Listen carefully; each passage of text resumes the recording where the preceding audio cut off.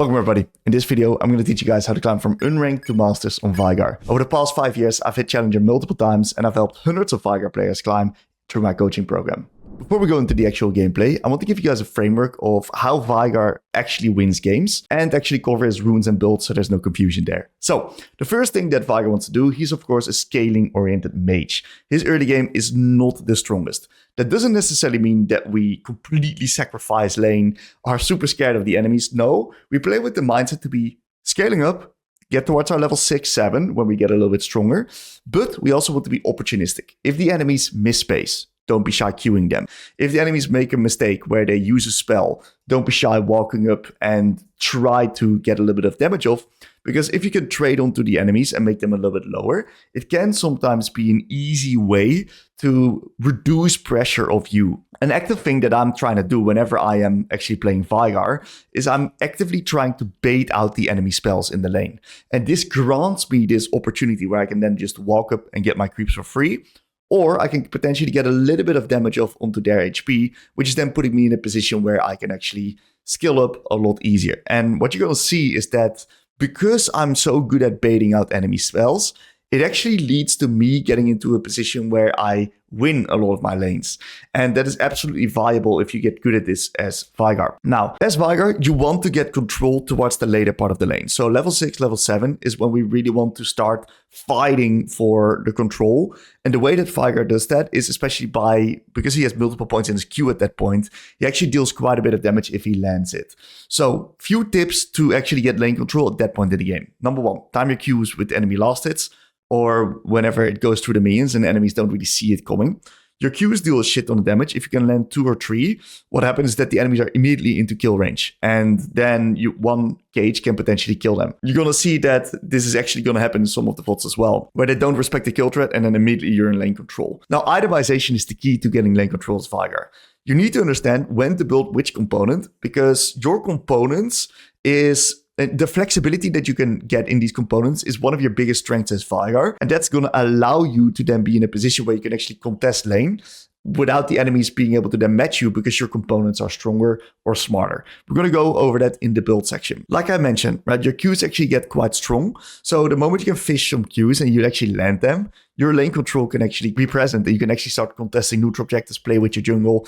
And starting from level 7, you really want to try to do this. If you cannot get lane control post level 7, you need to either look at your itemization or maybe you're losing some trades. It's worth investigating why that would not be the case. Of course, there's some matchups that are still going to be a little bit more challenging, but I want you guys to try it. A good thing that you can do is just trying and losing and dying, because at least you then can figure out, opening up the feedback loop and figure out why exactly that happened. Now, starting from level 7, you want to start warding and leaning towards one side of the map.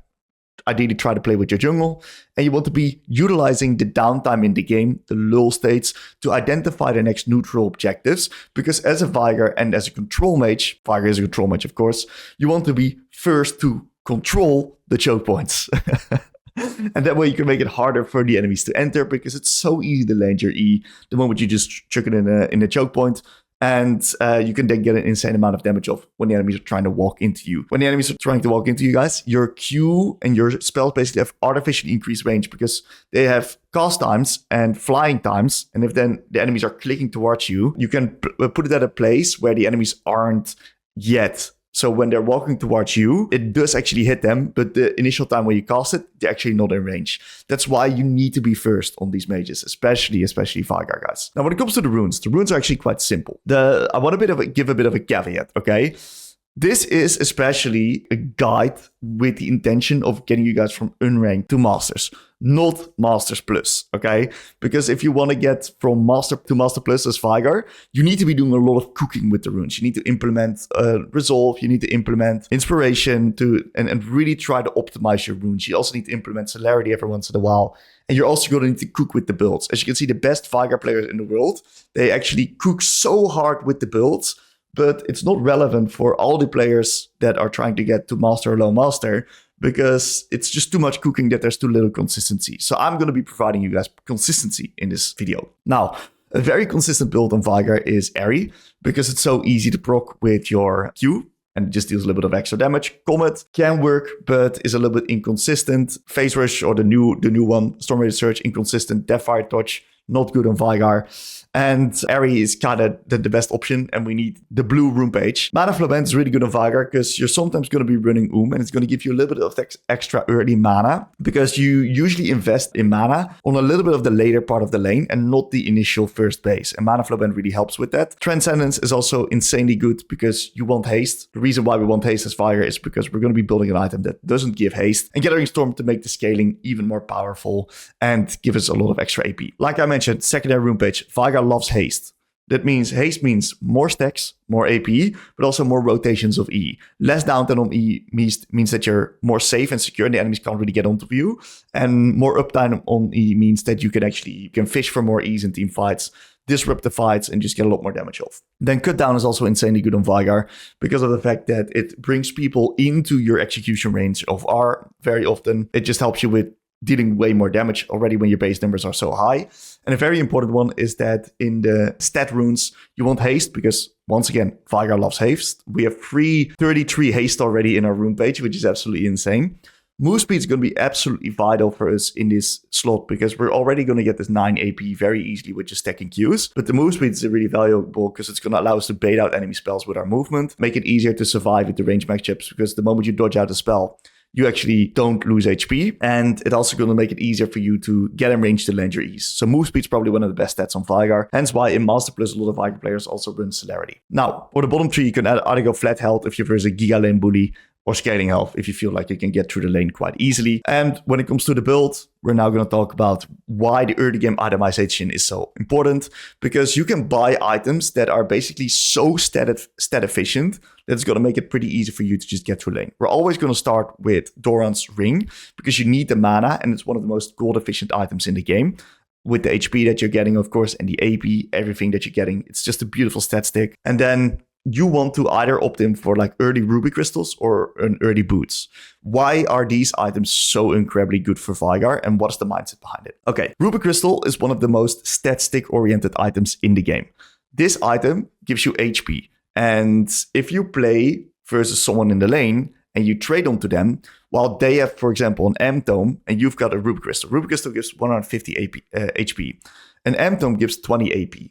With AP scalings that are usually about like 70% for most champions, they need to land many spells to actually make up for the fact that you have a Ruby Crystal and they have got an M-Tome.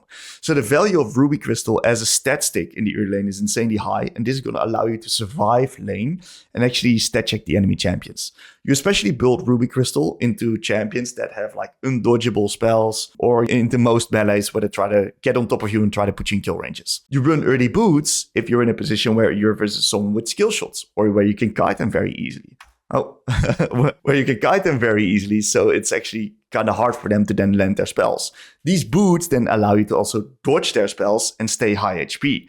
So that's the mindset behind early itemization. We turn this Ruby Crystal into a catalyst most of the time, because a catalyst can be built into Roa, and Roa is a really consistent early item on Veigar. It gives you kind of all the stats that you want: mana, HP, and AP. And then we get haste from our runes to kind of make up for the lack of haste that we have. So I recommend going Roa in basically 90% of your games, and then complementing that with the Lucidity boots to get you even more haste into a second item, which is going to be Crypt Bloom for even more haste. A lot of haste, as you guys can see. And the benefit of Crypt Bloom is that Crypt Bloom actually gives you also flat magic penetration. You need flat magic penetration as Veigar because you have flat high AP damage. So MR really counters you if you don't have flat magic penetration. That's why you want to try to get it early. And as you can see, Roa plus Crypt Bloom in the early game doesn't give that much AP, but that's fine because we don't mind not getting much AP from our items because our passive gives us so much extra AP. Now, there's some situations where Protobelt is actually really good. I also do build Protobelt a few times in this video here.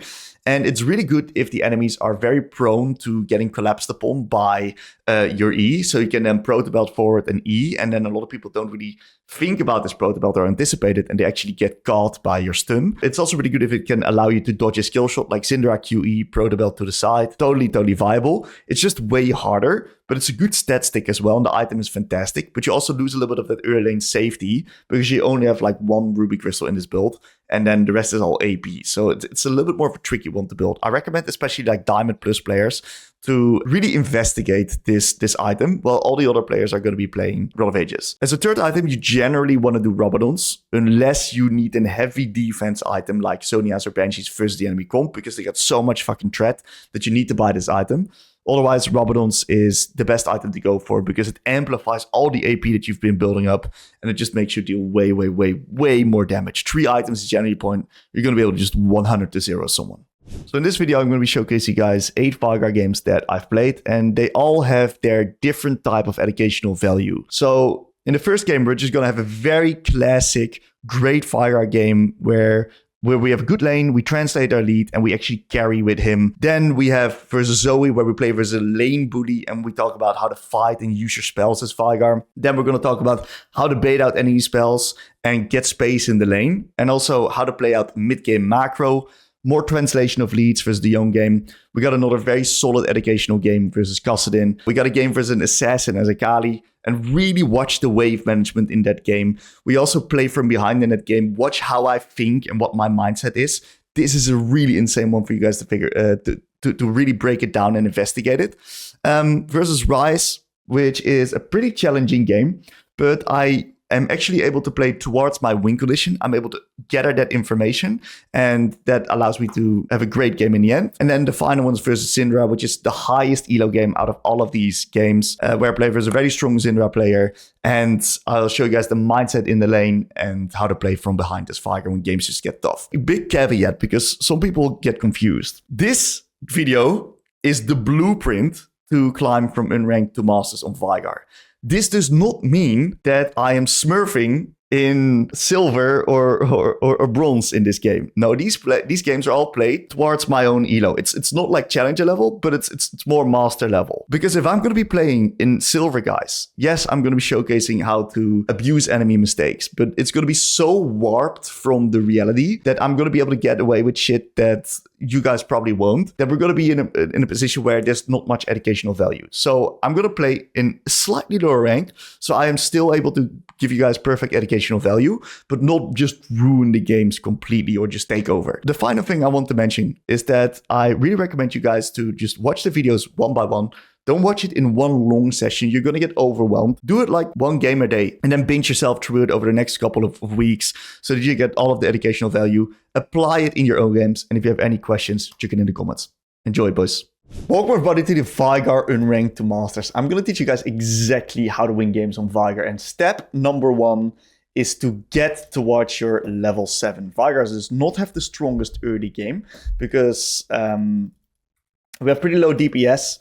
We have skill shots, which are easy to dodge, and our cooldowns are medium high, but especially our W spell is just really hard to land. So Veigar's not the strongest early laner. We have really good scaling, and we're going to try to get to level 7 as fast as possible, because that's 4 points in our queue, and it's a big deal in regards to the damage that we can deal. Now, whenever we're playing versus mages as Veigar, I really like speeding up the way of how I play the waves, actually. Because that can put me in a position where I can play a little bit of offensive defense. If the wave's constantly going to be pushed into me, into these type of ranged champs, what's going to happen is that they're going to be able to then harass me under tower, and that's something I want to prevent. So we're going to push the wave nicely in. Nice Q on the back end there, not too bad. Very good.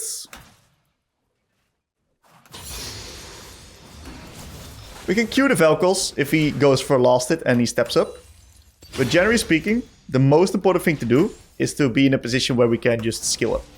So we want to play trade avoidant mainly. So this was not really good. I took quite a bit of damage here.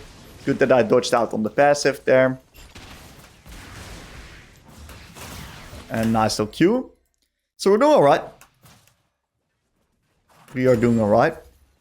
Very nice. We're going to be stacking up our passive with our Q, of course. We're going to try to make 2 minions low at the same time, so you can do high value Qs like that. And at level 3, we generally always... Fucking missed the cannon. Yapping too much, huh? At level 3, we generally always put a point in Q, so we lower the cooldown. That was really good spell usage by the Velkoz there. Really good wave management here as well. Nice Q onto the Velkoz. You can see that every point in Q actually starts hitting him quite a bit heavier.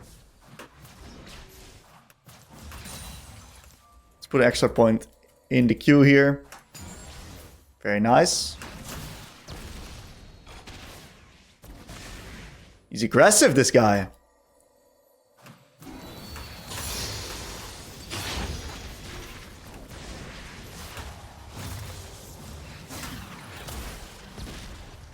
This guy is so aggressive, dude.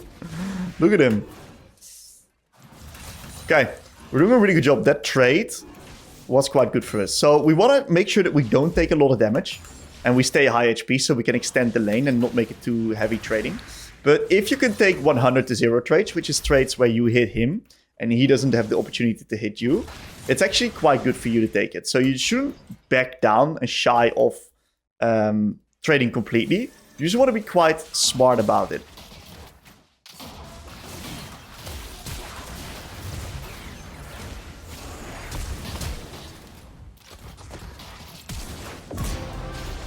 Okay. Oh, we're getting extremely fat here. So the reason why this was winning was because we have a Graves versus Master Yi. And in the early game, Graves is just a lot stronger than Master Yi because he has ranged, and with the red buff, he can kite people. So this was absolutely fantastic. Now, since the enemies are in this game, they got a lot of health damage, right? They got the Yi, they got Velkoz, they got Vayne. Roa is actually not that good of an item, and I'm actually opting in for Proto Belt, which is going to give me a little bit of HP, extra dash, and I'm going to play especially for ease. So we're going to now chill up a little bit here. We're going to, of course, look for trades if he gives them to me. Since I got blue buff, I'm allowed to use my E a little bit more liberally because of the fact that I'm not running anyway. I got to stand a little bit outside of the wave, so I prevent Velkoz from AoEing me and the minions. Just clear the wave like that, and we're going to be hovering towards my jungler here. Perfect. Oh. Look at that. Great trades. And this is the benefit of having blue buff here, that I can actually do that. Blue buff is so OP. Very nice. We're going to be reaching level 6 real soon. If I reach 6, I might be able to force an all-in now. Beautiful. He wasn't expecting the 6. So we're in a great spot. Okay, we're going to look to push the minions here. Really good stuff. And take a reset. Just to make sure that we're always on maximum strength. We do not want to fight right now.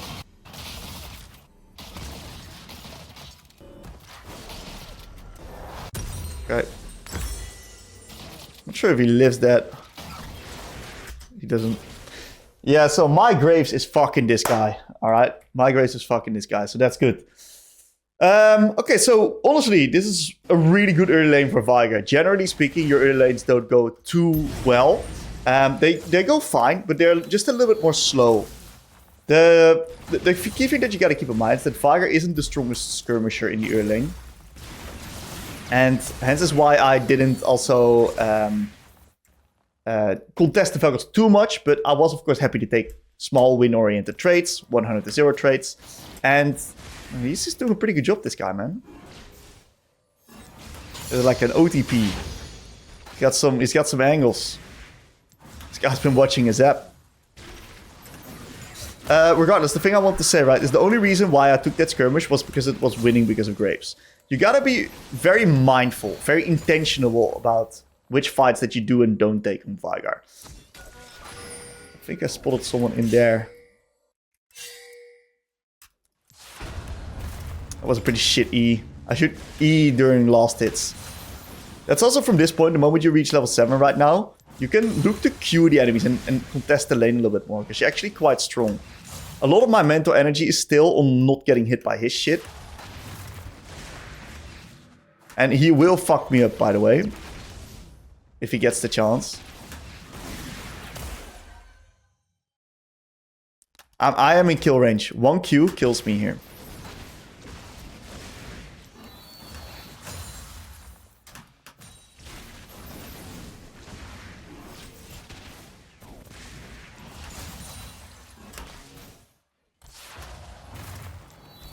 I got no mana for my R. Fuck me, dude.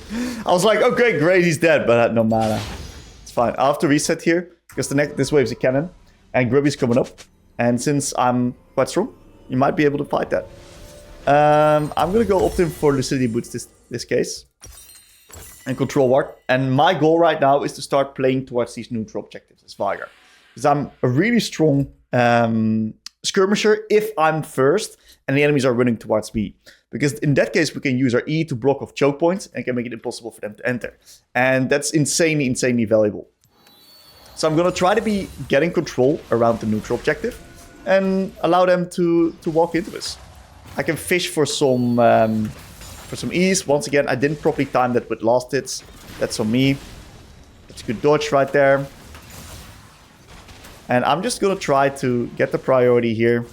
Now I can maybe harass him a little bit.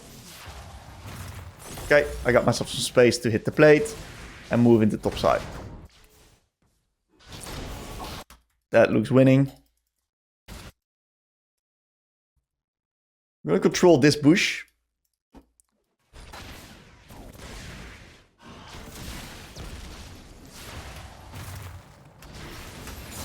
My E's have been pretty shit. It's a good Q.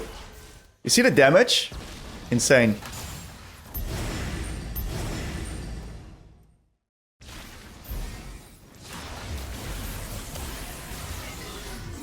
Okay, we got out his ult.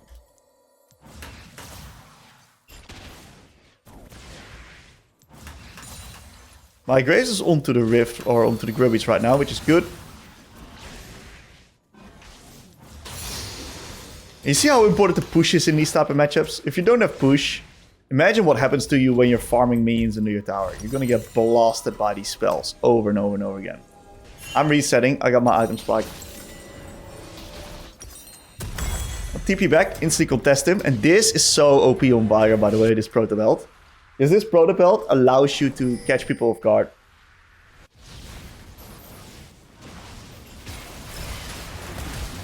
Just like that. Got his flash. Yeah, that Proto Belt is amazing. Proto Belt E combo is beautiful.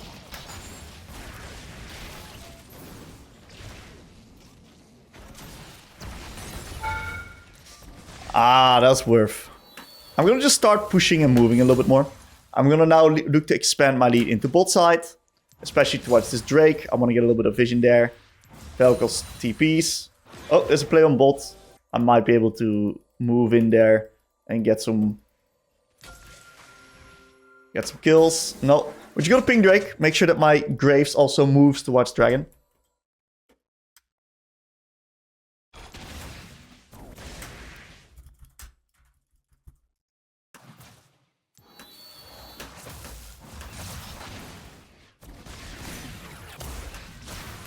That's pretty ass.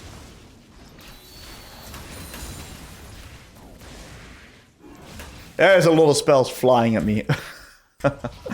Let's just take another reset. We're dropping low. And Velkoz can actually kill us if he lands a good combo with E. So we want to prevent that. Alright. And since the play is going to be on bot side, I don't mind taking another pink. And I can then put better vision into bot side vision right here. Especially because he might have warded this push. And if I can control ward that and deny his ward, that'll be quite good.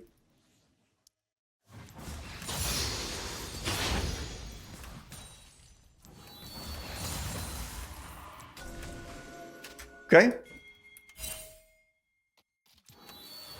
Yep. There's a bit of play happening here. Luke's winning. Do I need to move? Back off. Don't go. Oh no. I can't go there. It's too deep. Like I said, Veigar wants to let the enemies run towards him.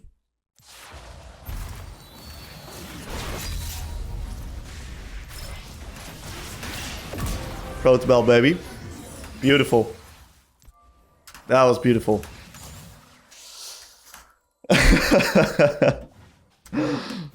Whenever I play versus Veigar, I fucking hate it when they go pro develop. Because you don't often play versus Veigar. And then what happens is that you get caught off guard by it. It's very, very oppressing. We're going to be able to get this plate and then sneak in maybe a little reset. Maybe we can move bot here. I got no R, so it's just a little bit risky. Let's just not do it. For a secondary item, you can go many different directions. I really like Crypt Bloom. I just like that item. It gives haste, which is really good on us. Haste is very OP, because more haste means lower cooldown on our spells, which means more stacks. See it as a bit of an investment. And E, of course, then also gets reduced in cooldown. And E is like bullshit. That spell is so good. Okay, we're going to look to keep playing with my jungle. My jungle is very strong. Top is struggling a bit. Makes sense in the matchup. But my jungle is eating the Yi.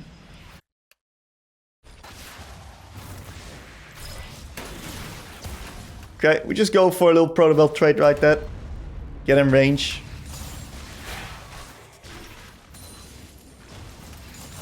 Beautiful.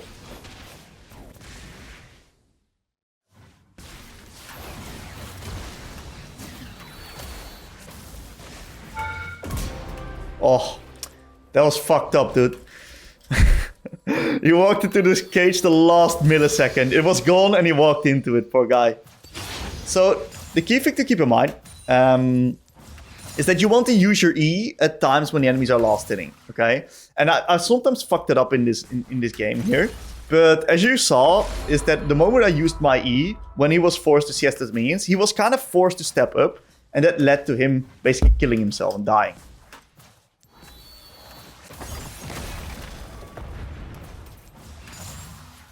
Okay.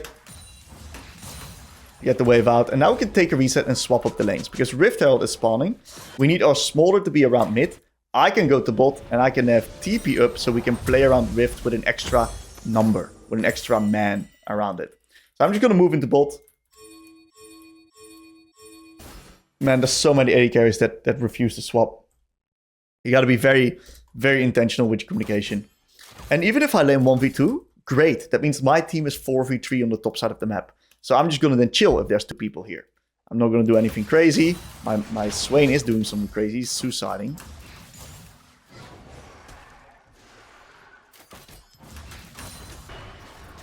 Looks like Swain's beating Yi. Yeah, I can't do shit there, man. I'm sorry. I can help him. But this is not good to fight. Let's just back off. We're just down numbers here. Can you back off?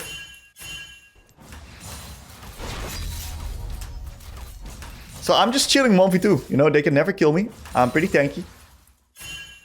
I want my Swain.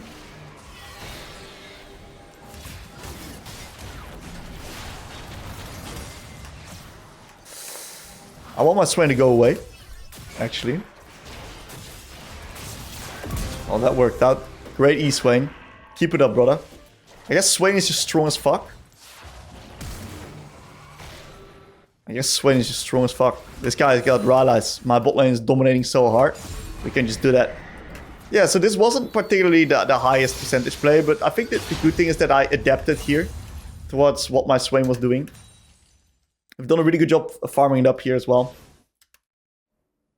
And we are now in a position where we can nicely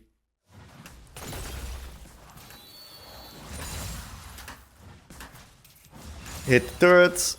Beautiful. I'm Well, if I'm let's just reset. This is always one of my favorite parts to do. And the new dragon's coming up. And with the new dragon coming up, we can use that as a bit of a fighting magnet where we can be first, let the enemies run towards us. And that's quite good for us. Now, it's a pretty ugly base at the moment. I'm literally 20 gold short. And because bot lane and mid lane is pushed out already, I'm just going to wait in base. I don't got anything better to do. So we're just going to chill here. Get this up. And now we play Drake. And these dragons are really good for us to play because they're fighting magnets. And what do we mean with fighting magnets? Well, we force the enemies to run towards us in these positions where we can use the choke points to get good quality E's. And this will allow us to be in a position where we can play towards our champion identity and be insanely useful. Imagine putting an E in this choke, right? Impossible for the enemies to walk through. And then we can lay them down with our spells. And our champion's just so unbelievably effective. Now, while I was yapping, we lost a little bit of bot push. So let's fix that up. We need to fix it up before... Oh.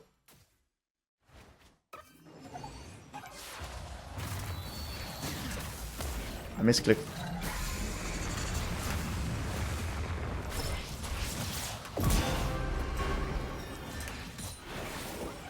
Should be winning.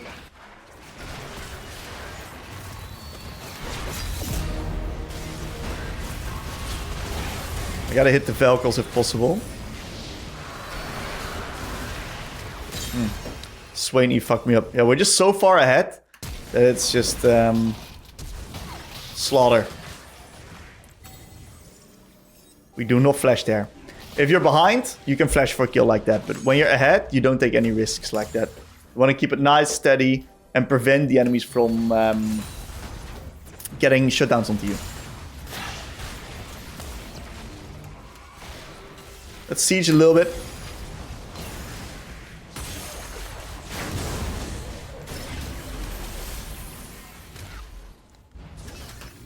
It's good that we kept our flash. Fuck! My bad.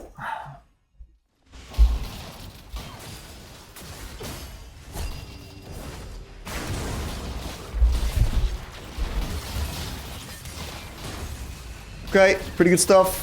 Let's play Baron and let's finish off this game.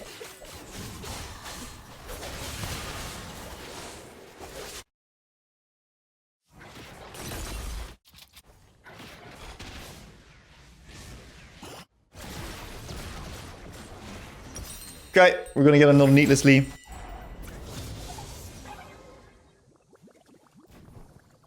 I'm gonna run to mid.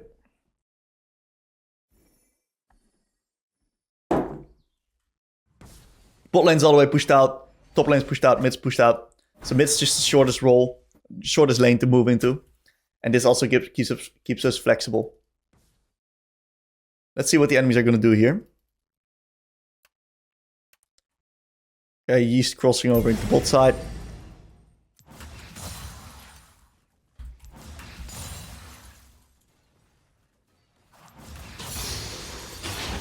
Getting max stacks here. What I think we should do is we should just play.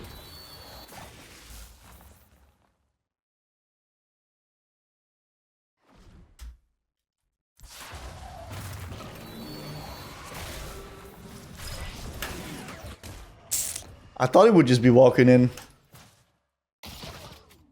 The lane assignments are pretty fucked now.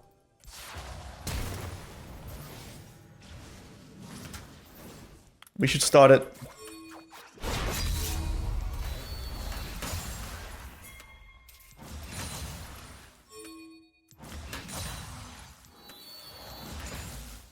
We should just start it earlier. Smaller shouldn't go bolt. And then we can just force them to run towards us, right? That's like the goal. I need a blue buff.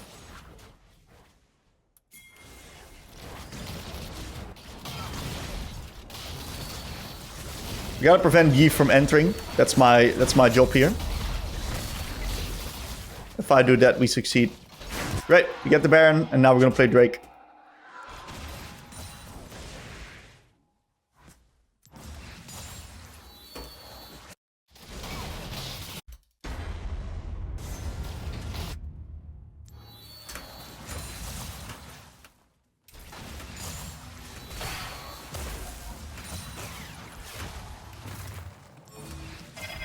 Ooh, man.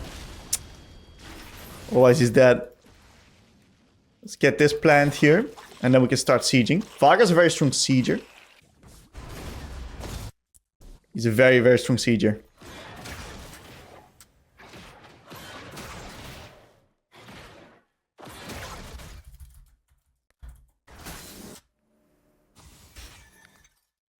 If the enemies get close, I can use this terrain here. In between the turrets. To block off with my E.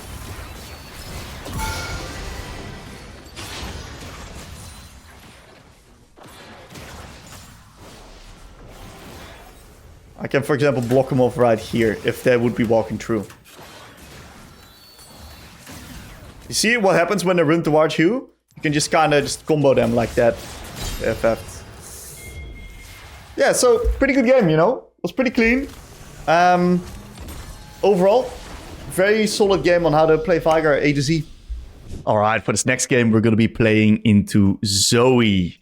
This is a pretty interesting Veigar game because of the fact that the lane is, of course, not that good at all versus Zoe. It's a very strong early game laner. But if we manage to survive, we're in a really good spot. I actually took double move speed in my runes. So I've got move speed in celerity and move speed in my runes. And for the basic runes, I actually took tenacity and slow resist. Because they have Karma, Syndra, Zoe, and Cassio. And I'm gonna also buy Mercs here. And I'm basically gonna kind of stat check them. So, in the lane, thing that I'm trying to do is make sure to not get hit by your spells. I'm gonna try to slowly get like... Oh my god. We missed both creeps there. How tragic.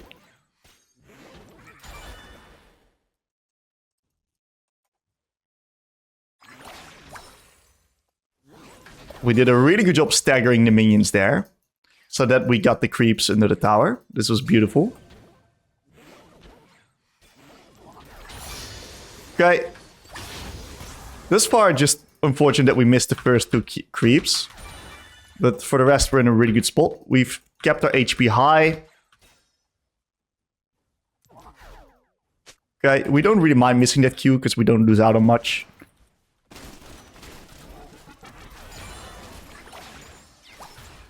Very nice. We're keeping high HP. Very happy with that.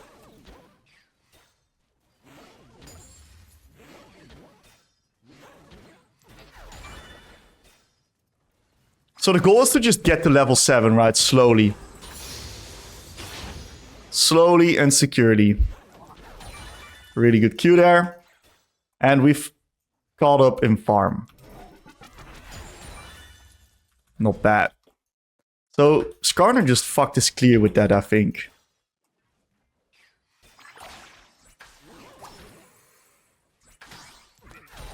Oh, what a beauty of a Q. That was a beauty there. I really want to start hitting my mana flow band stacks.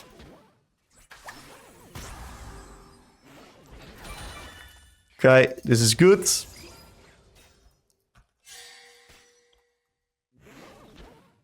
We're going to keep these minions slightly here.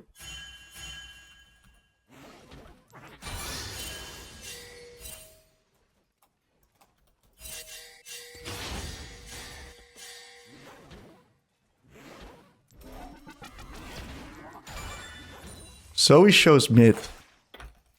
That was lucky as fuck. We also got the creep there.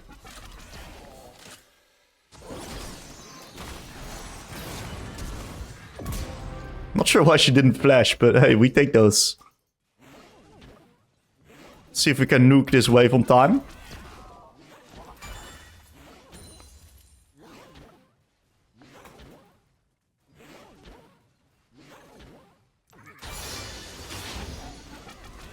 Okay, we got the wave in, not too bad. And since we didn't take flat HP in our runes... Oh, nice try. It's really good to get early HP. So we're actually going to get this. And the move speed's also really valuable because it's going to allow us to dodge Zoe's spells a lot better, space her out. So we're in a pretty good position here for Veigar. Like, extremely good position. Nice Q. Keep this minion alive here.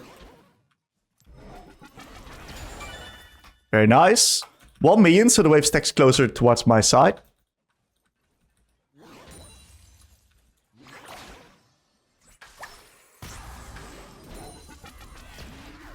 Get some more stacks. Do some fake moving here. I really want this as a stack. Oh, I'm so greedy, but I got it. Very nice. And I want to start stacking up my mana flow band a little bit more. Where did that Q go, boys? We threw that one to the moon.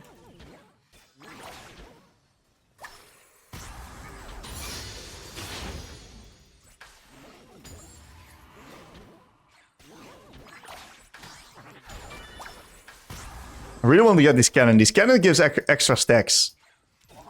Pretty nice. We're gonna CS these two creeps nicely at the same time as well. We don't know where Zoe is right now. And I kind of got to get my ward out. I've not really warded all that well.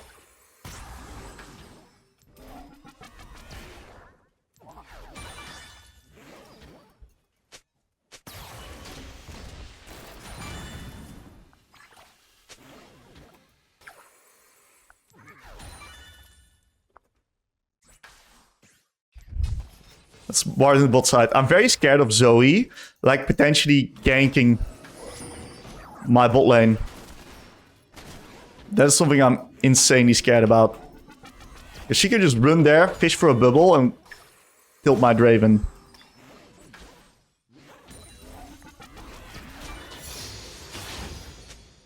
I'm just gonna reset here.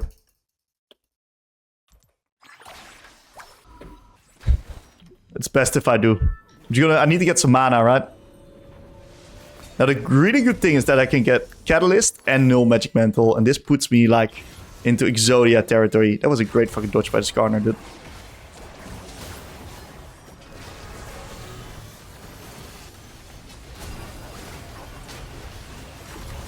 Nice try.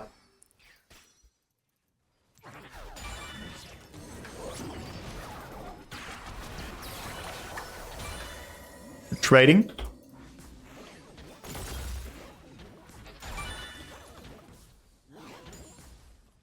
We've gotten to level 7, so we're now gonna really try to ramp it up a little bit more, right? And try to get rid of those minions.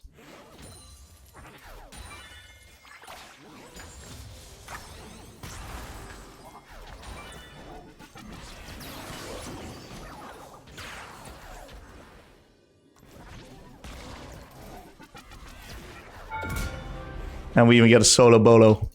Fantastic.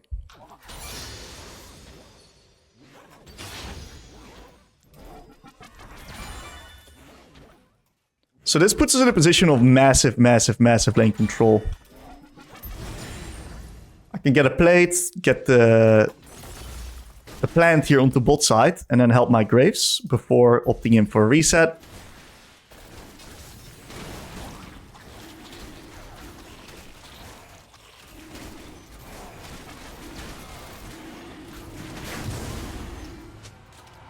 I want to farm that, dude. It's a lot of stacks. Okay. Let's see if we can get some more stacks here on mid lane. It's not really good to fight there on bot side. I want to play with my Graves. Really good movement.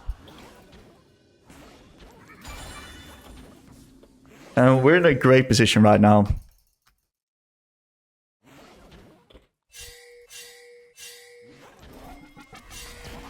Good ward there.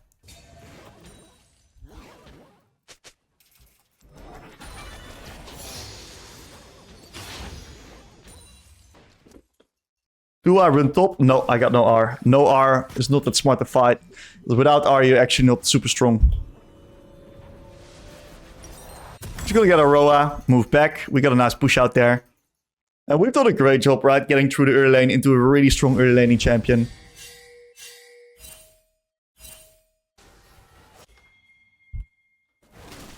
This is dangerous here. Yeah. My Graves went for a play when I wasn't ready.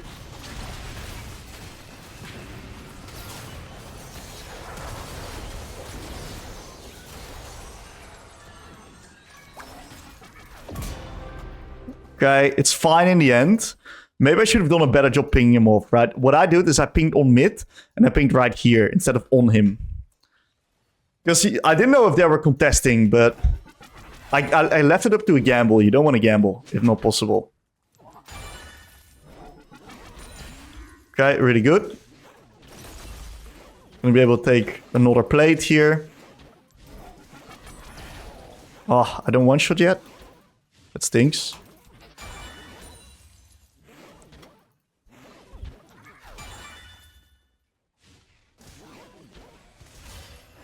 Let's get some vision into bot side here.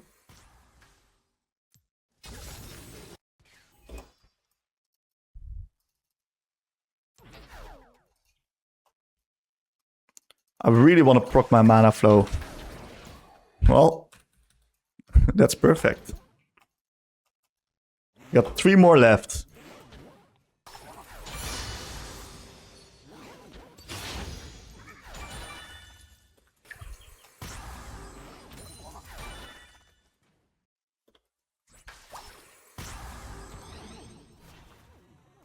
I'd invite a Skarner gank here. Maybe you can TP bot. It's good. Should have maybe TP'd further. Wow, well played.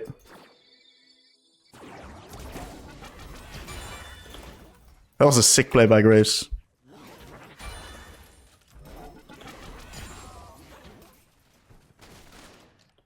Okay. Could have potentially cancelled that.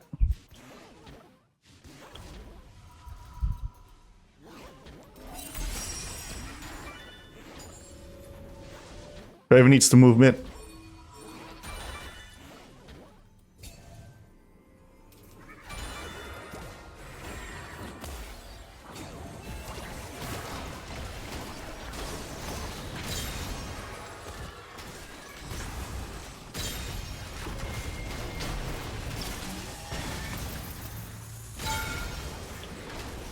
Nice. Well played by Skarner. That's okay. We were a little bit deep. Okay, the Fury. Not too bad. We got Mercs now, which makes us insanely strong. And after Rod of Ages, we're going to need a little bit of haste. But Veigar also wants magic penetration, right? So I'm going to opt in for the Crypt Bloom next. And we really want to be playing on these neutral objectives. Veigar is a champion that wants to let the enemies run towards him. So we're going to utilize these neutral objectives to actually do that. Because we can control the choke points and then block off the area. Also going to get a nice little control ward. Looks like they're collapsing onto the Fury. Well played by them. And I'm going to go bot because I have no TP. And that means I do not want to go towards top side. Because I'm then completely separating myself from the neutral objective. Very simple. Very effective, guys. So we're going to move into bot side here.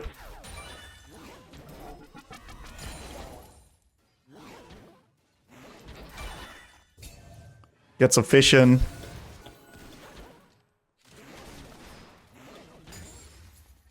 I think I can take one more. Very nice. And we'll just let them come towards us, right? Let them run towards you mindset. That's what you want to have in the mid game. So I push out this wave. And if they want to contest right now, they're going to be forced to run towards us.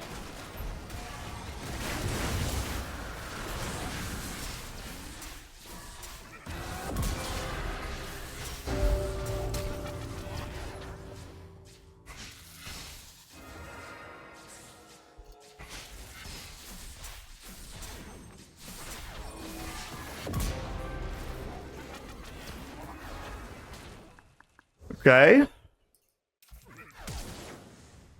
I've got my boots in 2 seconds. I'm gonna invite a turn from her. Okay, come on. I knew I had the boots, and she wasn't thinking about that. I knew she wasn't thinking about that. Really, really, really nice. Okay, that was great. We missed the cannon though. -1. That's the exact cannon we needed for my item. Scheiße. Scheiße, I can't stay. Unlucky, unlucky, unlucky. Well, we're just gonna have to spit it out and just the walk of shame back to base here. Walk of shame in base, waiting for my item. So next neutral objective will be top side, right? So I want to put myself in that position around that neutral objective. Very nice. My team is doing some fighting without me. Sure, up to them. So I'm going to deploy true mid because bot lane is deep, top lane is deep. So I don't really have any business in the side lanes right now. I'm going to try to fix top if possible.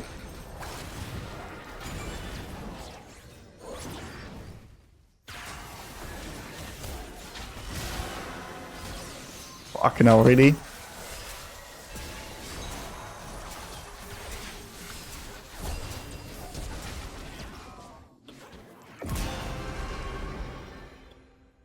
It's a little bit of a chaotic game.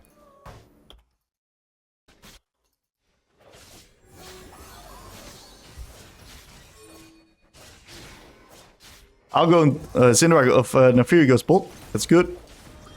I'll just hover with the boys here. And Veigar is a very strong sieger.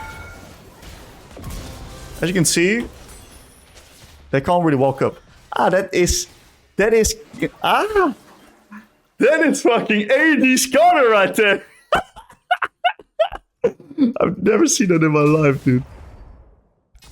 That looks fucking disturbingly bad.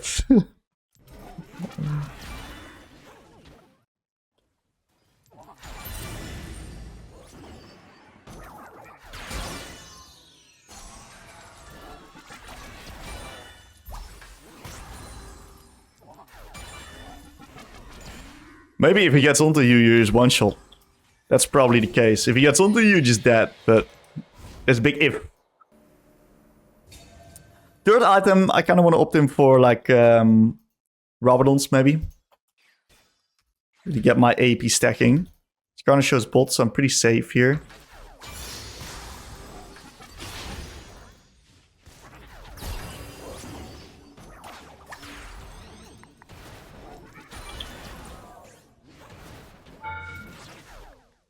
Oh, sick ult.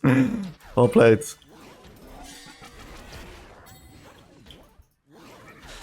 Without these Veigar nerfs that they did a few patches ago, I would have killed her because I had ult there.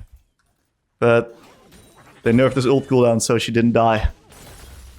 Pretty big deal actually. Okay, so let's play around this dragon.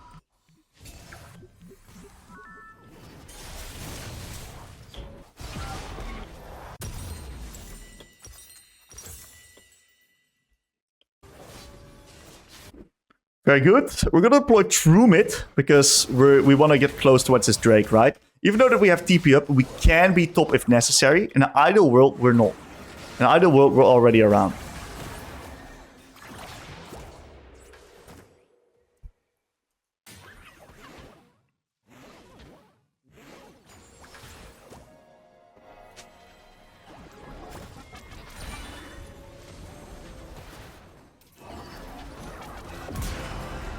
Fantastic. We didn't even invest ult for that. What a great Q.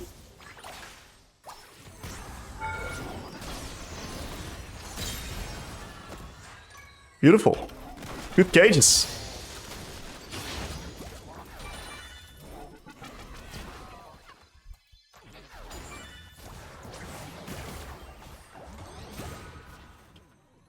We're gonna be able to get Drake pretty freely here.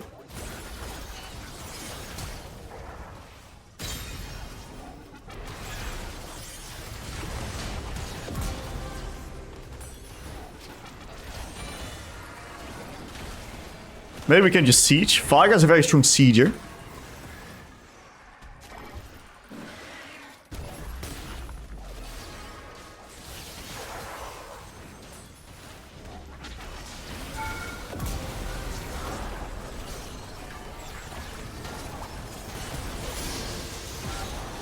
We might just win the game here. So, we can mine a Fury as well.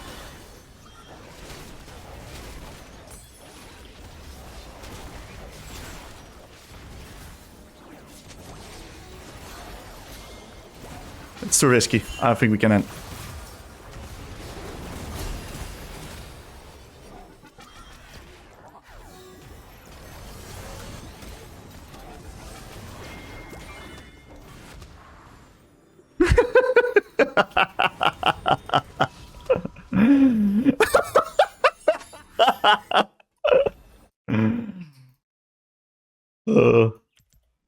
Yeah, it cracks me up, dude.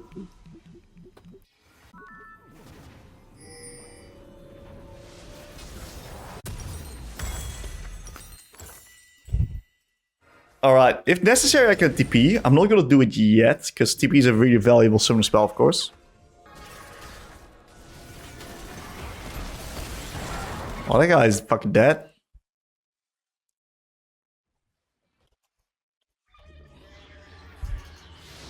And then we're gonna move into top side, get some control around the Baron.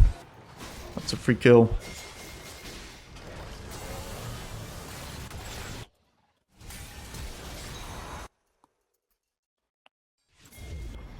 Could probably end here.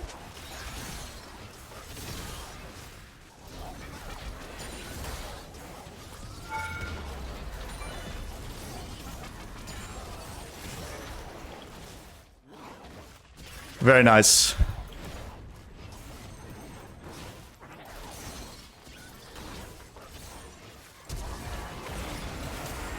GG's. Really good fucking Veigar game, dude. Really good Veigar game. This was a very solid early lane. I think we did a great job with our spacing. We did a pretty good job with our spells. We got a nice little lead, and it put us in a great position to win the game. So, GG's.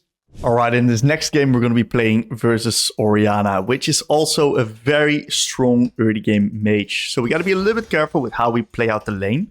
The goal is to try to get towards my level 7 and then be in a position where we can maybe take a little bit of control with the lane with some good quality Qs. But the early few levels is going to be quite tricky because of the fact that she, of course, is a really strong trader. And we're going to need to try and put us in a position where we cannot really get wrecked by her spells. So I'm very intentionally going to try to bait out her Q, which is going to then buy me some time to chill in the lane. Very nice. We've not gotten hit by a single Q just yet. Thought she would maybe dodge down. Out-attacking her is really good because it drags the minions slightly back. Now I kind of want to prepare these minions for... Oh my god, those minions just dodged my Q. Well, we're not getting a lot of stacks like that. That's fine. I don't want to CSDs here. No, these minions are like... not really helping me. Okay, that's good. We're doing a really good job baiting out our spells, actually. And these minions are fucking me over, dude. That's fine.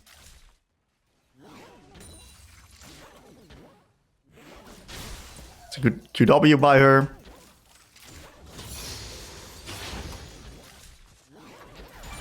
Okay, finally. Good dodge. We're just getting through the lane.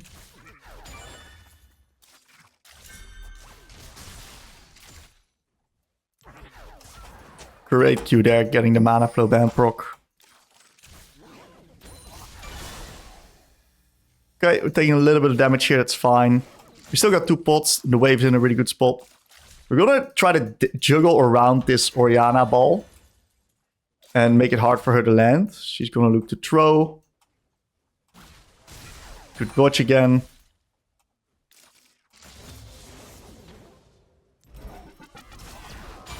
Great Q there. We can invest a little bit of mana. And you see that I'm just taking myself a nice amount of distance. And I'm constantly baiting out a spell and guiding back with my Q, which is going to allow me to have easy access to the minions. A little bit of bad positioning there, that's on me.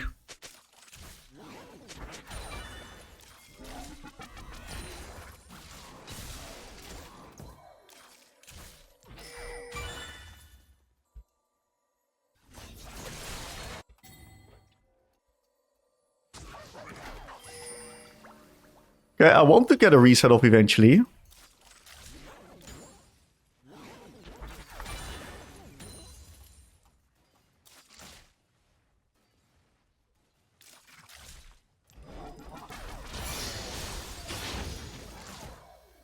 And I think right now is the time.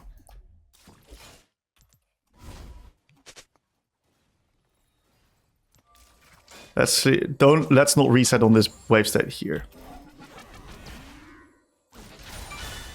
We can always defend myself with my E.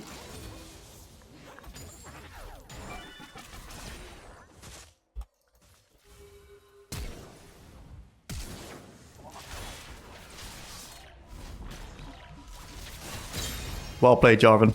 Good shit. Jarvan got the reset off, and therefore it was worth for him.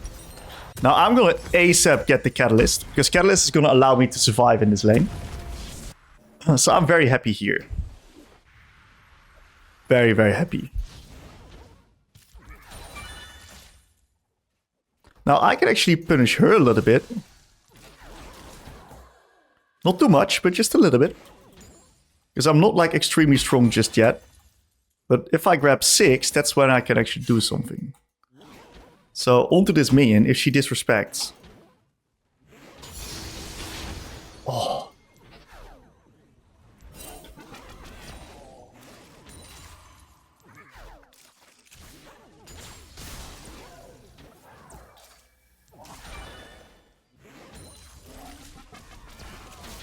If I land an E right now, I'm pretty sure she dies. I'm gonna time it onto the cannon. Well, thank you very much. We take those. Well, that's fucking big, isn't it? Now we need to nuke this wave as soon as possible so we can actually get a reset off. Well, that kind of sucks. It is what it is. Okay, we're in a giga good position now. And I think we should rush T2 boots. We're gonna get this one here. Because T2 boots are gonna allow me to dodge out on her spells, right? The move speed is insanely valuable. Okay. Not too bad.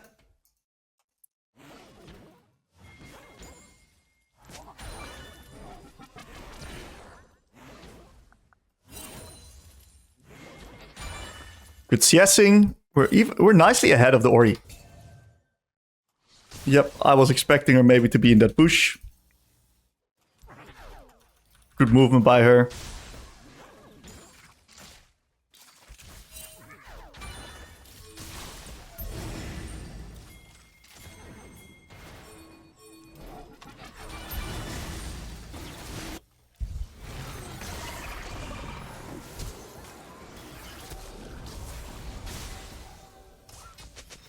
Not ideal.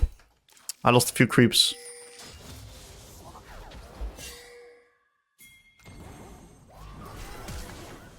Okay. Got our flash, which is very nice. There's also a plant in the river I might be able to take.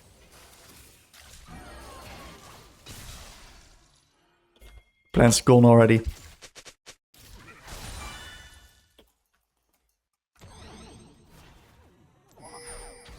Oh, that's a big Q. We can start fishing for Qs now, especially at this point in the lane.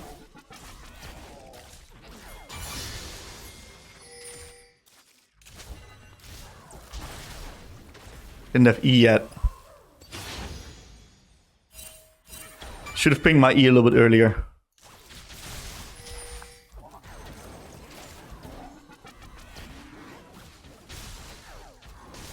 Good poke.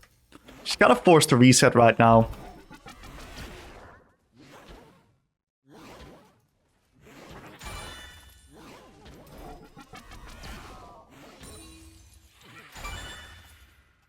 I really want to get this cannon. Not bad. Let's match the reset so we're not in a position where we drop down on tempo versus her. And the goal right now is to really try to get lane control and be first to play so I can support my J4 on these neutral objectives. And as a control mage as Veigar, you always want to be first so you can have an easier time landing your damage. Whenever they're running into you, it's easy to land your Q, easy to land your E. And if you land your E, you land the rest of your kit as well. So, what the hell is this? Prestige Money Miser Mordekaiser. I've never seen that skin in my life, dude.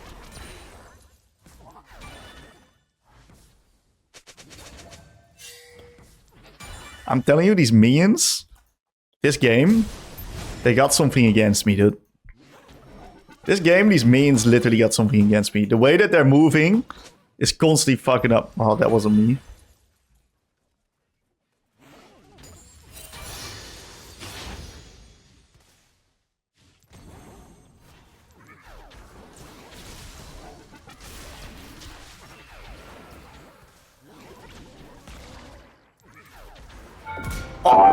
Oh! That was fucking sexy. That was insanely sexy. That was too sexy, actually. Okay, we're gonna get the plate. And we can now reset for Roa. And TP back. Are we? Yeah, we are. How's the kill threat? The kill threat's pretty low, so the value of Dark Seal is therefore really high. And we're also going to get a control ward because we're really far ahead in the lane. That puts us in a great position.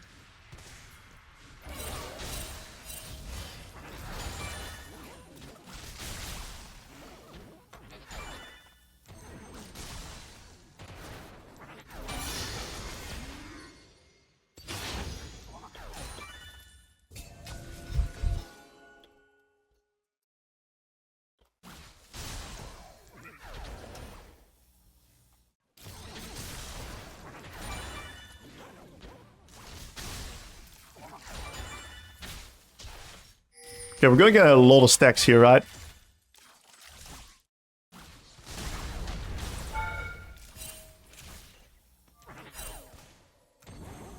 That's fine.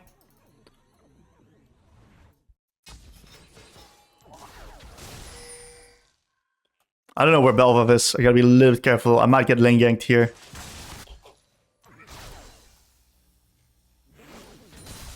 I have the feeling she's like contesting more than usual.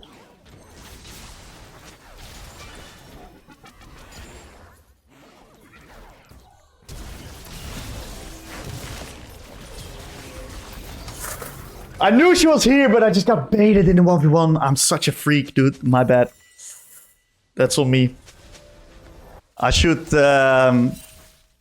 go for the 1v1. I should stay safe. I knew she would be there because of how she was playing. And I also knew she would be there because my jar was deep ganking bot. And she wasn't stopping it, right? Oh my god, my entire team is like pinging all the time, dude. Alright, so yeah, that was fucking terrible, mate. I got sucked up in the 1v1. It's okay. Let's see if we can play this dragon. I am pretty strong. We have strong Lucian. Kinda.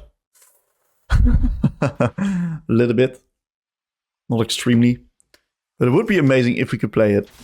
But this guy's got mercs. That's not an extremely strong buy.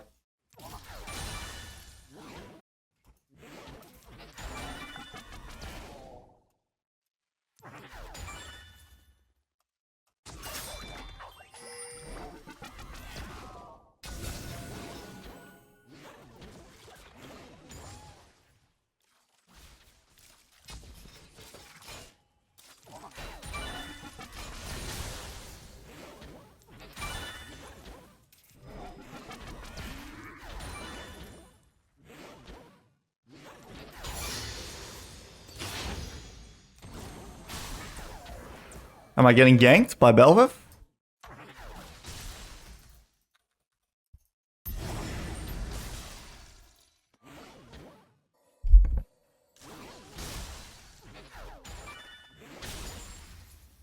Ganked by that.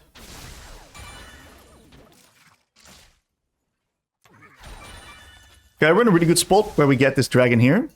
And after this Drake, I kind of want to play for Rift.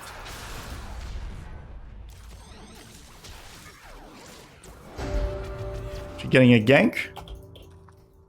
That was quite aggressive. I want to see if I could take over bot lane. I think she's insanely aggressive.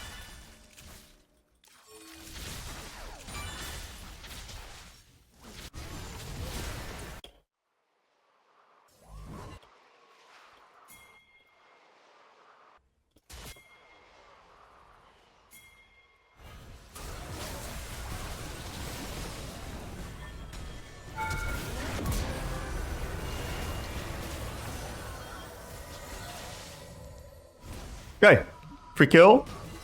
R flash, baby. No counterplay. I really want to play around this Rift. We're going to opt in for Crypt Bloom second. It's very good on Veigar because of the fact that it gives us the extra haste.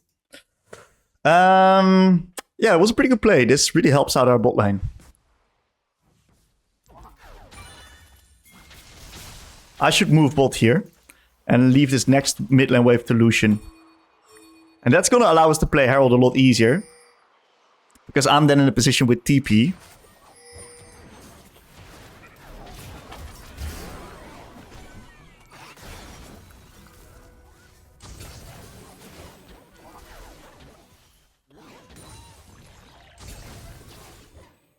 That's huge.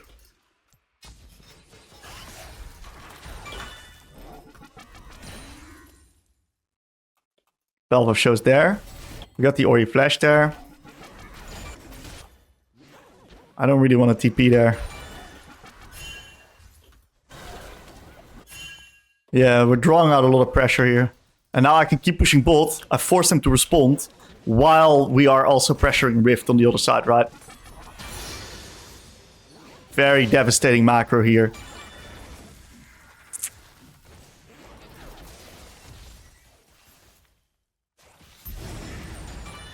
Now this is my opportunity to die, so This is maybe where I want to rotate into mid. Or at least defend this. Okay, Velkoz now shows top side.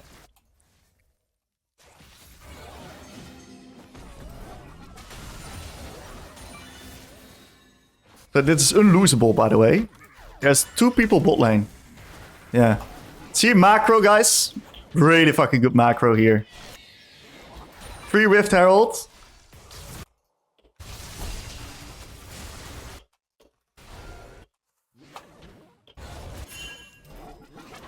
And a lot of pressure on bot. And I didn't even have to TP.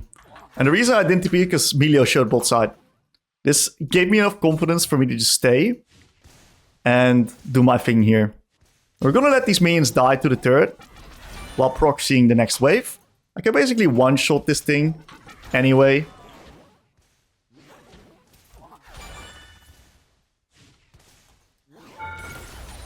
And now we'll just reset and then we're gonna play for Drake. So, honestly, amazing. We have our second item. Mordekaiser can go top. I'm going to deploy true mid into bot side. This is going to allow us to get vision control. Of the bot side of the map, of course.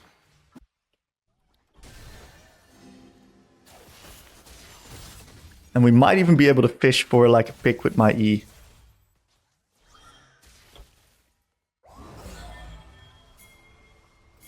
Orianna flash. I maybe overstayed a bit on mid.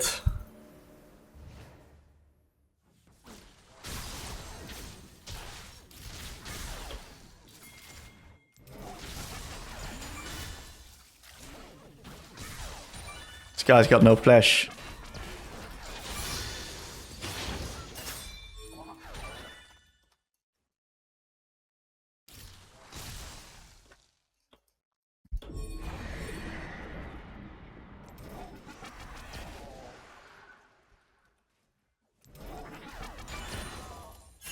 Okay, really good.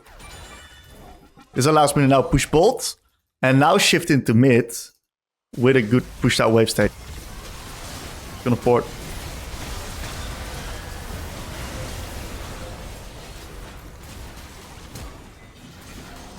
Get this flash. Really good. And we'll instantly turn into bot. So this was absolutely fantastic, right? We're in a really good position. We took a nice little 5v5 team fight, which is our strength. And we're immediately back to bot lane, forcing them to respond to waves. Phenomenal.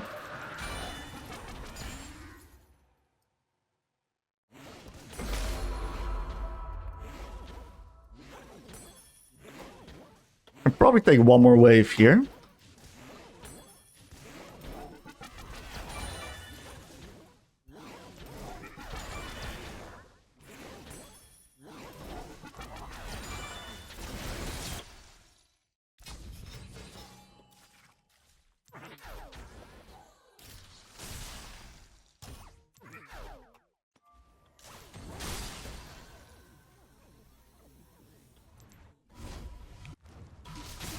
I need to base earlier and go top.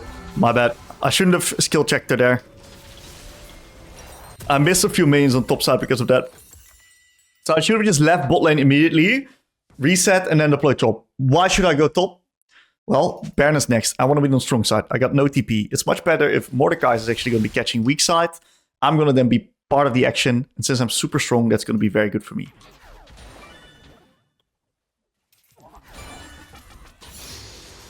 Get a nice little control ward in here. Set up the vision. We've got multiple points in E now. It's going to make it very, very easy for me to start picking people off. Really good. Checking that with Q. We spot Velkoz on bot, so I'm not that scared of dying. Could probably take one more wave here.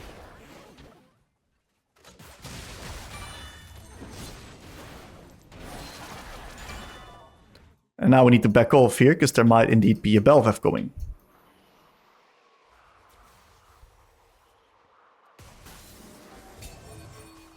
Okay, let's move back into top side. And we're kind of going to keep this choke position up.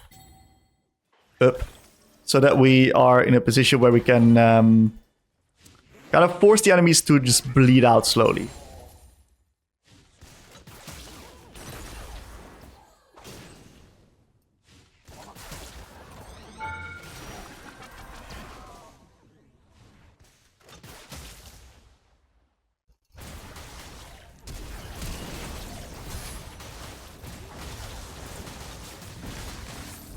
Got the Belva flash. Was a good play by her. Good try. I kind of need to reset. I wish we could just start Baron. I don't think we're strong enough. It is what it is. I think I'm just going to deploy top. There's not really much action. I got TP up. So this is going to extend my home guard position here.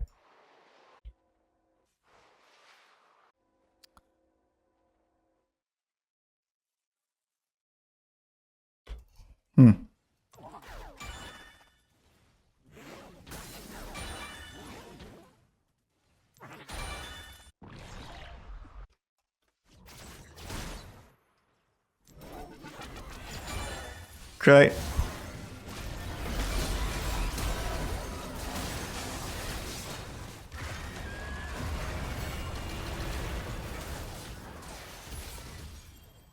Well played, Jarvan. He made a bit of a mistake, but then he bailed himself out afterwards. It worked out in the end really well for us, but that shit was risky. It was great attempt by the enemies though. They kill Jarvan, we're in a bit of a pickle. I can keep pressuring top now. We really want to just force the enemies to respond to us on the map, right? That's like the mindset. If we can force them to respond to us, that puts us in a really strong tempo position. I don't think porting there is good.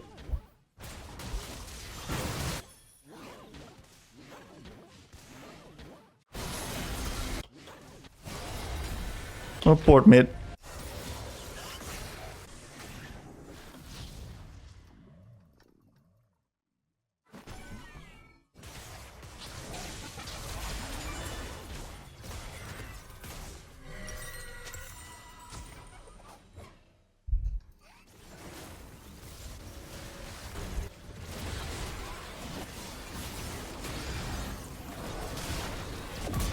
Oh, that shit kills, dude.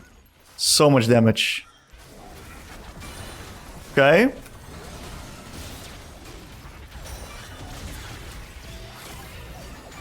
Really nice. We can now play Drake of this. Mordekaiser still has teleport up. It's a fine TP.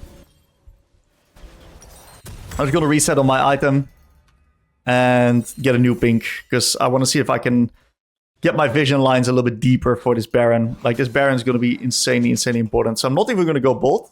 I'm going to immediately play Nash.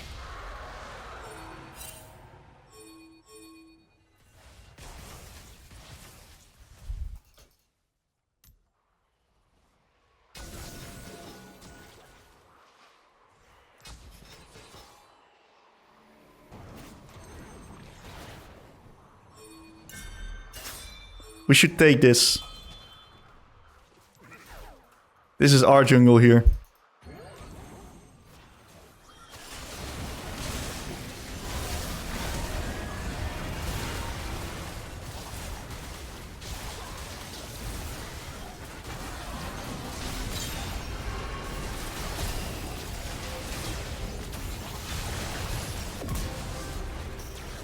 Yeah, we can now just do Baron. Very good. Well, it got a little bit more spicy than like it should have, but the idea was good, and we're taking blue buff. Oh, if he's taking it, I'm taking it. That's one thing I'm sure of. I want the blue buff, man.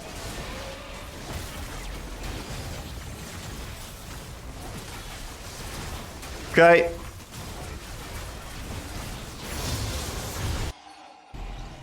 Someone should take mid. I'll take mid.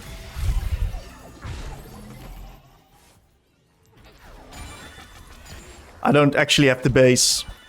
I've got enough regen.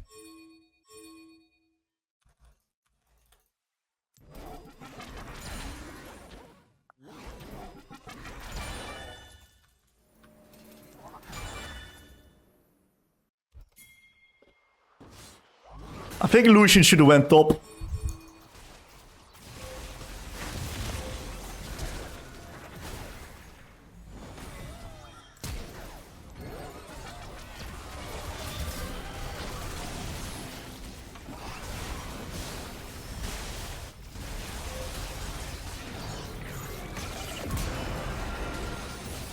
Okay, I guess that worked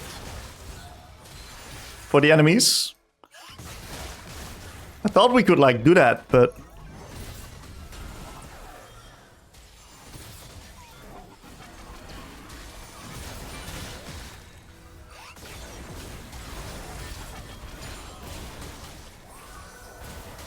it's fine. We're buying a lot of time so that our team can push.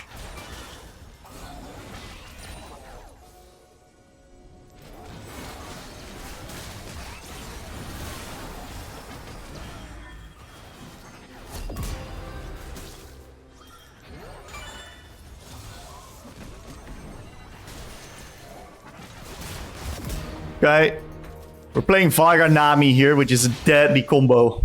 She speeds me up, I get in range, and she fucking empowers my spells. Insane.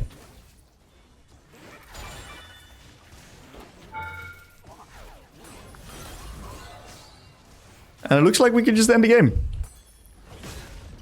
So, honestly, really clean game, right? Very, very, very solid. I think we did a great job in the laning phase, dodging out on Orianna spells, and that gave us the position where we didn't get like noobed. We faked a lot of CS, and therefore we got in a really good spot in the game. So yeah, absolutely fantastic game. Very happy with it. Welcome everybody. In this video, I'm going to be teaching you guys how to win the game through purely fundamentals. So usually, I'm a guy that really likes to snowball through lane. I'm a very strong laner. I like putting a lot of my emphasis on winning the lane hard and then snowballing through there. But we're actually not going to do that in this game. In this game, we're going to take it a little bit easier in the lane. And we're just going to farm it up. And then eventually we're going to be in a position where we're going to win the game through actual mid lane fundamentals. So we're going to be playing Veigar with Yone. In a matchup like this, the key thing that you want to do is you want to have a nice and slow early game. Really look for some Qs onto the minions, getting the last hits. My Yone just randomly disappeared into the void. Not sure where he's at. He's missing some XP. We take those. All right then.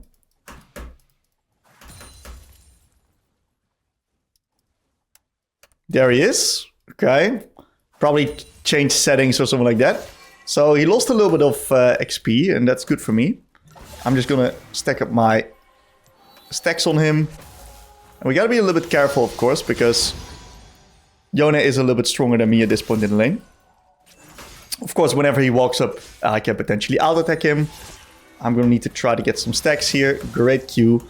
Through the minions, you saw I angled myself in such a way that made it pretty hard for Yone to get the CS for free. And I was able to get multiple value from my Q ability.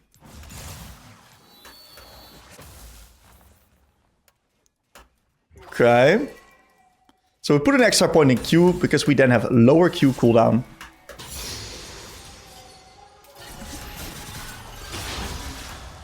We E for self-peel. And since the wave is quite large, I can just move it in. We're going to be able to crash this wave right now. We're going to hit the Yone because I've got no means to CS and he's got some creeps to CS. Since he's got no E, I'm not that scared. We got the enemy top laner going for some good deaths, cosplaying the Baus FFS. Since there's some action happening in the topside jungle here, I'm actually going to move over.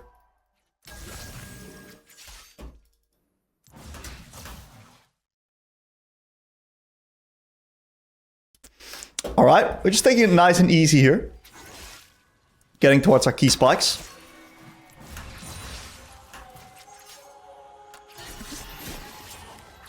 We know that whenever Yone has Q3 up, that's when we want to be a little bit careful.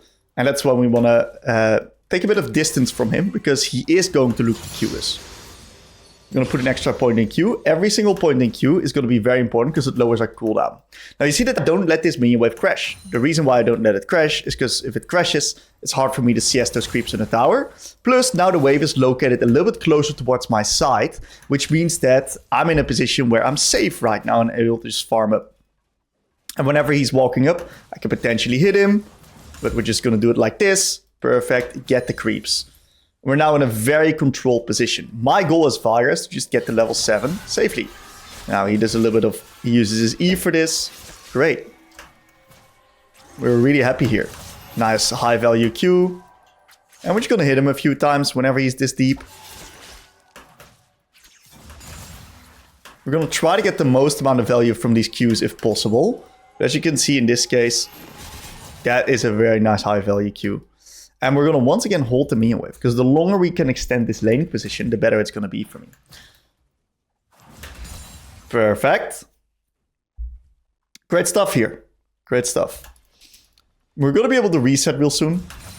And since we got TP, we're quite free with how we go about it. We don't necessarily need to reset before the enemies, since we have TP up. If we run a combat sum, that's pretty important.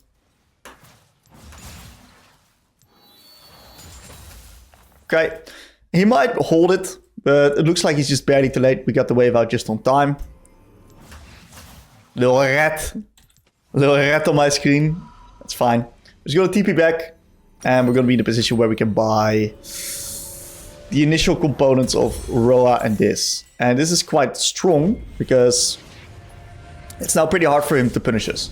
We're almost to level 7, and level 7 is a big spike, because we get an extra point in Q, which means even lower Q cooldown, even more stacks, even more happiness.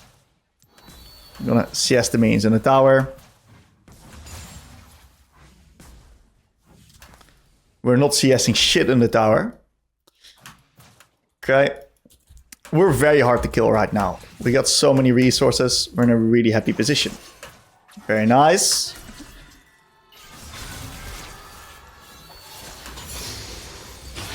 Now we're level 7. And if we land a Q right now, you're going to see that our Q is actually going to start hurting.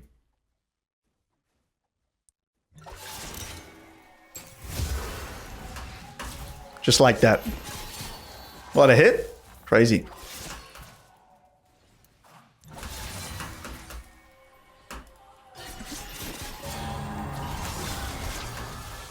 He's looking to trade, which is smart. I'm looking to skill up here.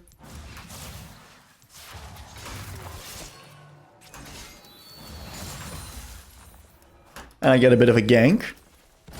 I'm waiting for Sejuani to use her ult. Never mind. This is a great gank by the Seju. She did not even need to... Oh, she did ult at the end. Well, regardless, great gank. And we're now in a position where we are getting nice and... yeah, just nice and strong, really. Before we take another reset, I kind of want to hit this. Beautiful. This is good. And what we can do right now is we can wait a little bit until we have our Roa gold, and that's when we actually base. So the enemy Teemo is starting to get quite strong. We want to be a little bit careful with this wave state. We don't want the wave state to be getting frozen on his side. Very nice. We tether out his range really well. We do not want to get hit by it. And we just stand nice and far back here. We're going to tank these minions, because this is going to be extra stacks for us. And it's okay, because we got the catalyst, right? So what we just do is we just stand here. We wait with killing them, so the wave stacks up right here as well. And now we kill them and look at the location of this next wave state. Way closer to my side. A little bit of a cheeky sidestep at the end. Very nice. And we don't really care too much about what's happening on the map just now. We're just really focusing on hitting our item spikes.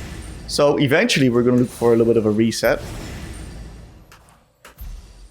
What we're going to do is, since my Sejuani is potentially looking to contest the Grubbies, I'm going to look to clear the wave. On Veigar specifically, you did with a nice WQ.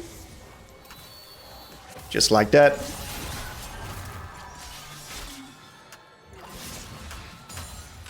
He doesn't have the damage to kill me yet. And I can just nicely take a reset right now. And he's responding to the wave, so it's pretty hard for him to impact that. Okay, it seems like he found me.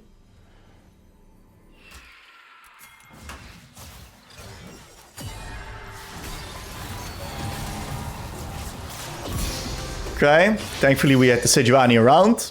Great Sejuani ult. And we can just nicely take a reset right now. So this was great. Very, very, very great by Sej. Sejuani is smurfing. Okay, we got ourselves the initial Roa. And now we want to get a little bit of haste in our build. And since we got a little bit of AP, I think that Crypt Bloom is a pretty good item to combine it with. Let's go Roa into Crypt Bloom. I like that build. It's very solid on our champion. And it looks like bot lane's winning, top lane's winning. So it seems like the game is playing out itself. So that's quite good for us. We're in a really good spot. Now, we're just gonna nicely come here, get some stacks. Beautiful stuff.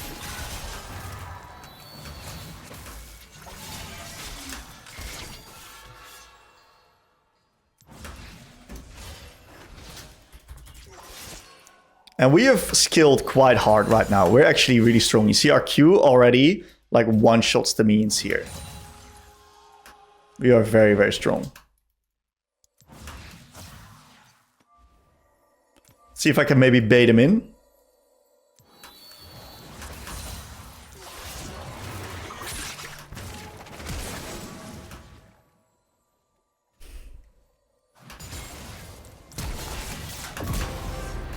And we go for the QR Flash. Great gank by the Pike as well. Looks like my team is kind of eating them. We're just going to nicely push the wave here. Very good. Always get those cannons with your Q. They give the most amount of stacks. And we'll just easily take a reset here. Now, I personally really like the Ionian Boots of Lucidity on Veigar because of the fact that we do not have the most amount of haste in our initial build with the Roa. And now we suddenly have a lot of haste. And our champion does really love haste. It works incredibly well with our E ability because our E is just frankly overpowered. We also have more ability to stack right now with our Q. So this is going to lead, it's like an investment into more AP.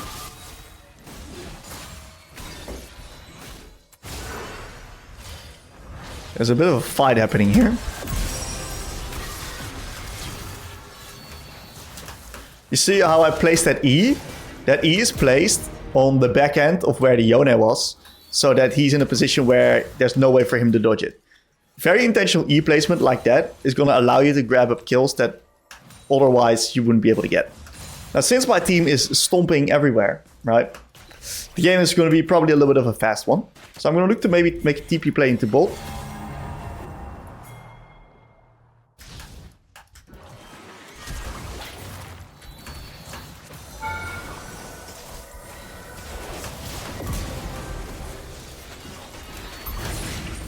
Oh no.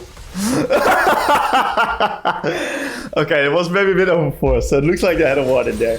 So the Veigar was really good. Pike then fucking okay, we into the game. That's my bad. I had a good cage. But the Pike Q grabbed her out of my combo.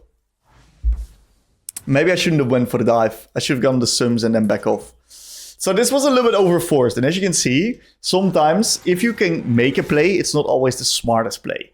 Okay? The goal of climbing, if you want to climb, you really want to be consistent in regards to your the plays that you're making. You want to look to create the highest percentage plays only. And there's always going to be a little bit of human error. There's always going to be a few mistakes. So, yeah, keep that in mind. Keep that in mind. You don't always want to take every play available to you. You just want to play the highest percentage play. And the next one is going to be the Rift Herald. So Rift Herald is really high percentage because we are strong everywhere. And as long as everyone's ready to fight, Rift is a great objective to play for. Now, since the bot lane's got his stacks already, I kind of want to swap.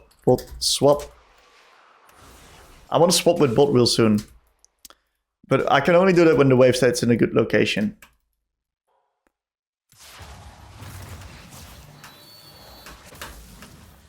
It's a lot of damage.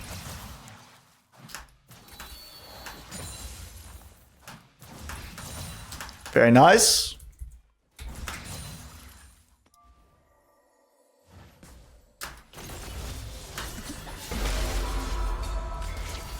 We're gonna be able to hover bot here.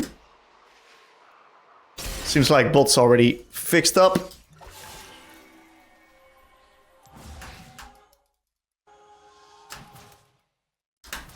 In that case, we're just gonna nicely push. Perfect.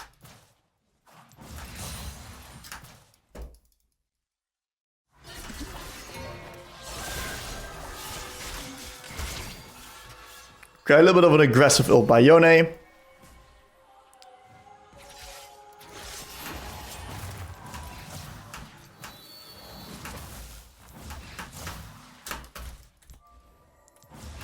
Let's see if we can play the Rift.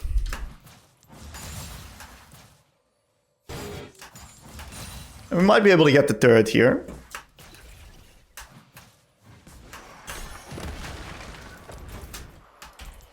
Since I'm so strong, I kind of want to reset.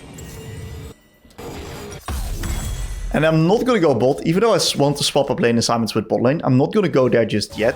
Because of the fact that it's going to be too late for me to go bot and then push out the bot lane wave state to be on time for Rift. The timing is just not really there. So I'm going to open up mid and then just instantly nuke the wave.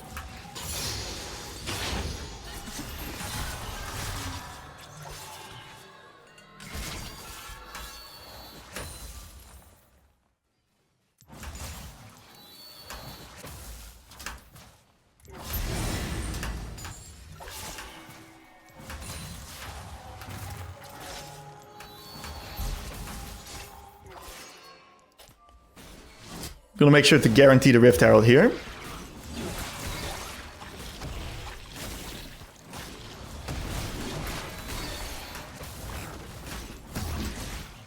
There's a bit of a play happening on top side. We might be able to be on time here.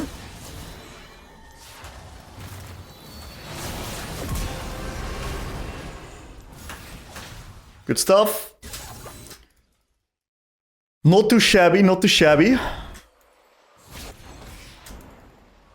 Gonna move back to mid. Play on top's over. I got no R.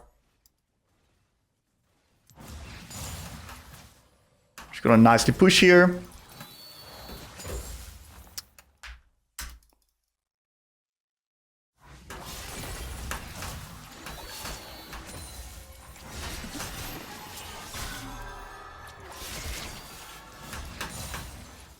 Beautiful.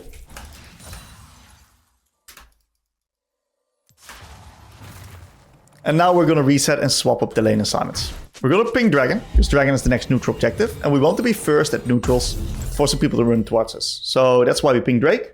That's what we're going to play for Drake. We're not going to open up true bot, because in bot lane here, we see that the wave is really deep. So it makes no sense for us to go bot lane right now. I'm going to go through mid into bot. Now, since my Vayne is going bot lane, I don't want that to happen. I want her to go mid.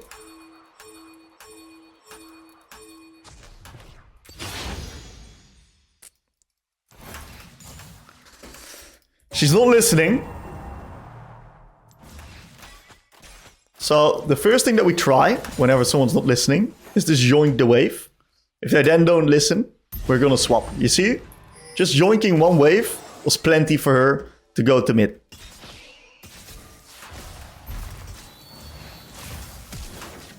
Okay, we get the Nami flash. We use the Fog of War from this bush here.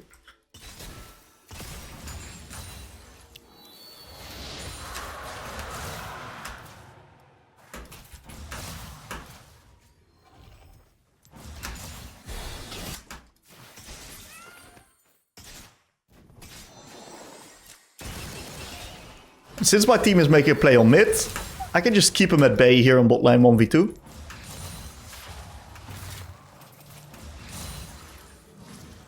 There was a trap in the middle.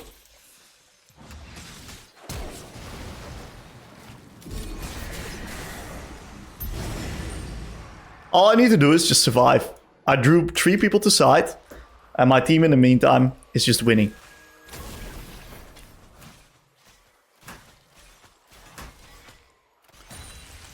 And now we can just reset, and we can play for the Baron. Veigar is really good at controlling choke points.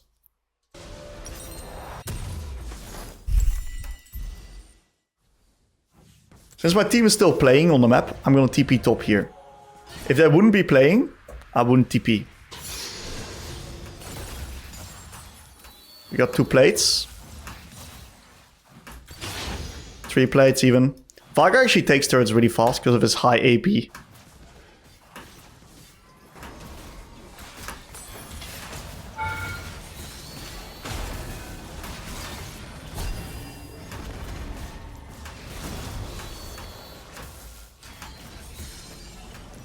Now the team didn't really properly reset.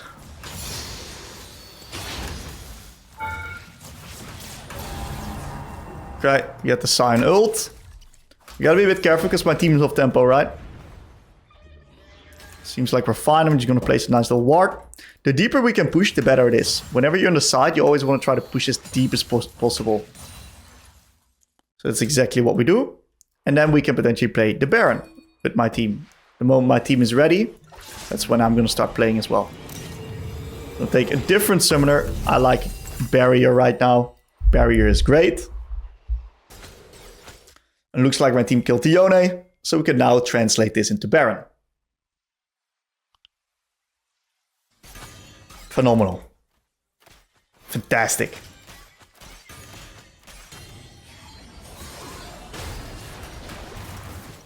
The way that we use this Baron is not necessarily as like a objective to just start, but use these neutral objectives more as a magnet.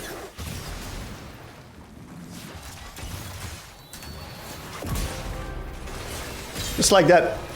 And then we use the neutral objective to get picks like this when the enemies overextend. Because if they have no vision, right, it's going to be quite challenging for them to just play. They're really scared. That's why they're so good, these neutrals. They're especially good for snowballing games.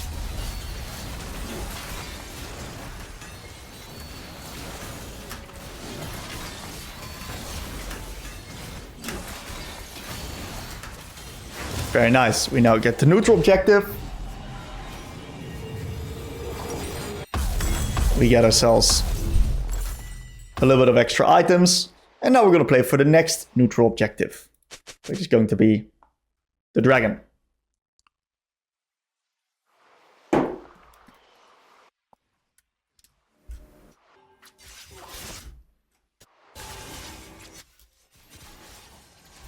We're going to sit in the full war here.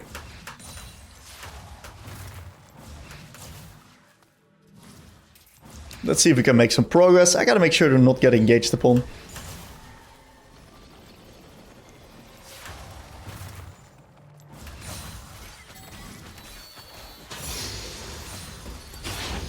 Looks like there's a bit of kill trade. Pike got the Teemo, Riven died unfortunately. We could potentially siege.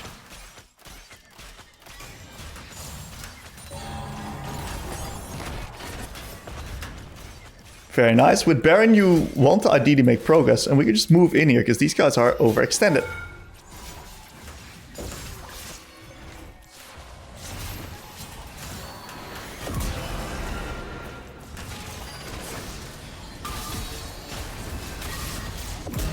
Very nice. Fortunately, Vayne died on mid.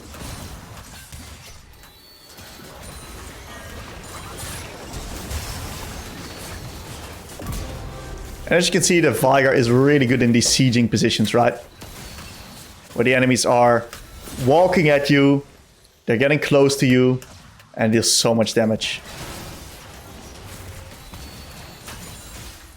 My god. The damage of this champion is next level, especially once you reach 3 items. Very, very high damage. So we're going to look to play for Drake. And then we can potentially look to continue the siege. The enemies are really susceptible to Zonias because they got a limited amount of hard engage.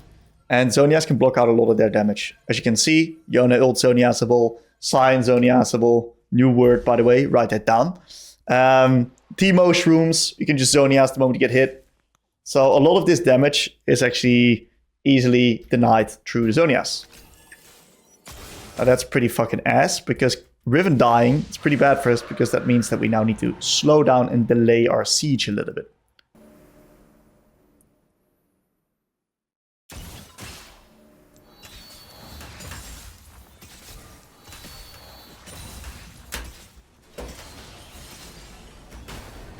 I'd love to end the game here, but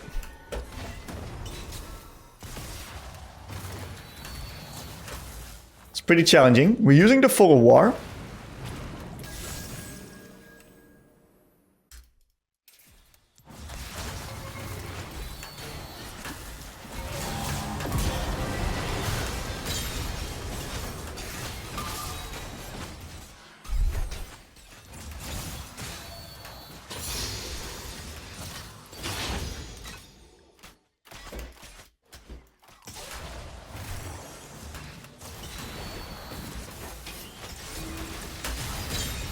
Very nice. And we can potentially end the game with this. Dodging out on a Nami bubble. If she missteps. And that's why we take the move speed runes, guys. Because that's what can happen with the move speed runes, right? People just disrespect you. They don't understand that you can just run at them, especially when fed. And that means that you're in a position where you can easily create picks and end the game. So, pretty decent game. Nothing too crazy. We played well with our team and we got some good quality picks with our spells. You know, Veigar's been a bit of a hot topic lately because Riot's been nerfing every single mid laner that's been somewhat decent, and that means that there's now room for new champions in the meta that can take spots and actually have a pretty decent chance at succeeding in a nice little game of solo queue. And one of these champions is Veigar. Veigar is actually quite good. So in this video, I'm going to teach you guys how to play Veigar and how to actually win and carry games with him. Now, a lot of people think that Veigar is a really weak laner. Well, most of the times, that's actually the case. But in this case, I'm going to be playing versus Kassadin. So versus Kassadin, I'm of course going to ramp it up a little bit, you know? I'm not going to be playing like a little bitch. And we're just going to play still towards Veigar reference points. Veigar is a champion that wants to get towards his level 7.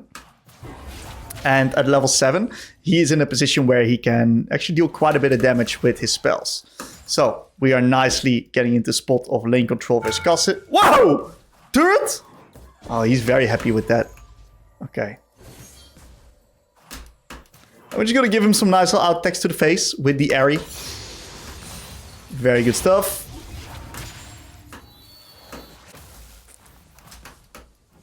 I'm going to try to get like a high value Q here. Unfortunately, it didn't land. We're going to ward that. And of course, when he goes for these creeps, I'm going to nicely hit him.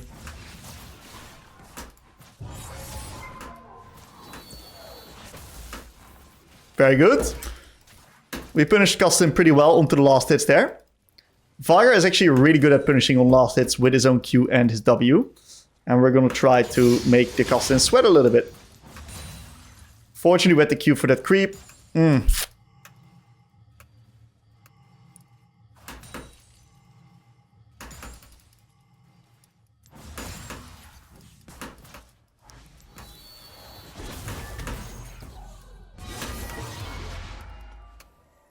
Very nice. We're getting a pretty solid CS lead here.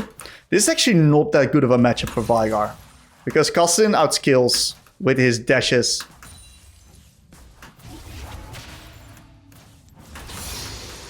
Okay, Darius is probably in the top side right now.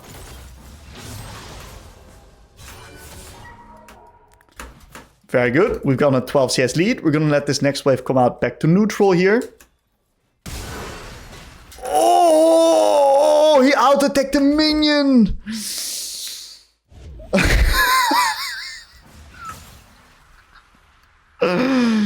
No way he did that. Oh no. Oh no. So he went for early TP. That's pretty good for me, actually. Usually Kassadins like to delay their TP.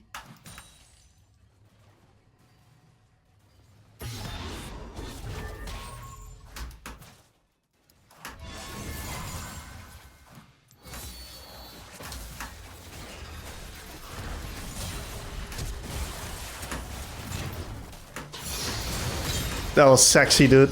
That was so sexy by the boys. Well played. Okay. We're hitting him a little bit more here. Very nice auto attacks. This is also going to give us mana back. We still got a pot, so we're kind of chilling.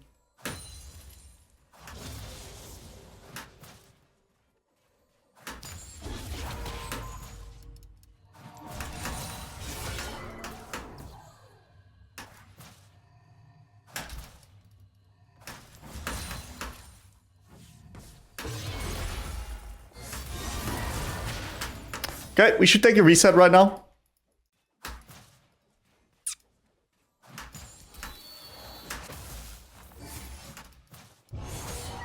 These minions, this melee minion is cock blocking me, dude.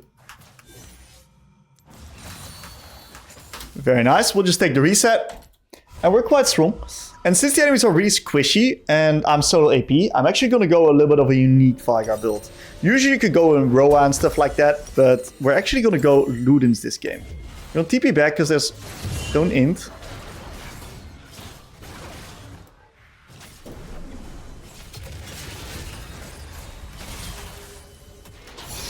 Well played by Veigar.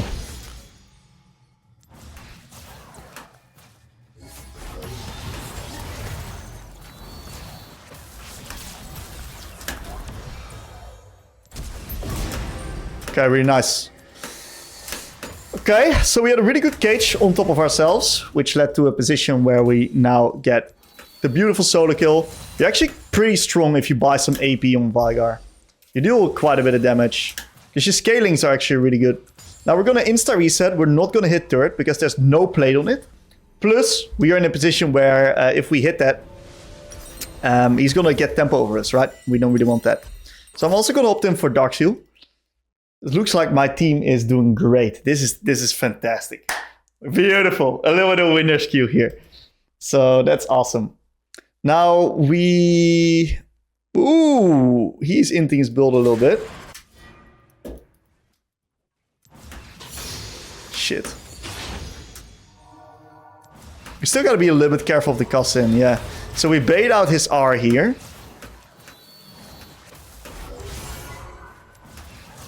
And we gotta make sure he doesn't proc Electro onto us. He's very aggressive. He understands how to trade. He's doing a good job.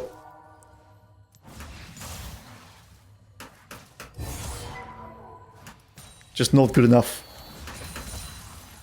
Let's see if we can get this cannon with the Q. Very nice. There's a bit of play happening here. Probably too slow. Some fast champions.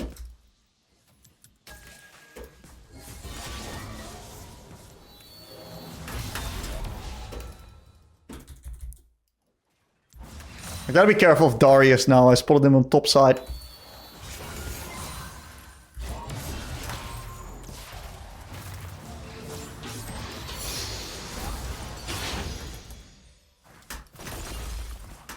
If I place my cage better, I kill him.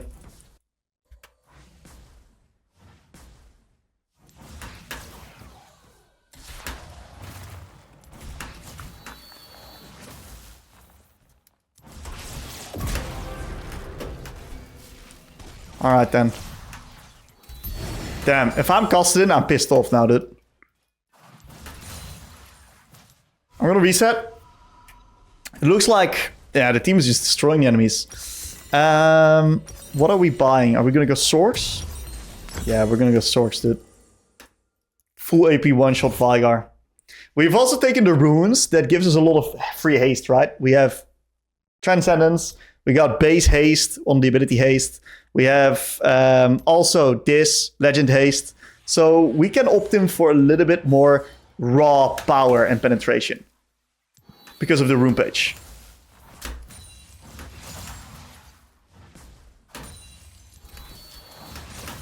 Okay, we get the creeps. Veigar will be proud of me here. So we're just gonna nicely push this next wave to make sure that Kassadin cannot get a free opportunity to get out of the lane. Shit. Fi is probably dead.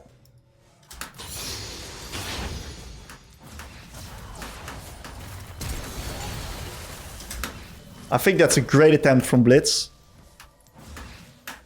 And that's just it. Good attempt.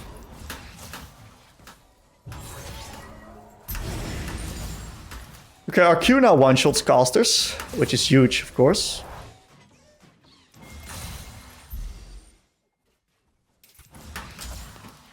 I'd love to keep pushing, but I'm a bit scared. Yeah. Scared of this Darius here. I do one-shot him though, literally, 100-0. Cancel that guy's base. Always W the first 2 melees, because then you can one-shot them like that.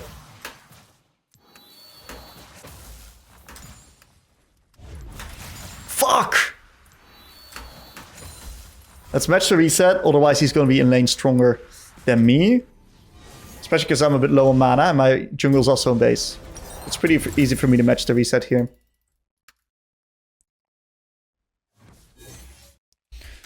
Okay, let's play with jungle. Jungle's very strong.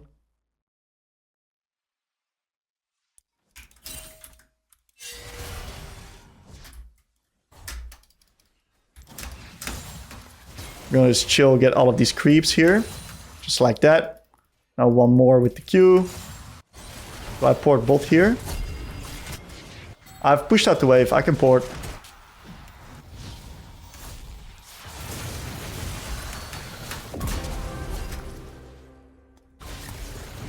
Yep, because I pushed out the wave, it's a really good TP.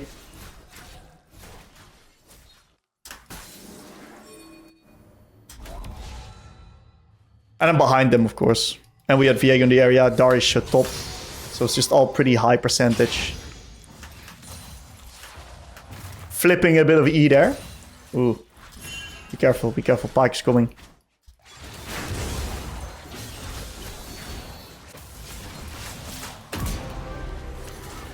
I think Darius has lost his mind.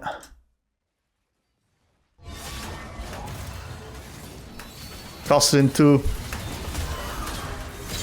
Yeah, they're fucking pissed, dude. Oh, he almost entered it. That would have been really bad. Shut down like that to Kassadin. This game is by no means won. By the way, we're playing with Kassadin, so 1 or 2 fuck-ups can be really bad. Alright, a pretty good spot here.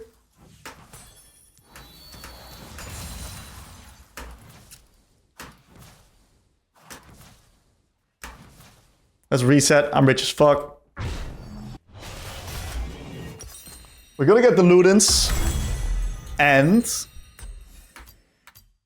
what's the next item we buy? Pen? I don't know. I really like Crypt Bloom on Veigar. I'm a big Crypt Bloom fan. I just like that. Okay, we're gonna play for Drake. Veigar's a champ that wants to play Dragon, of course, because they're team fights. We love team fights with our E. Our E is just fucking OP. This Darius is spam ganking top.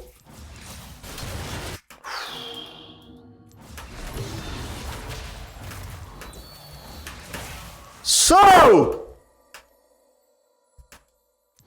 Was gibt?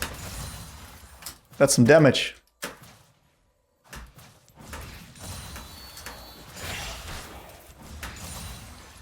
Be careful I don't get Darius ganked here. I got my cage up. As long as I don't randomly use my cage, I'm fine. Because I can always escape through chokes. I'm a bit scared though. I can't die before Drake. I'd love to like harass him. Oh, we have info now. Good. Just clear the wave and then play Drake.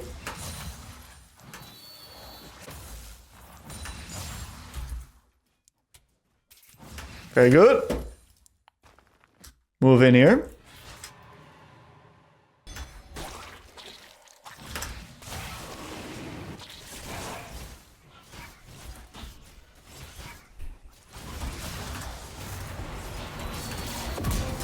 What's up, bitch? That's the fog of war. That's a pretty free Drake now. Are they contesting? Nah, they're not. They can't. So what I can do is I can now push mid and shift up the lane assignments.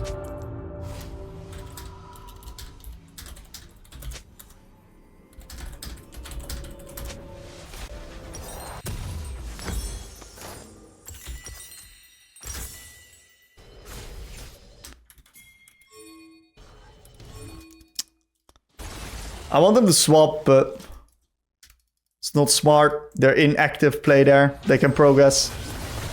Oh, that's a pretty bad play from Veigar. Yeah, well, I shouldn't have reset. I think I fucked it up there. I think I kind of butchered the tempo. That's on me. Well, let's just push mid then. Force them to respond to me. My team was actively making a play and I reset off the map. This gave Kassadin an opportunity to play. He used it well. That's fine.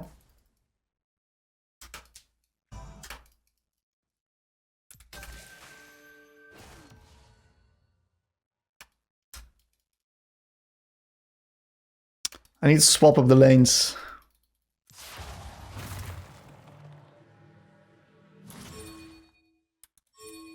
I'd love to take that mid wave, but it's Vayne's wave. There we go. Now I can be in bot lane, which is good, because I have TP for Rift, right?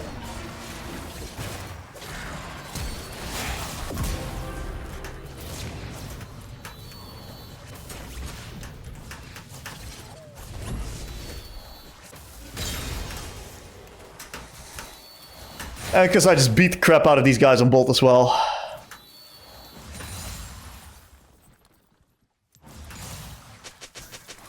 Ping the rift, so everyone's aware. Solo Bolo on top lane. We need this guy out. Need this guy on the strong side of the map.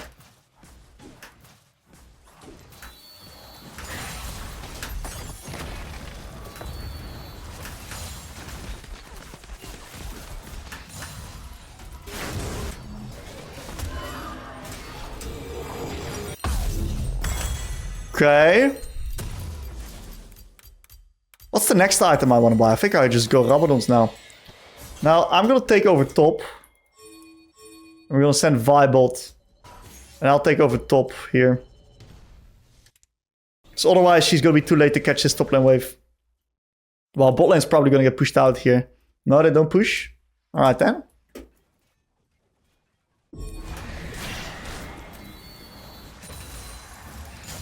She ports mid. I don't like that play. That's completely off my tempo. It will probably work, but I'm not porting for that shit. That's so off my tempo.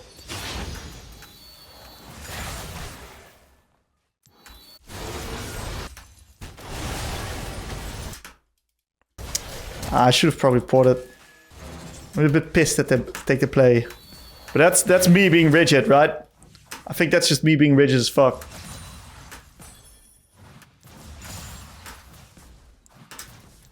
I'm on TP mid.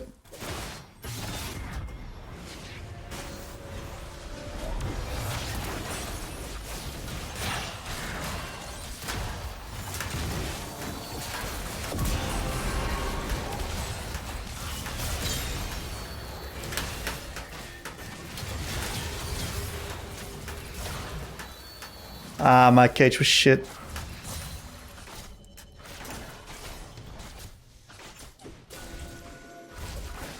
Let's play Drake. I don't have TP, so... But I'm gonna need to catch top. Otherwise he's gonna take turret. Ew!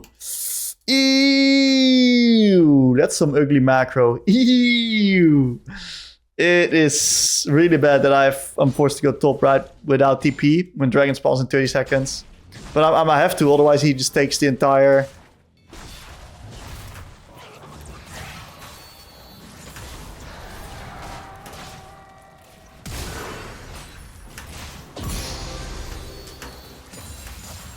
Right then. Okay. We're gonna push one more.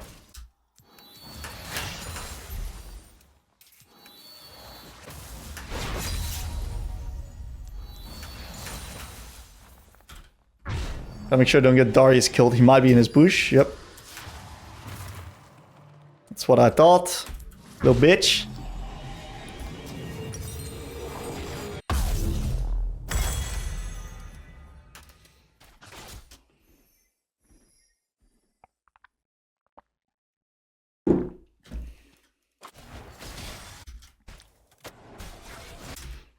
Nice. Afterwards we can play Baron. And I'm gonna go top. I'll take one more mid lane wave. So my Vayne's not gonna do it.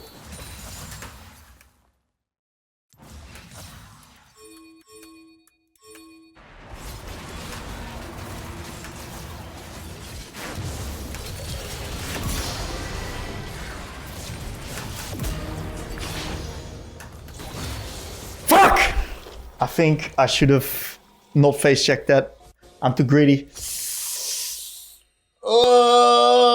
I should have waited 1 second. Or what you can do is Veigar, you can also use your W in the bush. And then you actually get vision of the bush.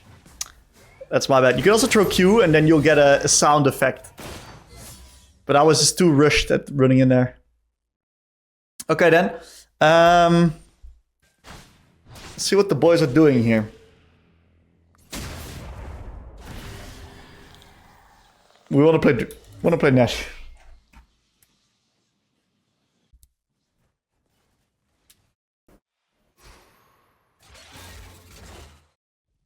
Might be able to just start it up, you know? I think we can literally start it up.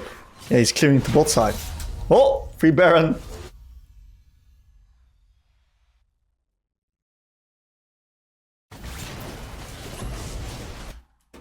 Luke's winning.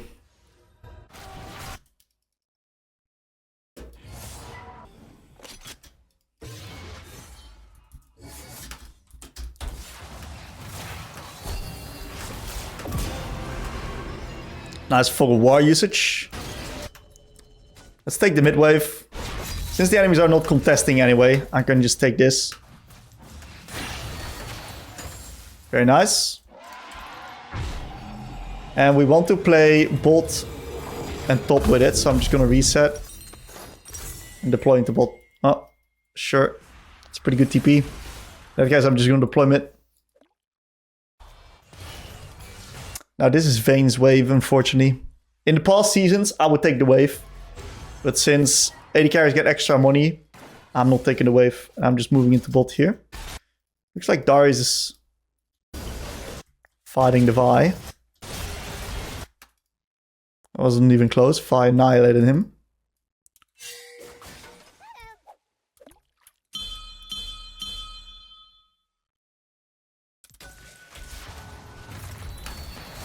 This MF must be so fucking mad. She walks anywhere, bam, Veigar in the bush. So since bot's already secured, I'm just gonna move into mid. A little bit of stacks here. Veigar's a really good sieger. We can prevent them from ever hitting the wave by just Eing. I like how Vayne stands close to the wall and cancels her Q animation with it. That's very high level Vayne stuff. This guy has watched some Vayne guide or something.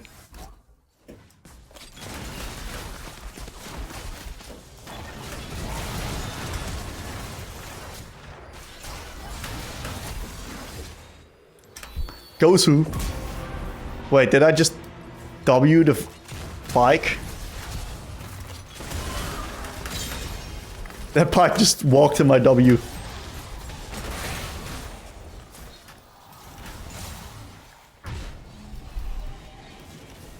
Should move into bot side. There's no reason to make this game any more tough than it would otherwise be. Just gonna reset. We're not gonna buy the tier. Gonna buy Anto. And now we're just gonna play Drake. And since bot, top and mid are auto pushing, all we need to do is just go bot. And then start sieging bot with Mountain Soul. And we'll just automatically win the game because we're really strong, you know? Very, very strong. Kassadin has not been scaling, unfortunately, for him. We might be able to... No, we can't use Folk. We got fucking Baron minions. W in there. The W cooldown being so low is...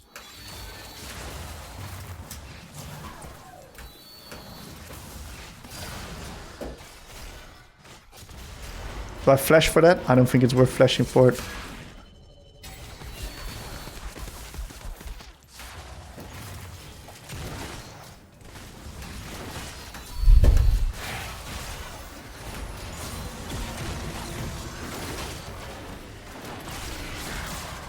Bomba. This MF must be out to fill. This guy's completely out to fill. She's struggling. That looks like a support player, Phil. Oof, big W.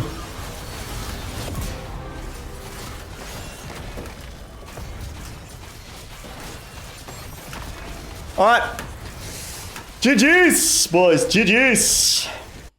Alright, so in this game we're going to be playing up against Akali, which is a very interesting matchup because Akali has a lot of kill threat in the lane. So what we're going to do is we're going to try to manage the wave so that it's closer towards our side.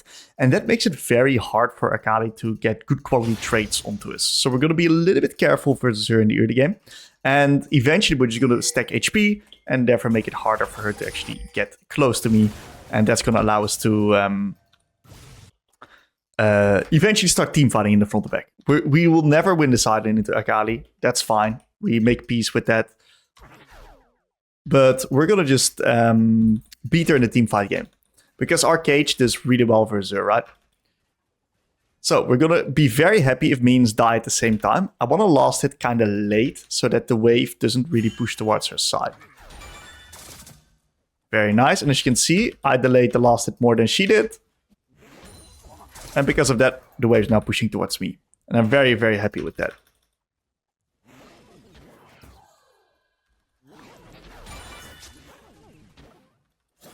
Okay.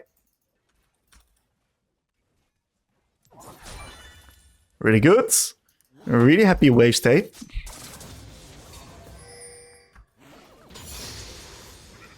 That was a shit Q. I shouldn't have hit this minion. It's fine. Wave's neutral. We're very happy with neutral.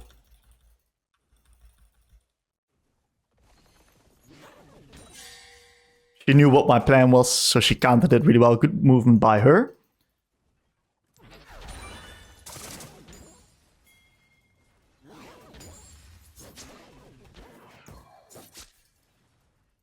We're very happy here. I'm gonna put an extra point in Q.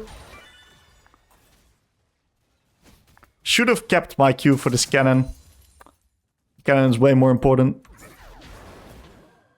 Stacking up our mana flow band a little bit.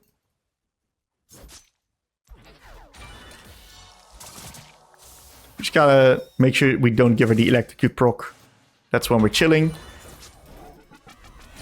She's trying to crash, so we're gonna try to thin out.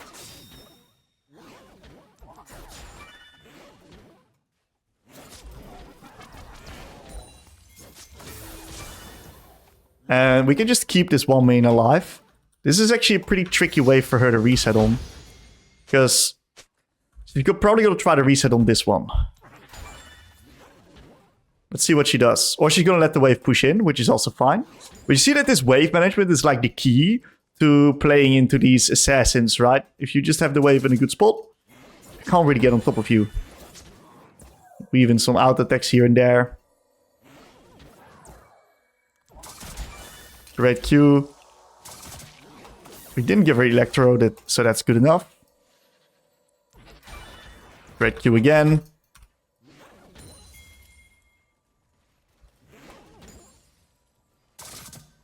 Beautiful.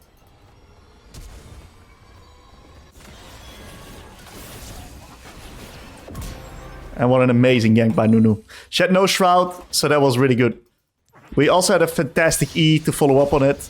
What you should probably do is, if you're not an experienced Veigar player, you should definitely throw that E with Indicator. Okay? If you're a little bit more experienced and you know the exact ranges, then it's totally fine. But you can press Shift and then to also see the indicator on your spell. Small tip there. And that way you can make sure you land it properly, right? Or you can click on the E like this. And that's how you can also place it.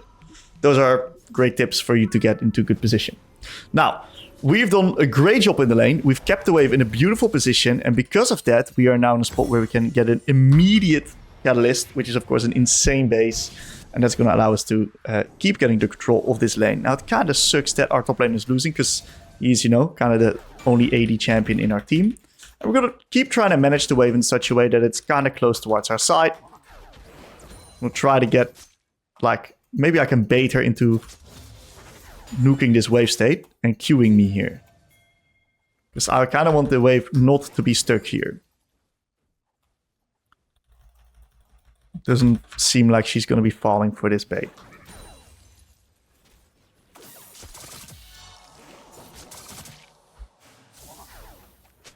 That's fine. If I was in comms with Nunu right now, I would like tell him to gank me because Akali just used his shroud and she has no flash, right?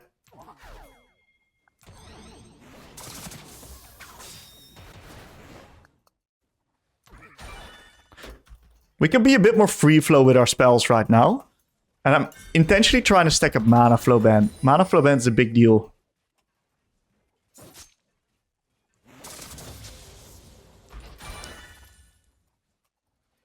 You gotta be careful not to give her an all-in.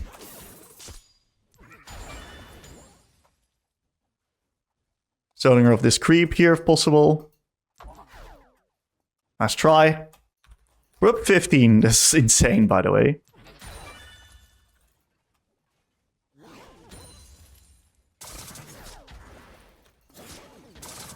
Okay, it looks like she's crashing.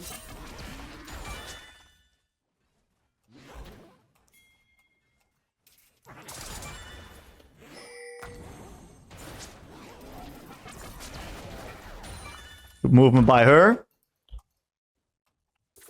Yep. I thought she would E like that. And we're just going to keep the wave right here. Look at this beautiful position. We're now level 7, so our Qs start hurting like real fucking bad.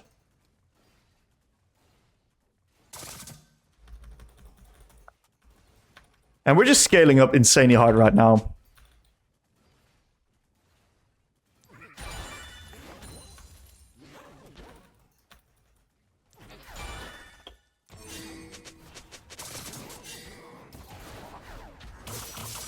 Whoa, I'm full HP, brother. Nice try, mate. Nice try. I think you forgot I had catalysts.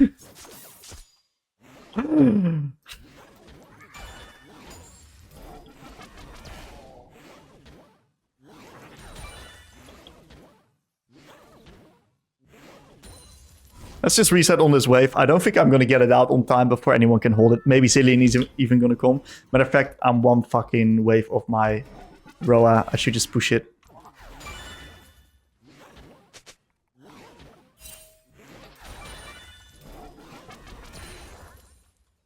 If she holds it, it is what it is. She's not holding it. That's good. In that case, otherwise I would have missed like a wave, right? But now she might just play on the neutral with the prio she's gonna get. It's okay. We're scaling up, bot's winning. So we're gonna keep playing into bot side. That's like the goal. Keep playing into bot side, ignore top side, and see if we can start stacking up these drakes. Eventually we wanna try to force team fights, force the enemies to run towards us. That's how we're gonna be winning this game consistently. Really stinks that we lost this drake.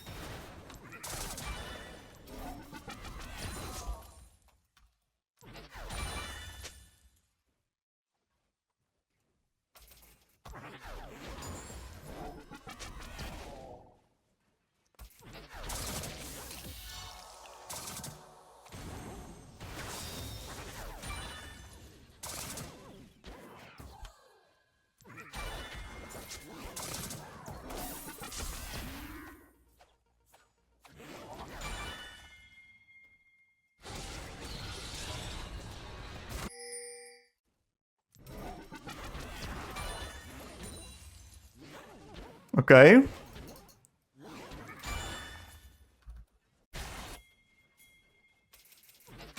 The real challenge this game is, am I going to be able to translate my lead into something that's going to win us the game?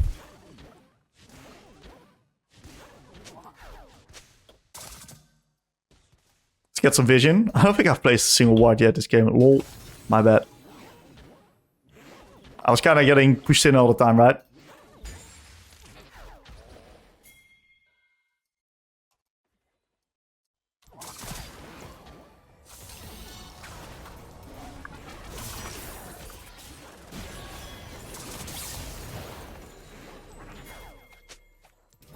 Alright then. My Nunu just got outplayed in a world that he's like never seen before. That was like a next level outplay on my Nunu.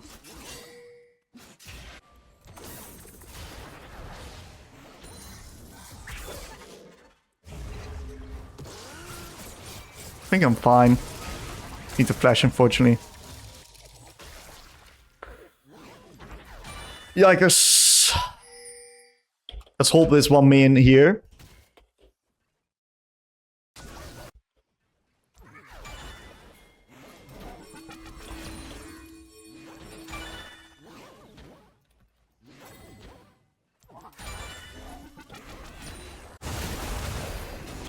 Oh my god. Oh, I didn't want to dive with the caps, but the idea is still good. We need to play ball. We can't really play top side. Because this Volibear is gonna fucking eat us alive. Oh, my Nunu is throwing the game a bit. It's okay. Oof. This is gonna be a hard game to win now.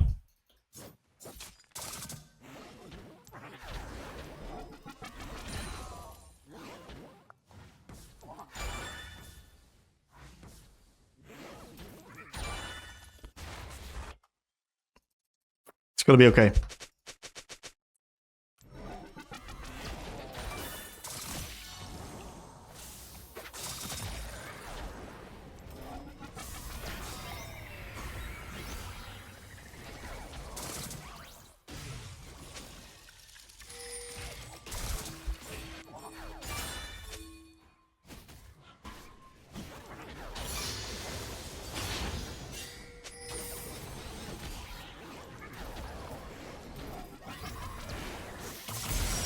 Is this legal?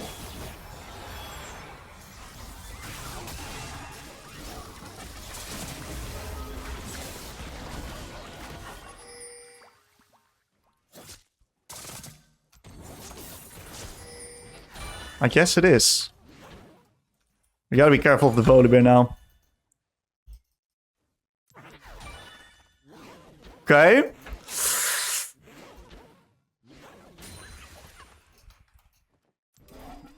We're scaling up.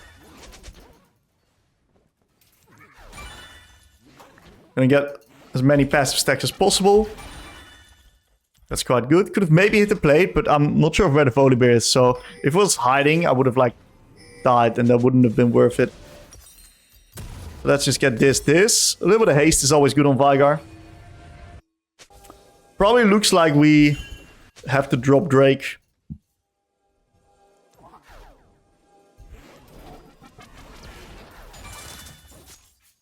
We got this zillion Bing chilling on mid now. 24/7.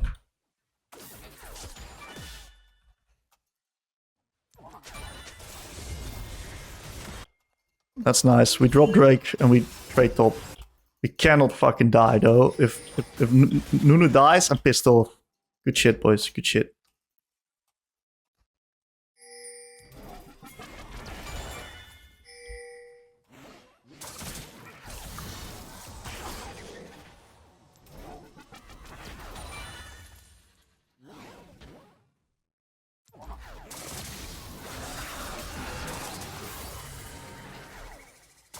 She got mercs.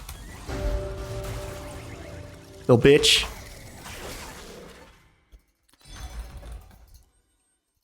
Little bitch went mercs. It's fine, it's smart by her. That basically makes her immortal.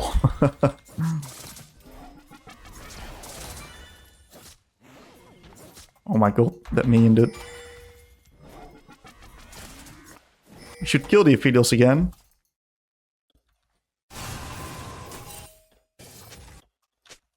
I'm not sure what Syndra just did there. It was a good play by Pyke. I really like the idea of that play. I think we should do that.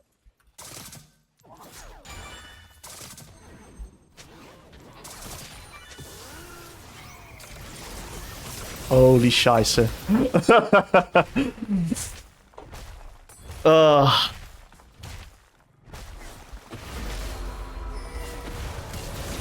Okay, this might be good. Never mind, everyone missed their spells here.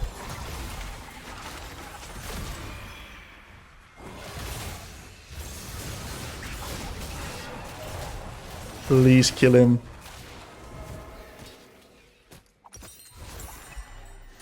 Fucking raid boss.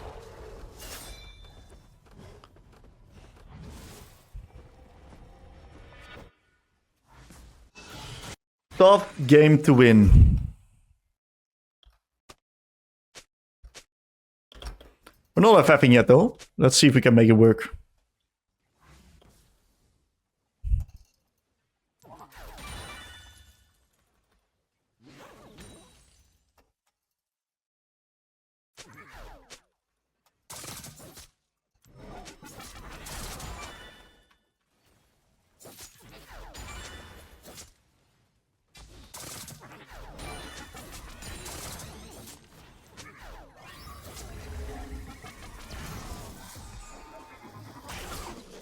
Oh my god. Those items, dude.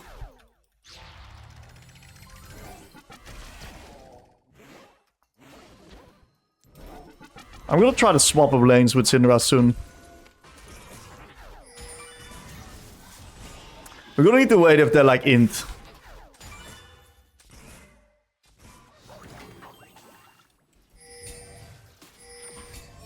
Can't do anything. Probably move into top side here. She's just dead, I think.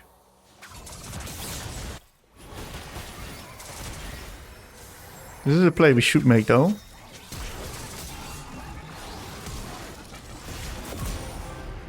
It's good. She has no shroud. Oh, sick. This is probably the best we're gonna get. Because we can completely avoid the Volibear with this play, right? So, even if this doesn't work out, this play on top side, this was probably the best odds that we were going to get the entire game.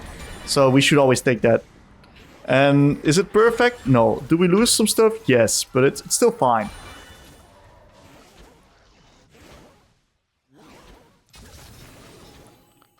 If Voli TPs on me, I die. That's worth it.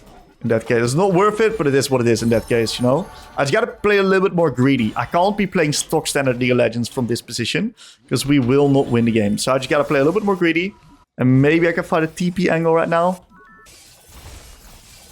Nah, we're just not strong enough here. I don't think we can. Let's see if we can maybe get towards our Rabadons.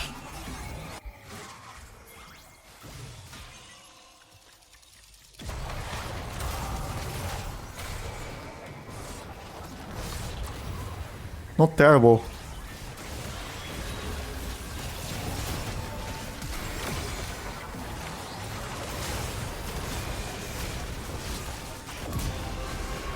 Not fucking terrible.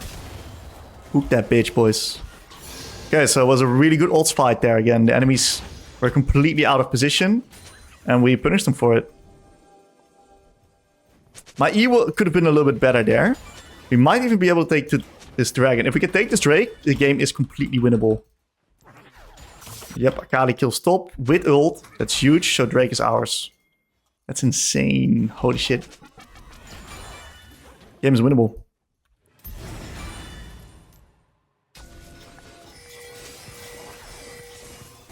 I need to help.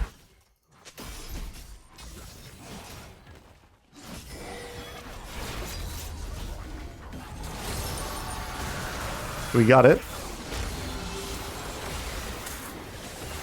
I think my E was shit. I forgot that Warwick could go through me. So Yeah, I think I misplayed that. I think I was late.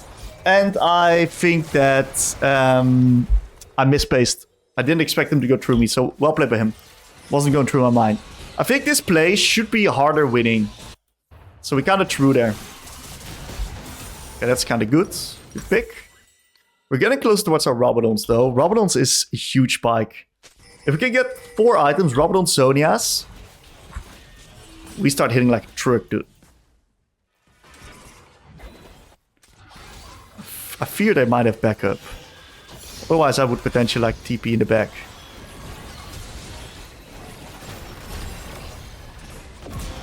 Just get me that shit down, dude.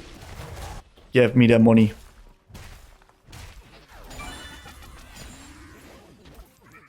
Okay. So we are getting extremely close towards Rabadons, right? Stacking up. Can probably take one more wave here. Foley has no merc, so I think with an E I can defend myself. As long as he doesn't jump over it. Yeah, there we go.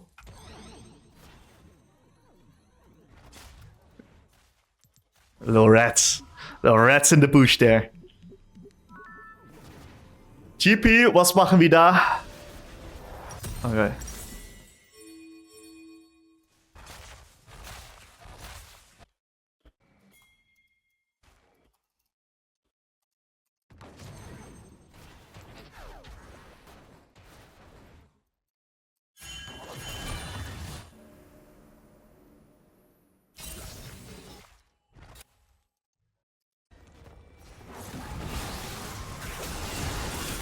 Huge.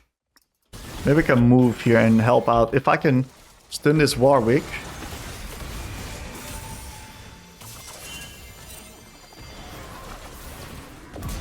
Get a big shit down here.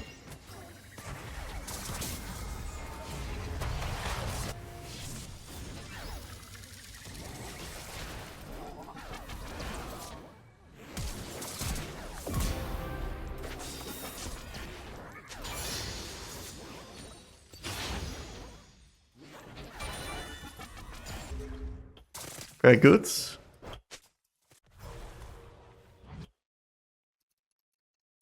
Nah, we'll never catch him.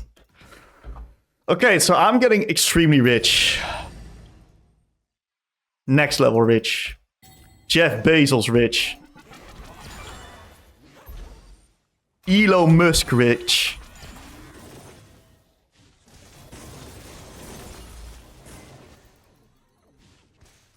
Deep ward in the lane.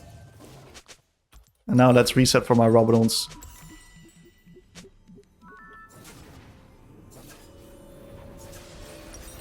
Powerful base. Powerful base. And another one. Let's swap to this. Okay. We are literally Elon Musk right now. We're like insanely strong. Front to back with me and Syndra is fucking powerful. I just got no flash. That's like the only problem here. Cannot let them do this for free.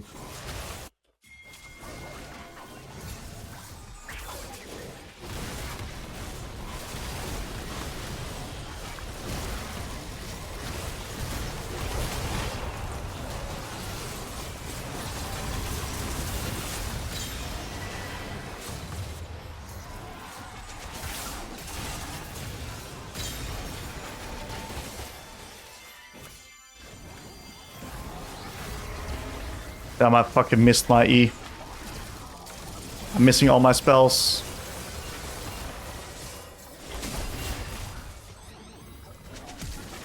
My bad.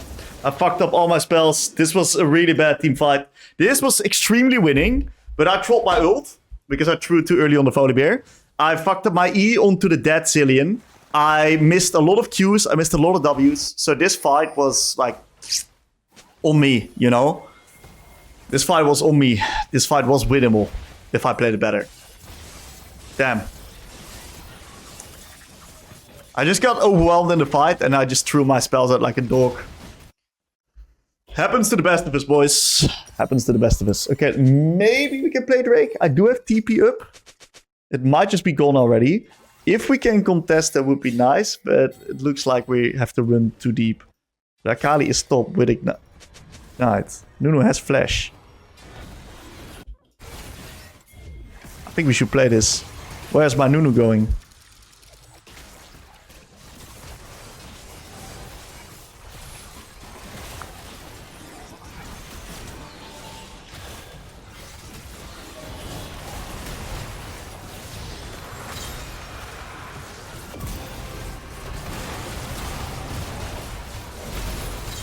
I slightly misspaced again. I don't think we win this. Yep. It's fine though. This was honestly a fine fight. My initial E was quite good. Then I just misspaced. I got too close to the threats.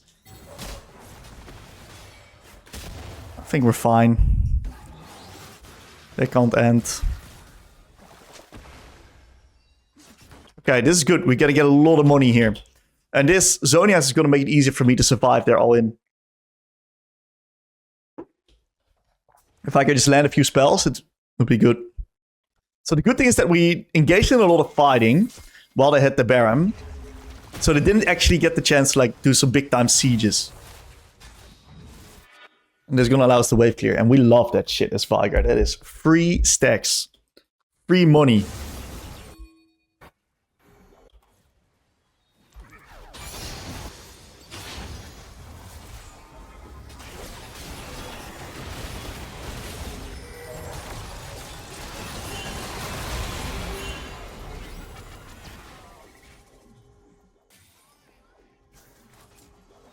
Maybe thinking, but Tim, there is no thing as free money.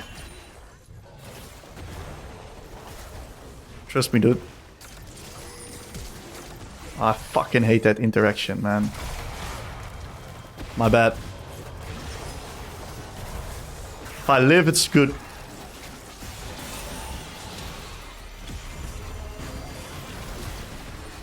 Okay, it's fine.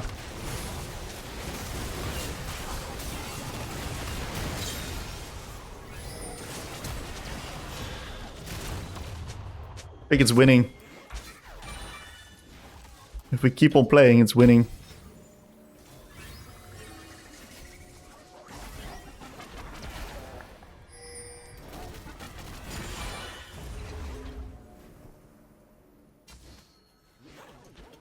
We can stall their bases though. I entered, my bad. I didn't expect that. That was well played by them. Does it change anything in the game? No, it doesn't. It's just the lost opportunity. Ooh. I don't think they can end. Volibear has no mana.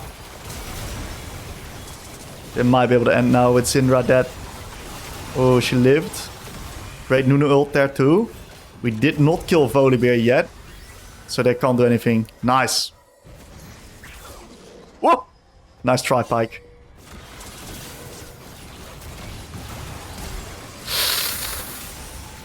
Oh! Happens to the best of us. I've had some in place too. Warwick has R. Careful for that ult.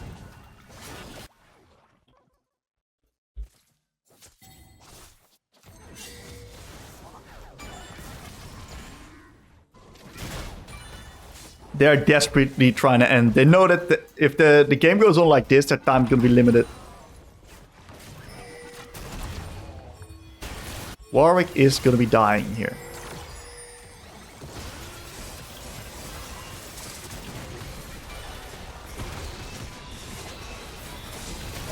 What happened to my HP bar, dude?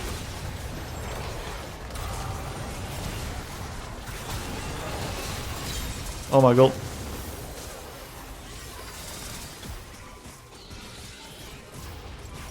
I walked into this ethereal turret and I just immediately died.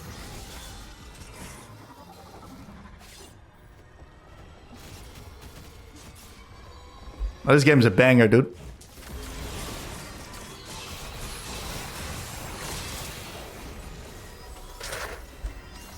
I think I made... Oh, well played. That's so huge, actually.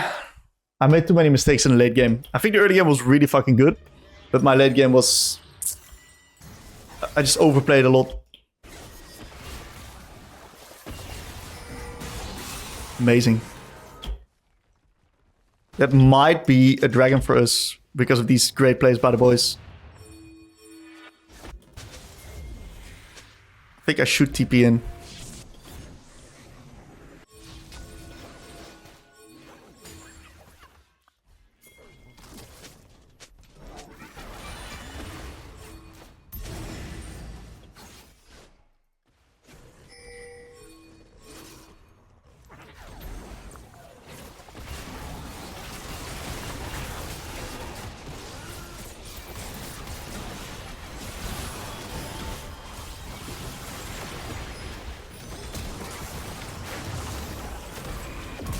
Can he fucking die?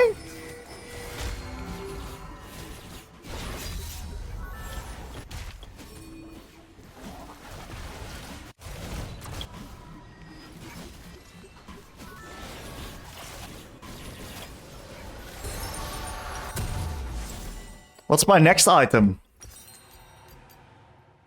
Shadow Flame? Potentially.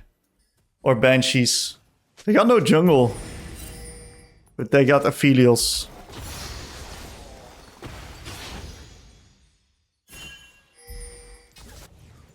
Okay, if Aphelios shows there, that means they're not on it.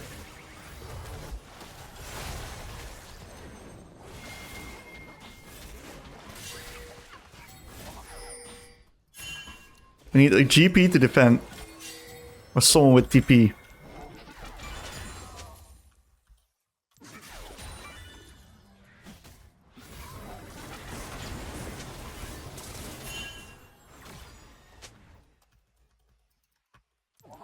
Give Baron? I don't know if it's fine.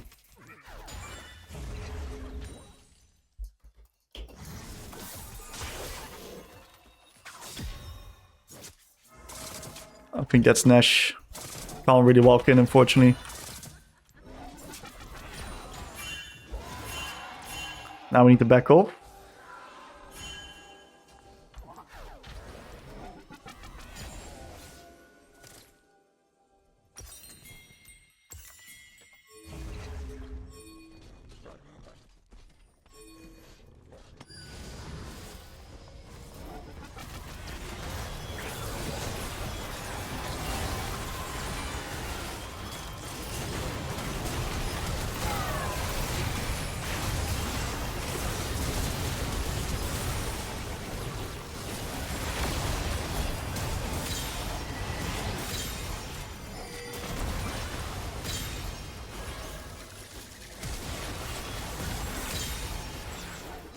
The real question is, can we end the game?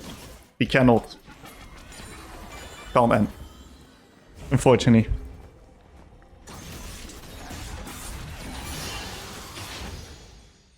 We can't end. We don't have a single tower, right?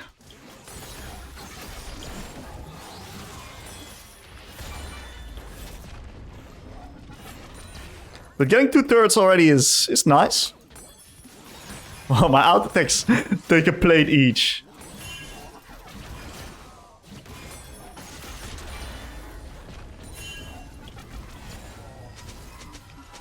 Very decent.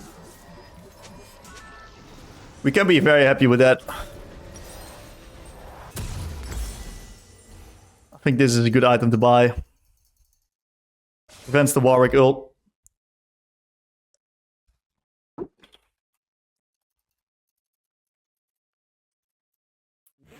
GP is also scaling. He's got 4.5 items now.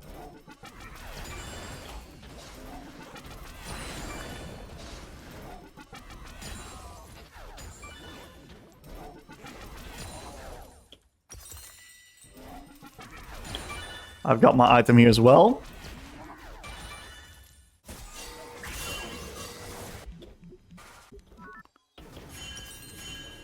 Which is a pretty big spike. I'm on 2.6k, 1.12, 1.2k AP, so I will one-shot people. And now we're just gonna play true mid.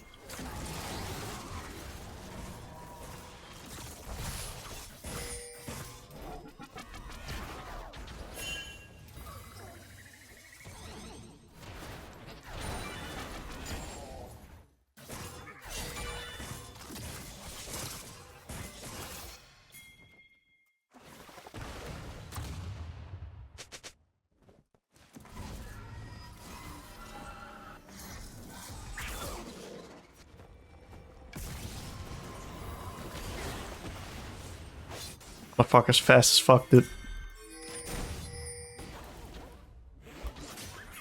Still got our blue ward.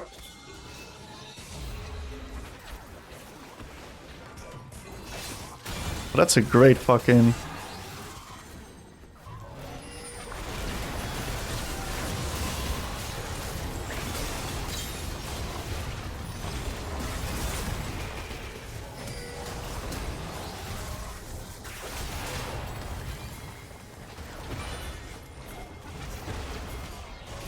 Get a pike.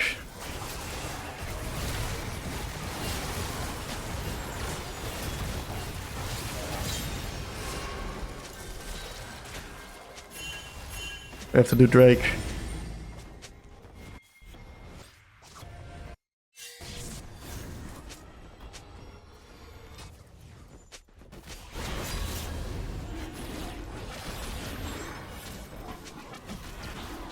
Gotta do this ASAP before Warwick comes, ideally. So that's pretty fucking good now. Not too bad. I'm getting my flashback up again too, so this is quite good. We have Potion, which is insane on us, right? It's gonna give us more mana regen as well. And basically just 1k, another 100 AP. Insane.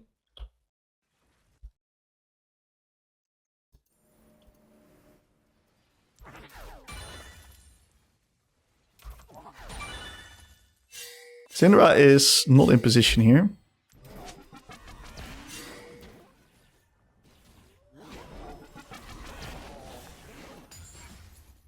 We got the blue buff, which is amazing. Bit of extra haste is, of course, phenomenal.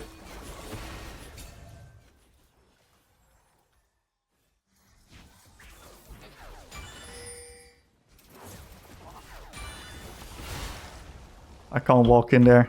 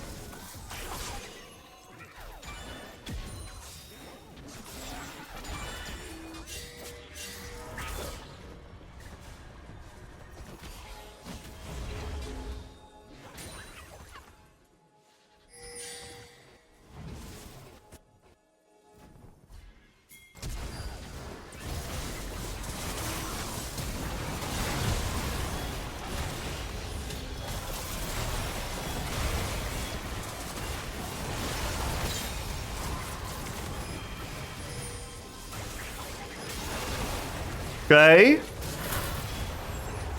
This might not be that bad.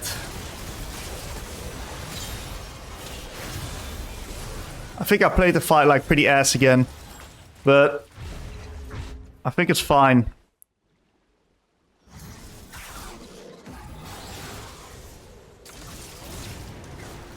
Good shit. I think that's the game. I think we won the game. Oh my god.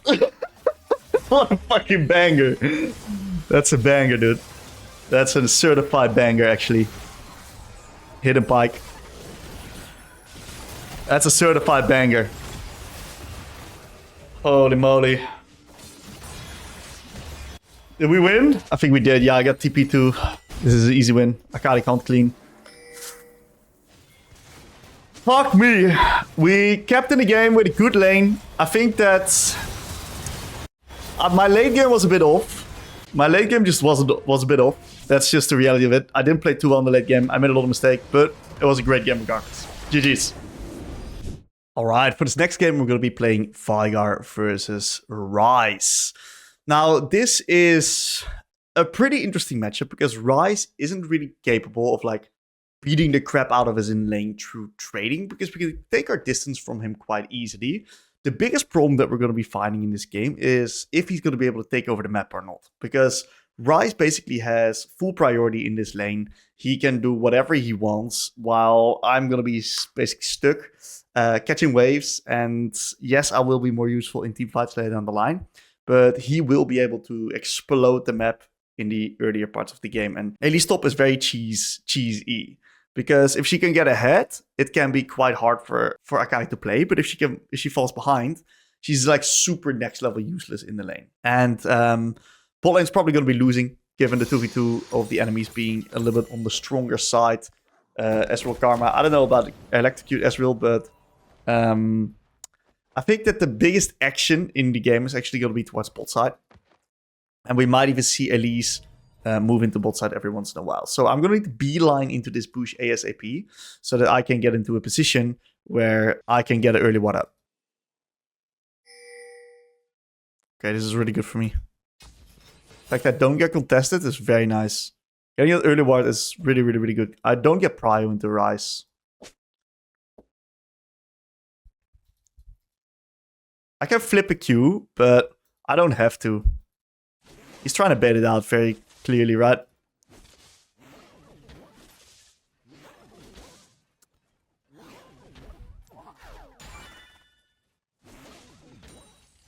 Good spacing here. You gotta just stay outside of his range. He's doing a really nice job positioning away from the minions there. Very good movement by him just now. Really nice. Okay, we're spacing him incredibly well as well. We're playing quite trade avoidant right in the early lane. We don't really want any crazy action to happen. Really good spacing on my end. Yep, we're perfectly spacing him thus far.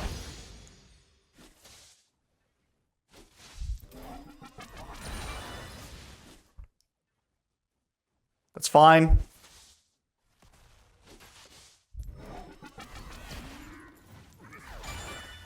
Okay. We've missed one creep that I'd like to get, but we're kind of chilling here. Great Q. Also stacking a little bit of mana flow band here. Put an extra point in Q.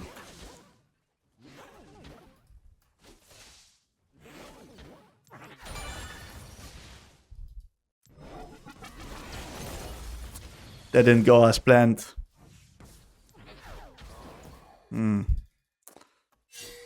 I got the cannon though, that's nice.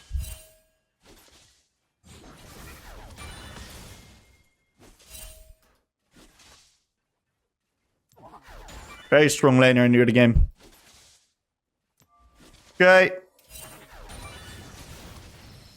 Not bad. That's a really, really, really big pick on top. Fuck. I butchered those creeps.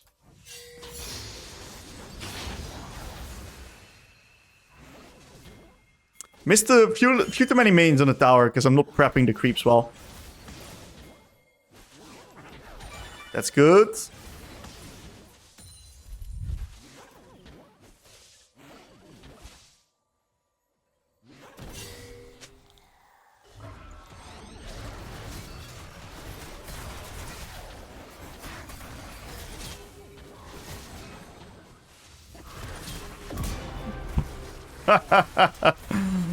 That's the jungler, baby.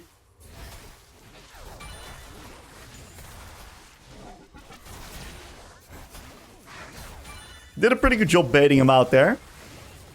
And we got the cannon. Not too bad. So yeah, pretty good salvation in the early game. What we're going to get is we're going to get haste. Haste is very nice. And since Ryze wants to get close to me and do some mean stuff, I'm actually going to take this TP back, since he's kind of locked in the lane with no TP. If he decides to reset himself, I can match that or get like a plate.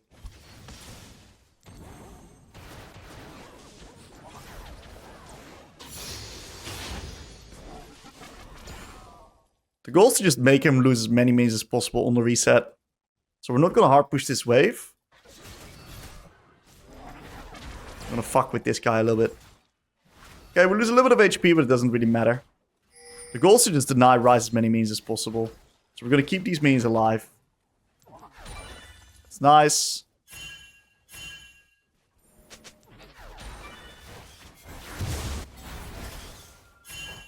Not good.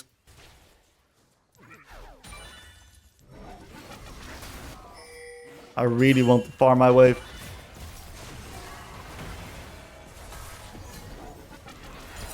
Okay, very good. This was as good as it could go. We've caught up in creeps now too. Maybe Mercs would have been good this game. I think Mercs would have been good as well. We're in a completely fine position here.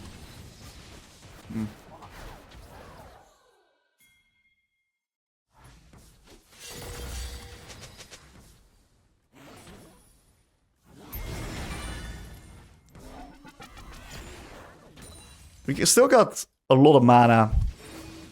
I'm gonna need to contest the wave a bit more. Very nice. This is a beautiful breakpoint. Level 6 here. Or level 5 actually. Fantastic Q there as well. We're getting through the early lane really decently.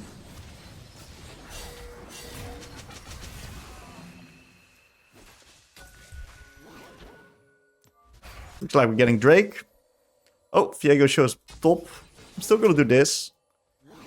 Very nice. I didn't have info on Karma at this point.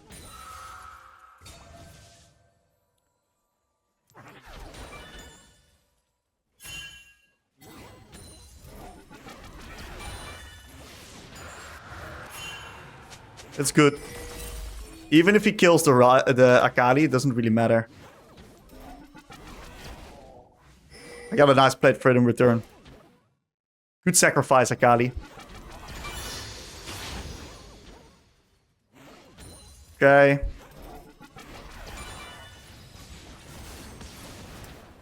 Fuck, guys. I missed the cannon. That was an important cannon too. That cannon would have literally gotten my catalysts. It is what it is. We'll base here. And I like getting a ruby crystal. I've got enough mana for now. So I like a ruby a little bit more. We are close to our mana flow band upgrade, which is of course amazing. We're going to catch this wave nicely on the tower. Not too bad. Maybe we can actually cancel the reset.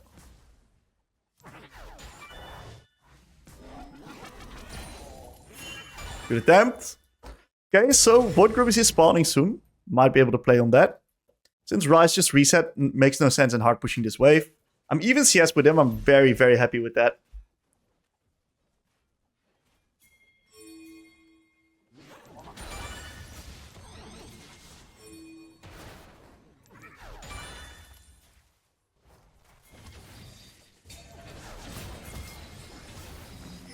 Good movement.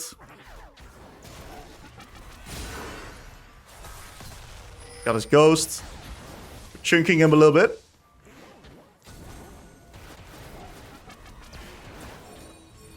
Not too shabby. Unbelievable that we missed another cannon. Kin is not happy.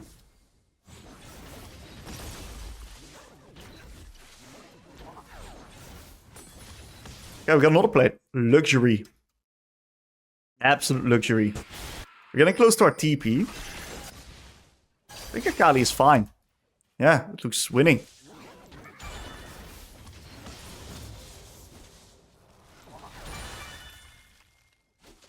Karma shows mid. Good movement by him. Very nice. We can basically just reset and come back with TP.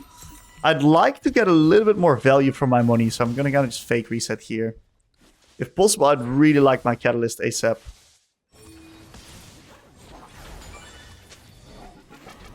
I want to be missing that creep.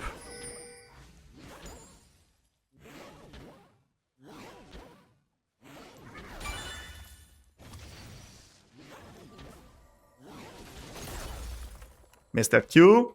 We have our catalyst if we sell our pot, which is fine. Catalyst is worth more than this pot right now.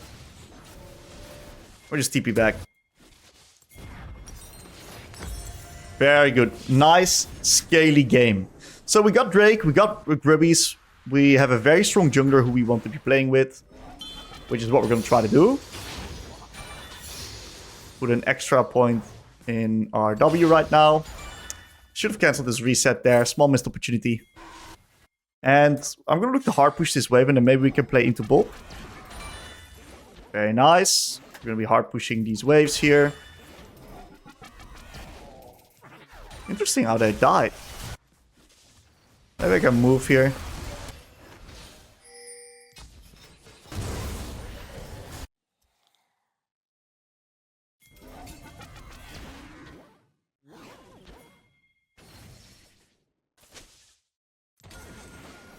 He has no info on the Ryze, so he's scared. That's why I can contest that.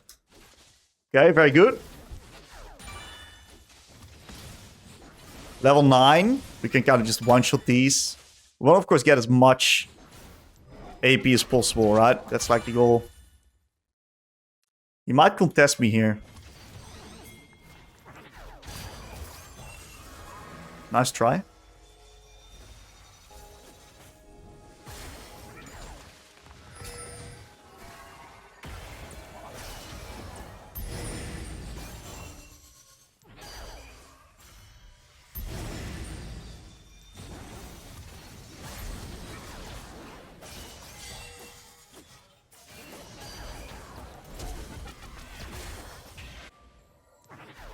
I was debating flash queuing him, but I think he's anticipating it.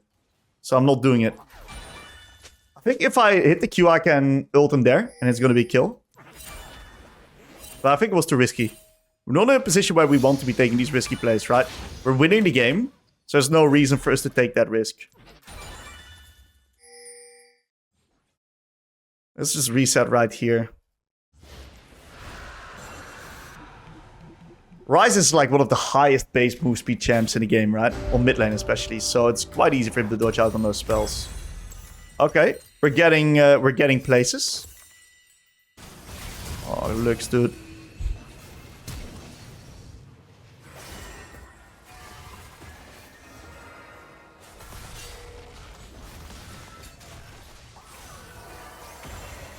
See how fucking fast that Ryze is?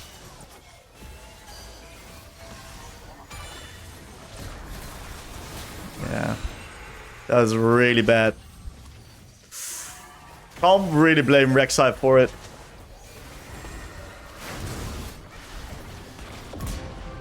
Okay, that's pretty weird for me, that pick.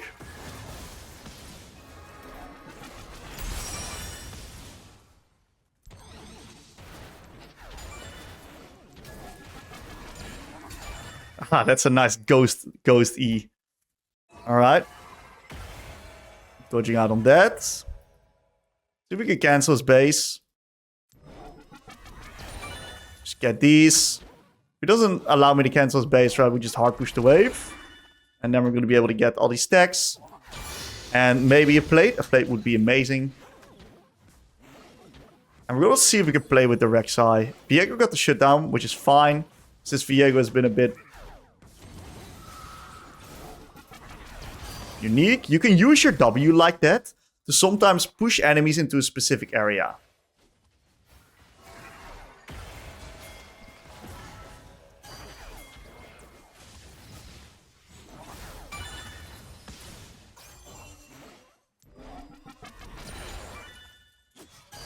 Kinda wanna CS that normally. Got no sweeper. My Rek'Sai is on the other side. There is action happening there, and he's a strong member, right? So I definitely want to be playing with him.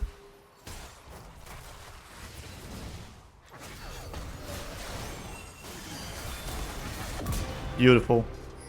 Thank God we just on time swapped towards Rek'Sai's side. That was kind of huge. If we die there as Rek'Sai, we give the Veigar there a kill. He's completely back in the game.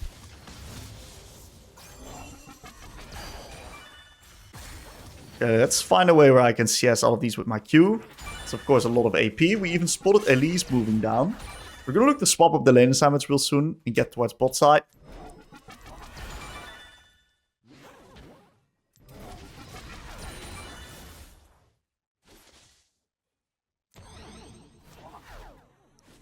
I think we can't really contest the other creeps there.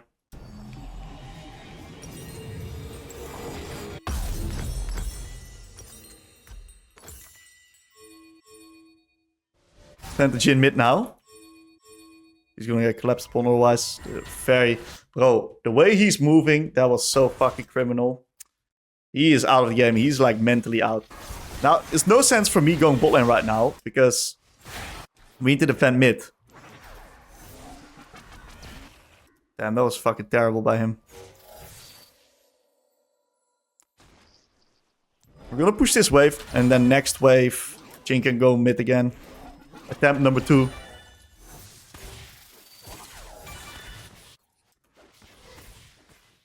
Do we even go bot on this wave state?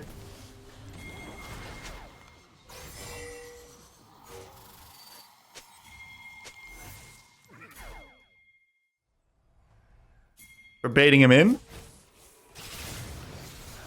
Okay.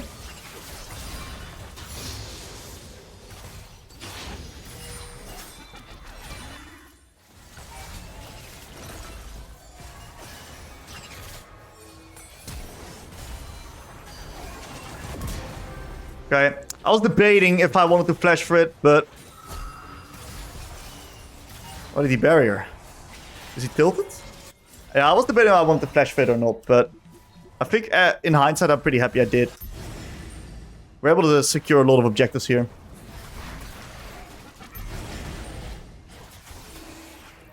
Drake's coming up next. I still got TP.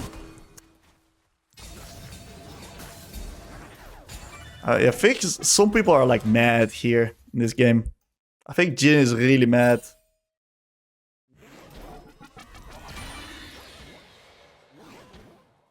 He's gonna potentially make it very hard for us to win this game.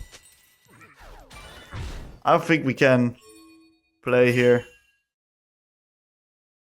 What happens if Ryze shows up top? I lose.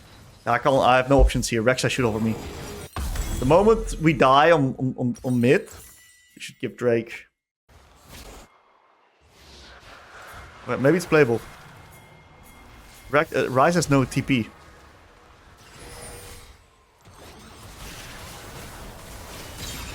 That wasn't terrible. Now play bot with it. I think I should go bot.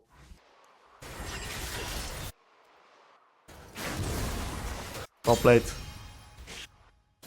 Yeah, so it was good. I knew Ryze had no TP, so I could pull the trigger here.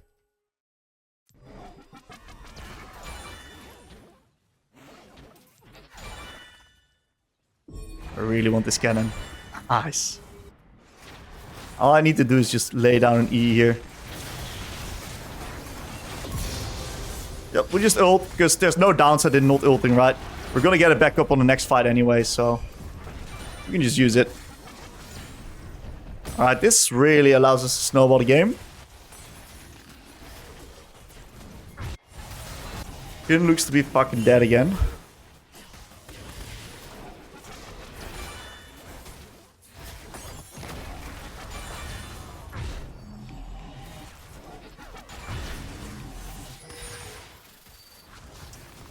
Did I overstay?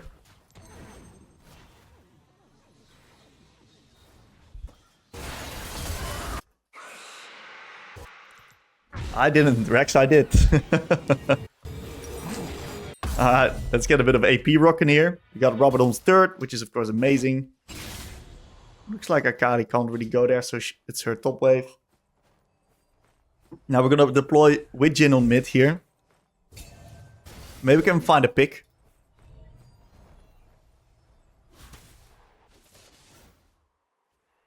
I'm gonna wait for an animation. Beautiful.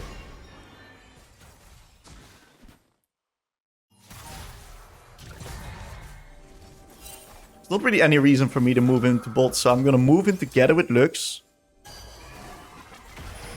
See if we can contest this area.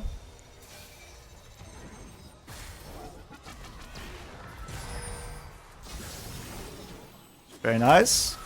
Now we can take another midwave prio, and we're just putting our body in the area, getting vision control for the Baron here.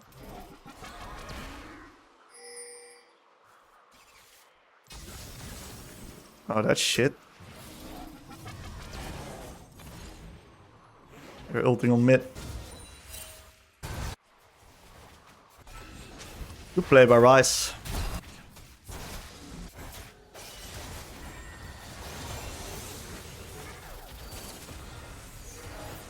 think they invested maybe a little bit too much for it. I don't think it's like super worth for them.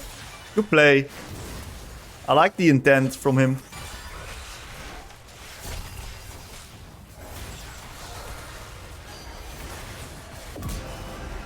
Not bad. We kept our ult there, which is great.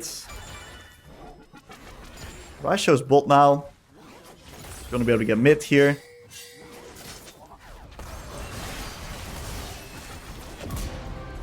I knew that would never work.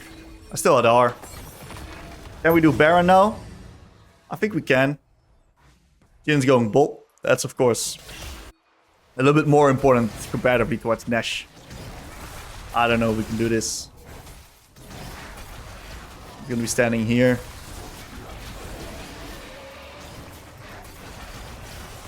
I don't think they suspect us to be on here. Need Lux to tank it. I do quite a bit of damage. Not bad. I would like to play Drake. The enemies have very limited hard engage, so Magi is actually a great buy. I'm a bit behind in CS in lane because Ryze has of course an easier time clearing waves in the side and shove him moving. Oh, let's hope I'm not overextended here. That would be a game losing death. Yeah, I think I'm fine. It would be literally game losing if I die here. I think I'm okay.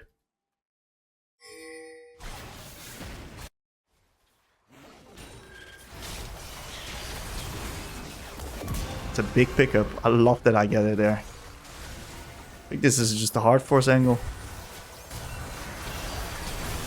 Not a big pickup. Okay, I missed my Q there. We're now pushing bot. Beautiful. Beautiful, beautiful, beautiful.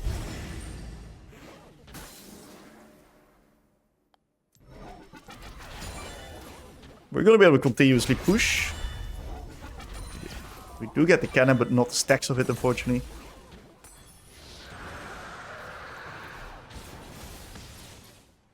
Alright, next play is gonna be topside. Ryze's R. But maybe we can stay.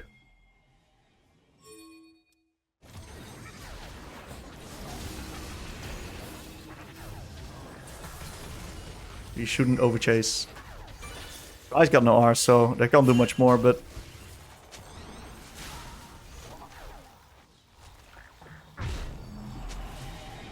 Gotta run up here.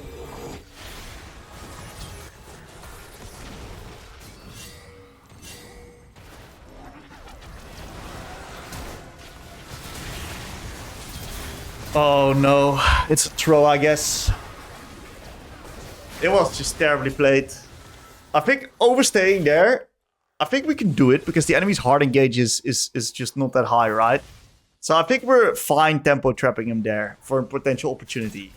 Now, the way that was executed was fucking terrible all across the board. So they haven't stood the best of us. And the reason I wanted to stay and not reset is because I didn't have my Rabadons yet, right?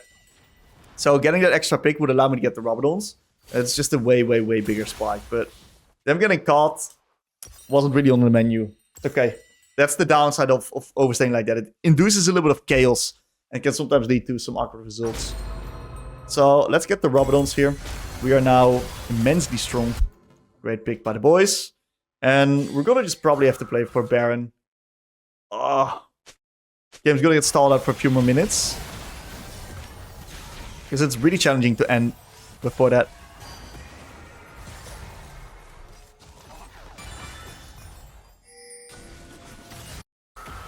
I'm just gonna give top wave.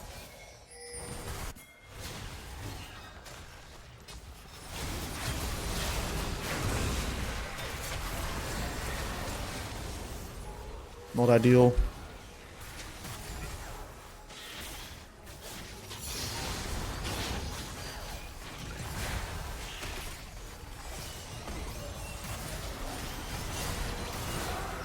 Great cage.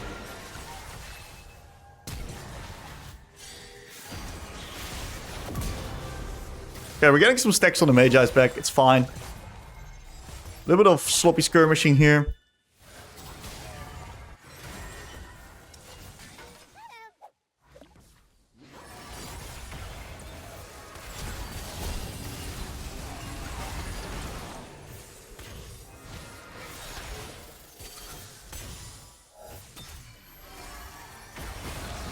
My bad. We shouldn't. We probably shouldn't stay there. After Akali's low, we should back off. The game is getting a little bit chaotic. Let's see how we can deal with that. What we need to do right now is recalibrate, okay? Go back to our classic Veigar reference points. We want to start playing front to back around neutral objectives where we got area control and let the enemies run in first. So, we already got Magic Pen. What is better? I think right now the best item to buy is Verdant Barrier because it's kind of good versus their comp, right? We really want to play Drake. The moment we have Drake, we cannot really lose the game anymore. This dragon is like insanely valuable. If we just group up as 5, we should be in a great spot. Their scaling is very interesting. They can scale a little bit with the likes of Veigar and Ryze. So the game is not won by any means. I'm going to deploy through mid. Group up with the team. And see if we can get vision control around the neutral. We might need to trade off this dragon.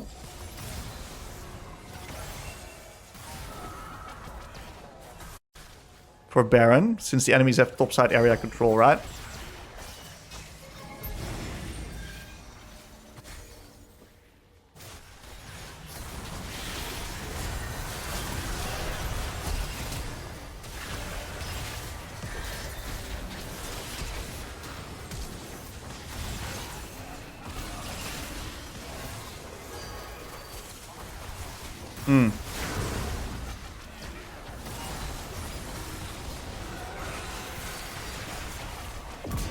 Thank God that guy died. Okay, this worked out. Thankfully, Veigar wasn't in the area. This shit got way too close. I don't think we should walk like this. But since my Jhin is walking like this, I'm walking like this. Because we cannot leave him unattended to the Veigar. Veigar's gonna do mean things if he's alone with people. Great job from Lux clearing that wave. Spotting Veigar here, just to see what he's doing. I'm not really intending to 1v1 him.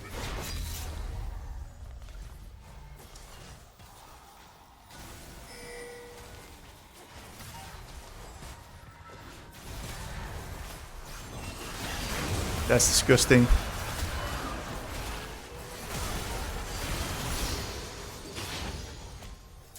That is disgusting. Okay. Now, let's just take Baron then.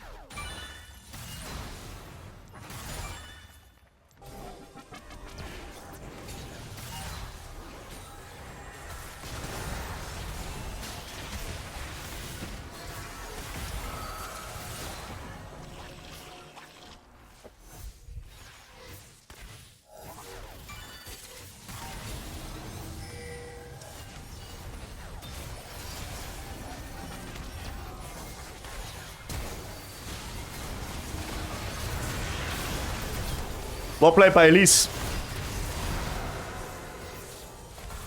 Alright, this is challenging now. Good play by Akali.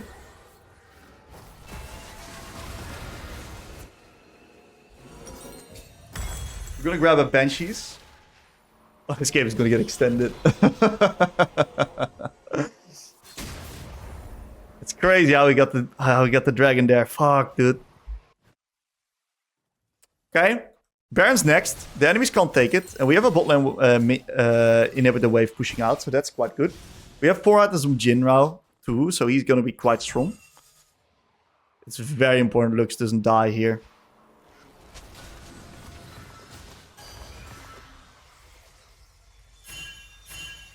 He just needs to back off.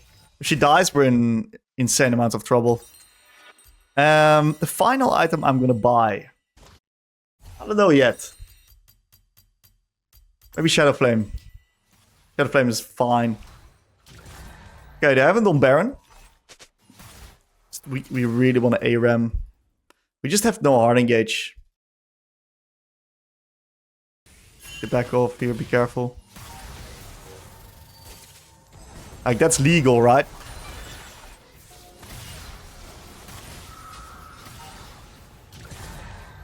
I need to let him lifesteal.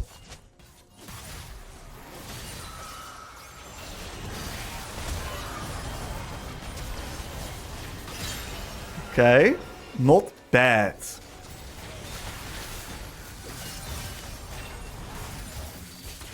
Jhin W, Jhin R. I'm CC'd for life. Yeah, that should be just Baron now. That's quite good. We had a pretty good cage. He ulted in my cage, so...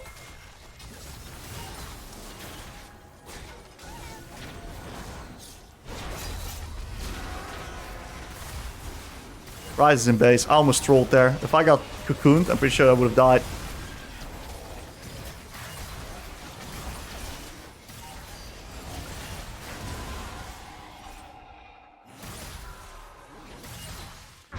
Now let's take Drake with it.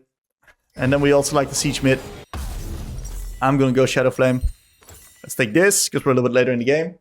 We need this soul. This soul is huge, because it's gonna allow us to close the gap. And have an easier time finding angles where we can take picks with E.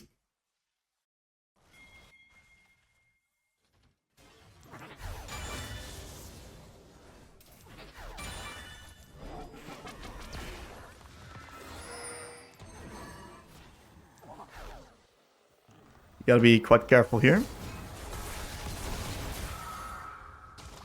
We don't care that much about the side.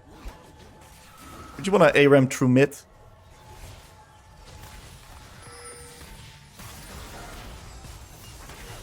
That's a big pick from Akali.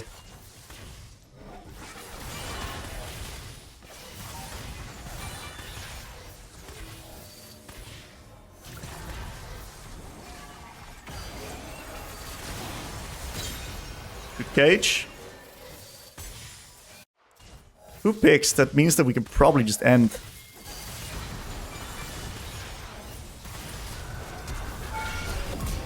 Nice cage again. Insane cage.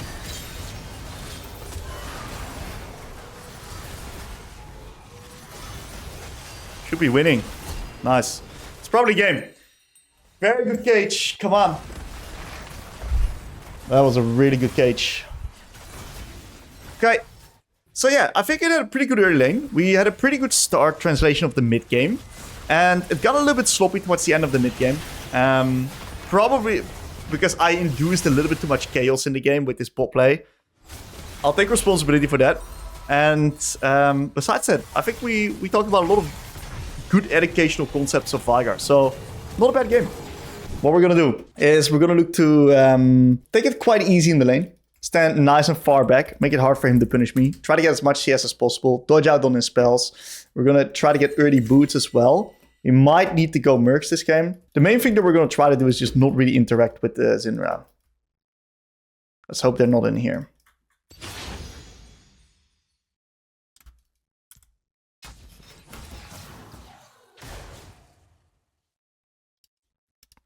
It's fine.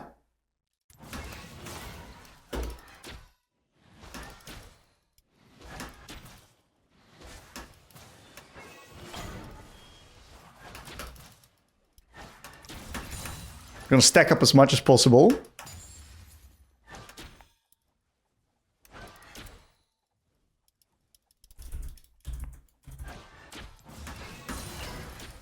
Very nice. Thus far got access to all the creeps. Luxury position. That hit me! Come on. We can out-attack this one then.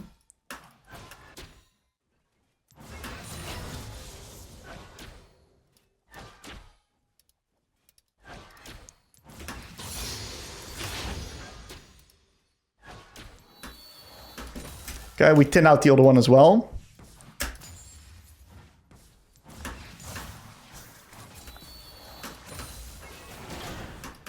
Pretty good stuff. We're in a pretty good spot. We're going to try to get to level 7 as clean as possible.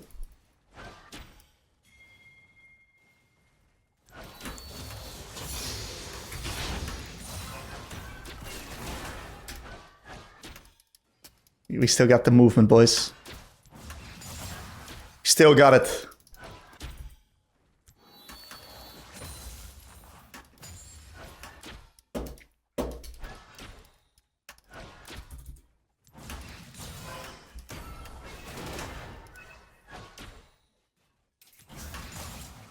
Okay.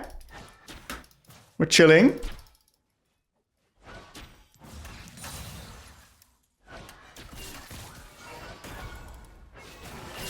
I kind of walked in that. He's holding his spells now more. Okay, so he's understood how I dodge. I'm not sure what just happened with my camera, but that looked fucking bronze. He understands how I dodge now. He's gonna hold his spells more. So now I'm gonna just need to walk straight in a line.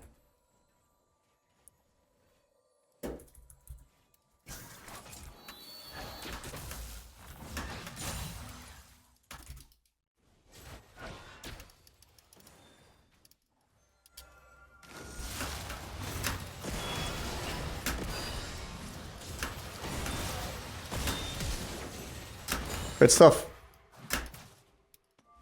He's getting a bit overwhelmed in the lane. That was a rookie mistake that he made. It's fine. Just pull up.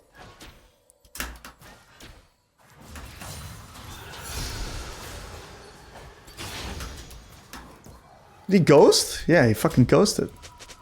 That's okay. I'll just TP back. We're in a great spot, man. I cannot complain.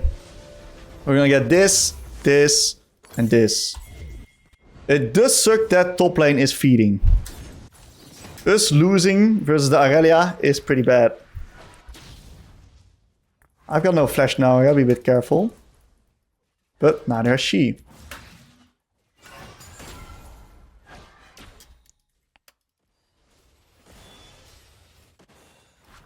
We're not gonna give her a free base, of course. I'll tank it like this. I'll wait like this. She's gonna lose a few minions. Nice Q. Looks like she didn't TP. She lost the full wave. Nice. Yeah, we're in a great position, dude, for the matchup.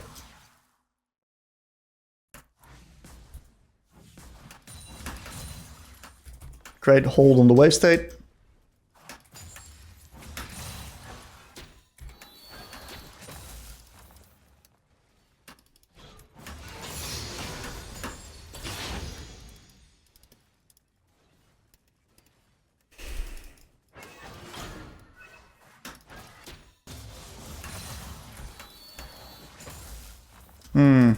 Missed 2 creeps there.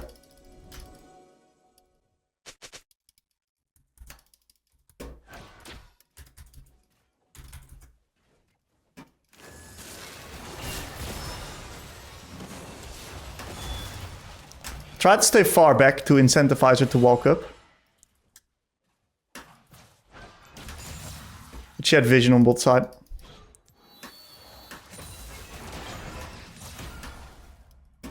Oh, solo bolo, Baus FFS. Come on now. Come on, Bausy.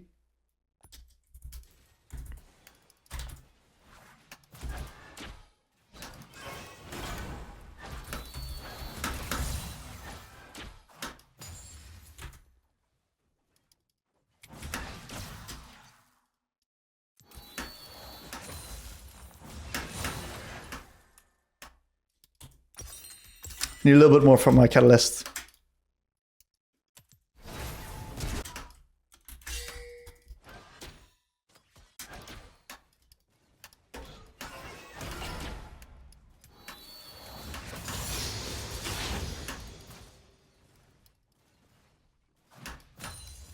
We're chilling so hard, by the way.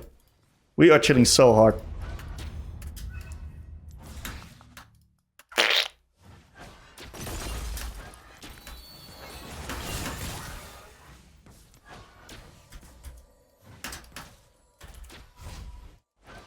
I'm gonna fake reset here. He's gonna hard push. I'm as fuck, so that's not good. I've also landed very little mana flow band procs on top of him.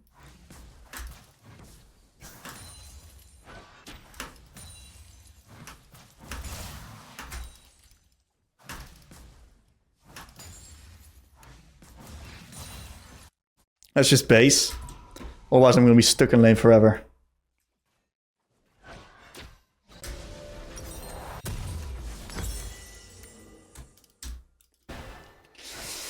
I was debating if I could maybe reset one wave later.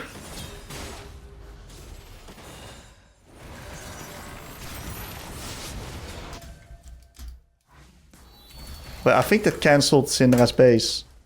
I think I might be able to now cancel her reset. No, she TP'd. Didn't cancel her base. If Cardus ulted earlier, it would have cancelled her base.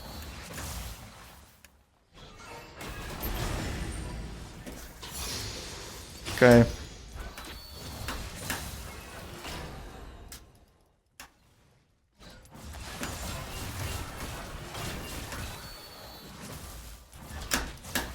Nice, that's a good Q. I'm gonna need to stack up my mana flow band a bit.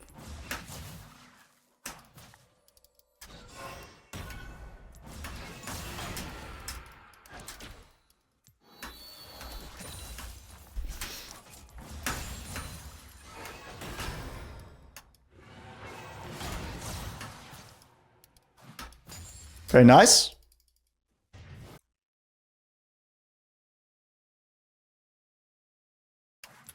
It's gonna be a bit of deep vision for the boys.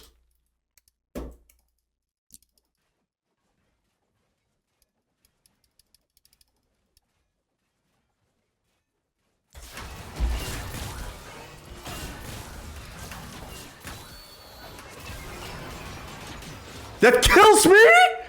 What? No way, that killed me, man. I think she had like 6 balls, dude. They're 5-9. Dude, I thought they nerfed Syndra, man. I thought they nerfed Syndra. I was wrong. They did not nerf Syndra. I was so wrong.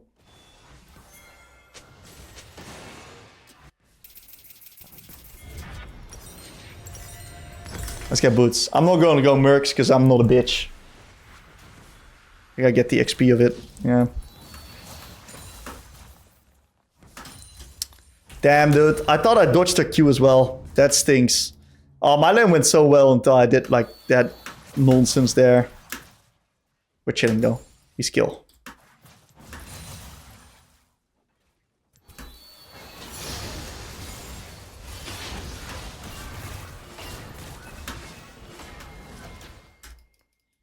We do skill. Any planters?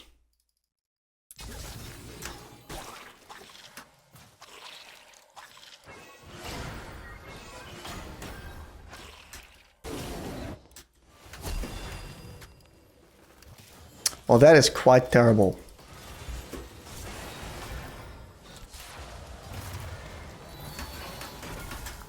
Good Edo. Damn, her having BFT is quite fucking bad for the game, is it not?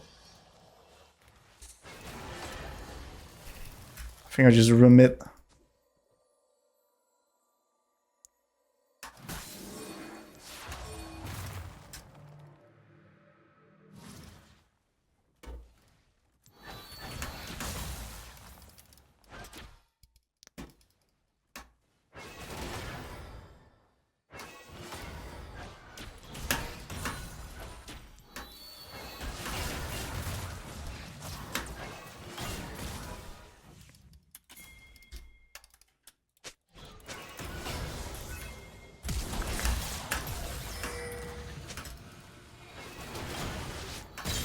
Genius!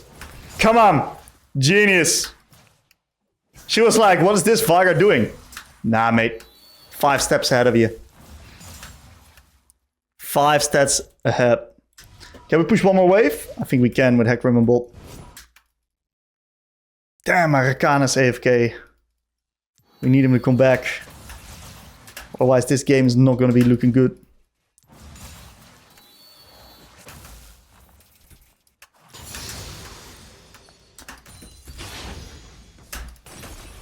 They played once. We now have Roa. Oh, Rakan being AFK is kind of fucked. It is what it is. Happens to the best of us. Please come back. We're not FFing, of course. We are not FFing. We're not giving up.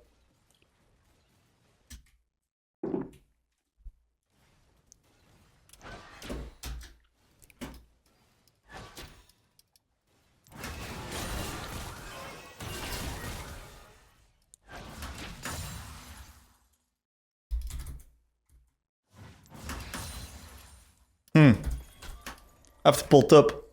Maybe I should have went Mercs.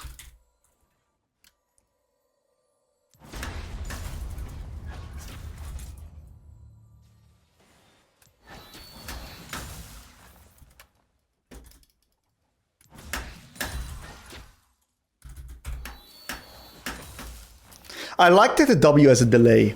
The fact that the W has a delay is actually really good. Because that allows you to hit creeps before you're actually in range, before they're actually in lasted range. And a lot of people don't expect it. So you actually get more creeps because of the W having a delay.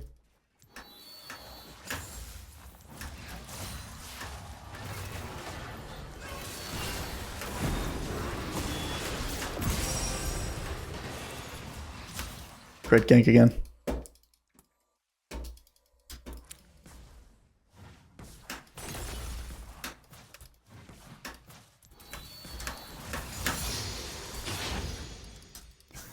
Quad's playing a solid game, dude.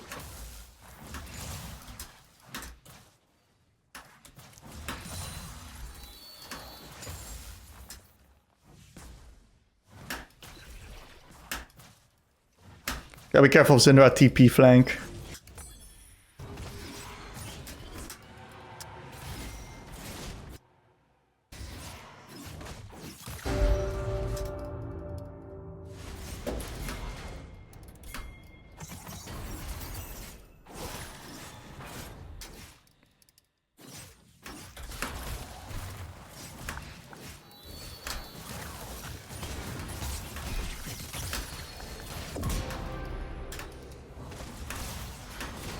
God, this die 1v1.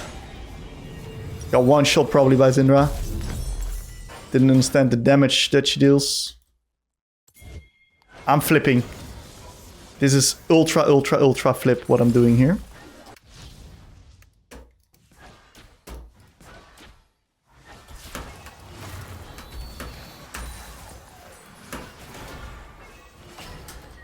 Damn, she has to slow already.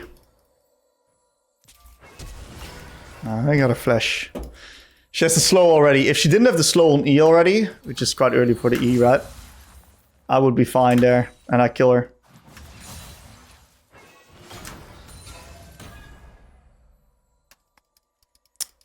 Oh, Rakan's back. Well, that's massive.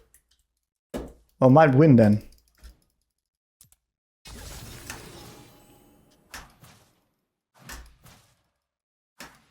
Damn, I just allowed her a free push out.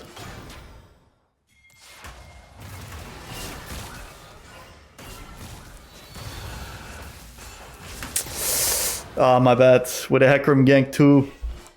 I don't think I could get out there. That's just a pretty sloppy play.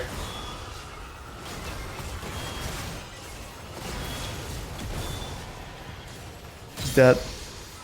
So now I use flash.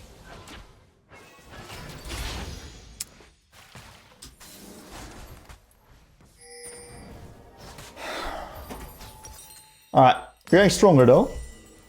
She's staying. I'm debating if I should have ganked top lane. That gank top lane seemed to have done quite a bit of harm for my turret, actually. Lunara's quite strong.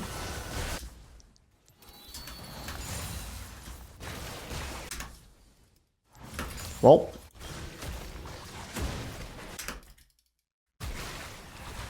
That's pretty fucking bad.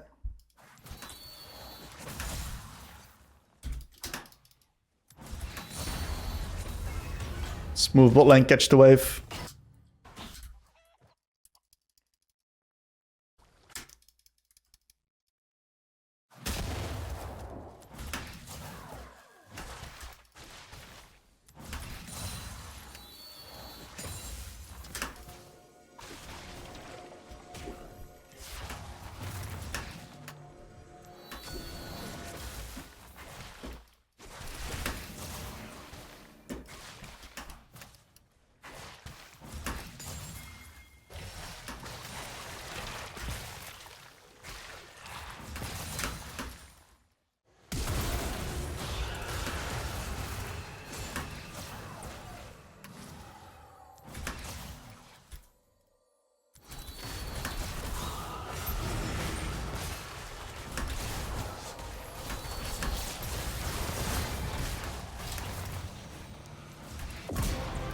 Ah! Thanks, bitch. Great play.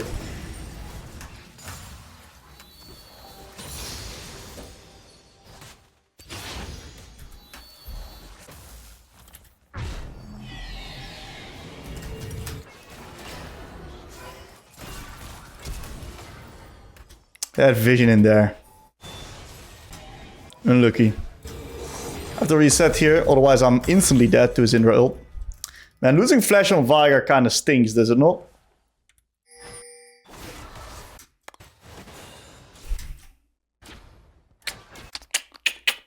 Level 14. Powerful.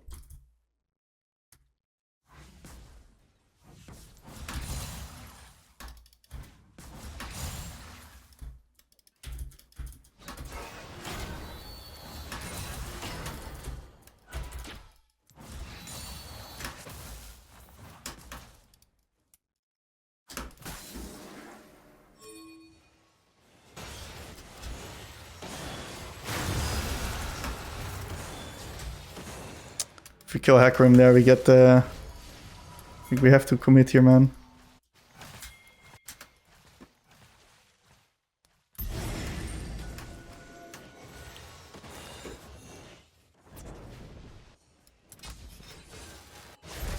I don't want to lose this Drake.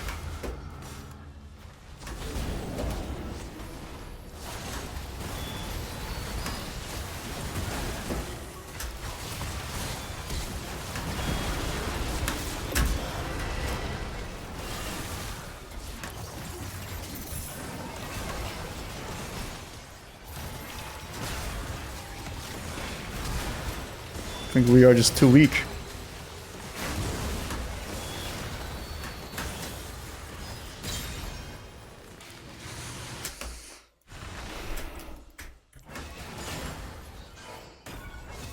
I think my sign just got fucking murdered by the Cockmaw, dude. I don't know where my Science HP bar went, but I had the feeling he got completely blasted by the cock.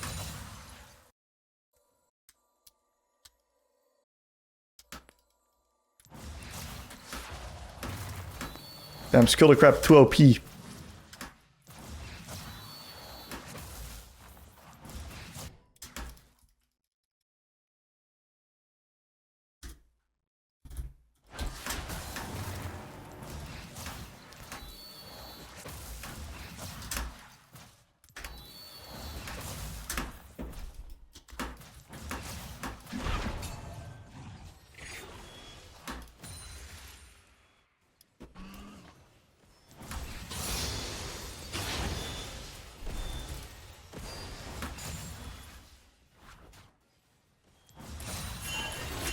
You're way too deep, boys.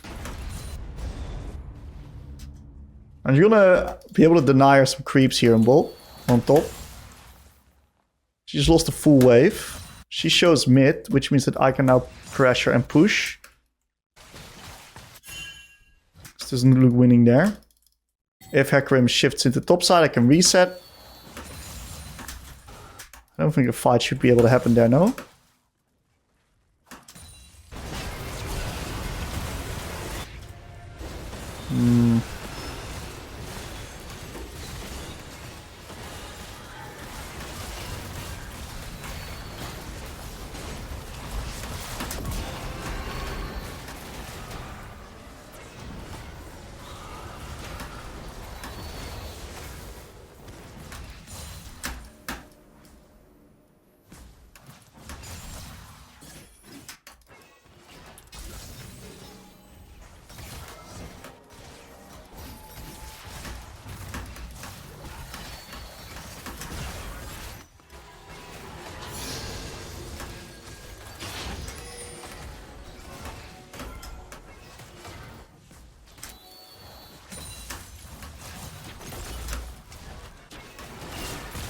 Am I dead 100-0? I am. I just got stacks on Dark Seal. Or on the Magi's, that's why I die. I didn't think I would die 100-0. Hey, maybe Syndra is still OP, guys, even after the nerfs. I've been getting killed from high kill ranges, even through Roa. Damn. I think we were in a really good spot this game until I made a play on top and until Rakam went AFK. Before that, we were in a really good spot. But starting from that position, it didn't go that well. That's a very interesting teleport. He's got a big shield though. Careful. He's dead.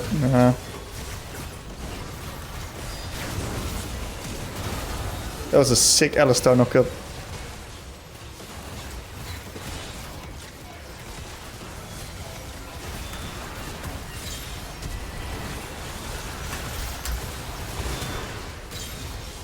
Cards ult.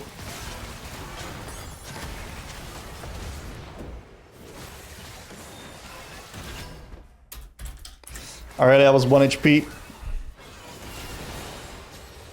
Too late. I think now. I think she's alive fully again. Sucks. Oh, we killed Cork. Not bad. Okay, how are we gonna win this game, boys? How are we gonna win this game? This dragon is gonna be important. How many are on? Okay, that's good. We get R about at that time.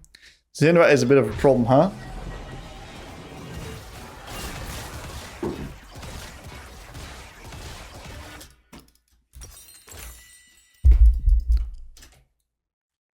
Maybe I should have went Mercs.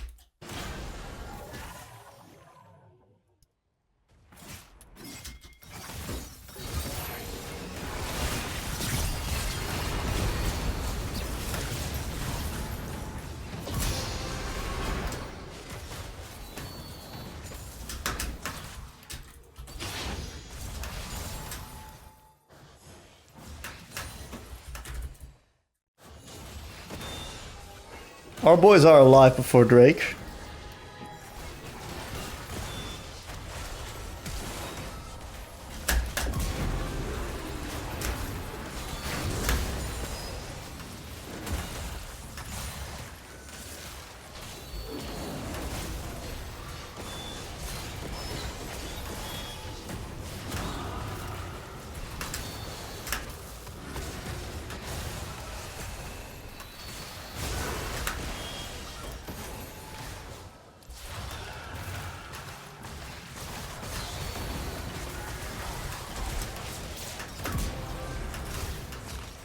I didn't initially want to ult him, but I think I was kind of forced to.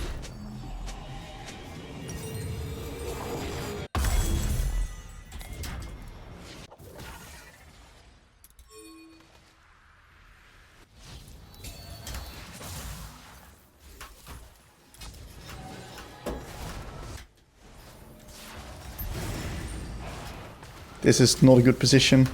I'm gonna get flanked to shit by the Aurelia. Kill that motherfucker.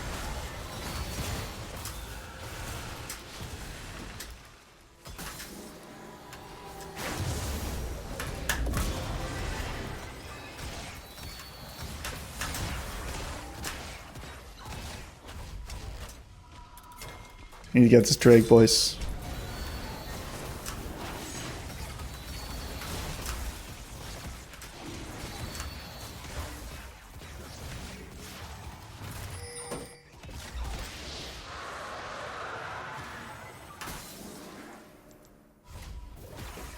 They might be on...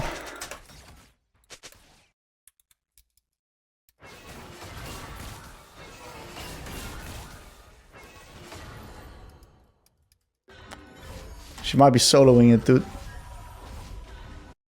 No, she's not. Okay. So I'm pretty sure with these items she can. I'm gonna need MR, dude. Otherwise I'm just gonna perma-dying to Syndra.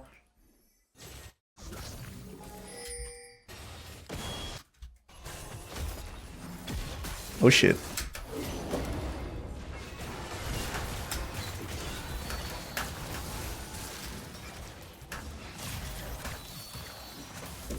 It's a big chunk on the Syndra. Not bad.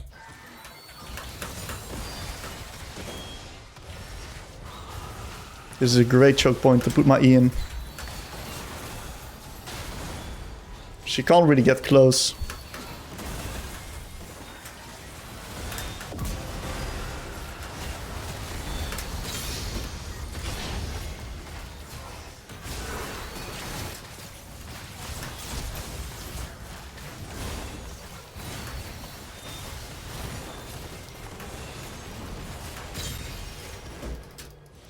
Sometimes skill shots are hard to land.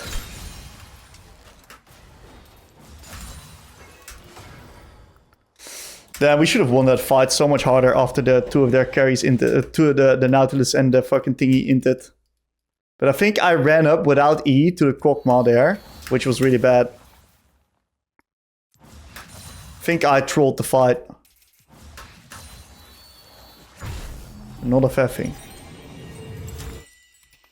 I'm gonna move into bot here. Make sure no one's hiding in the bush. If Syndra is hiding, I'm in deep shit, of course. Now, with getting a little bit of MR.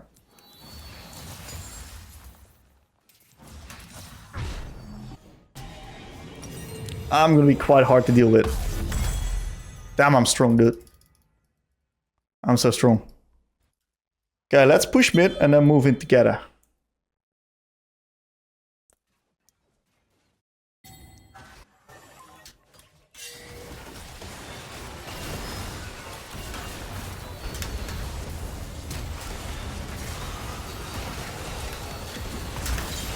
I did not use R here.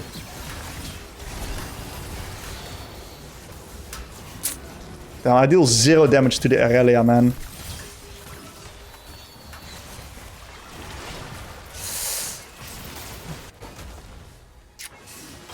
The Aurelia actually takes 0 damage from my spells.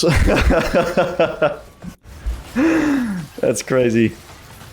GG's. I think we had a good attempt here. We had a good attempt. Sucks a bit that the boys went AFK, and I think my roam at the top was a bit off. GG's. Well played.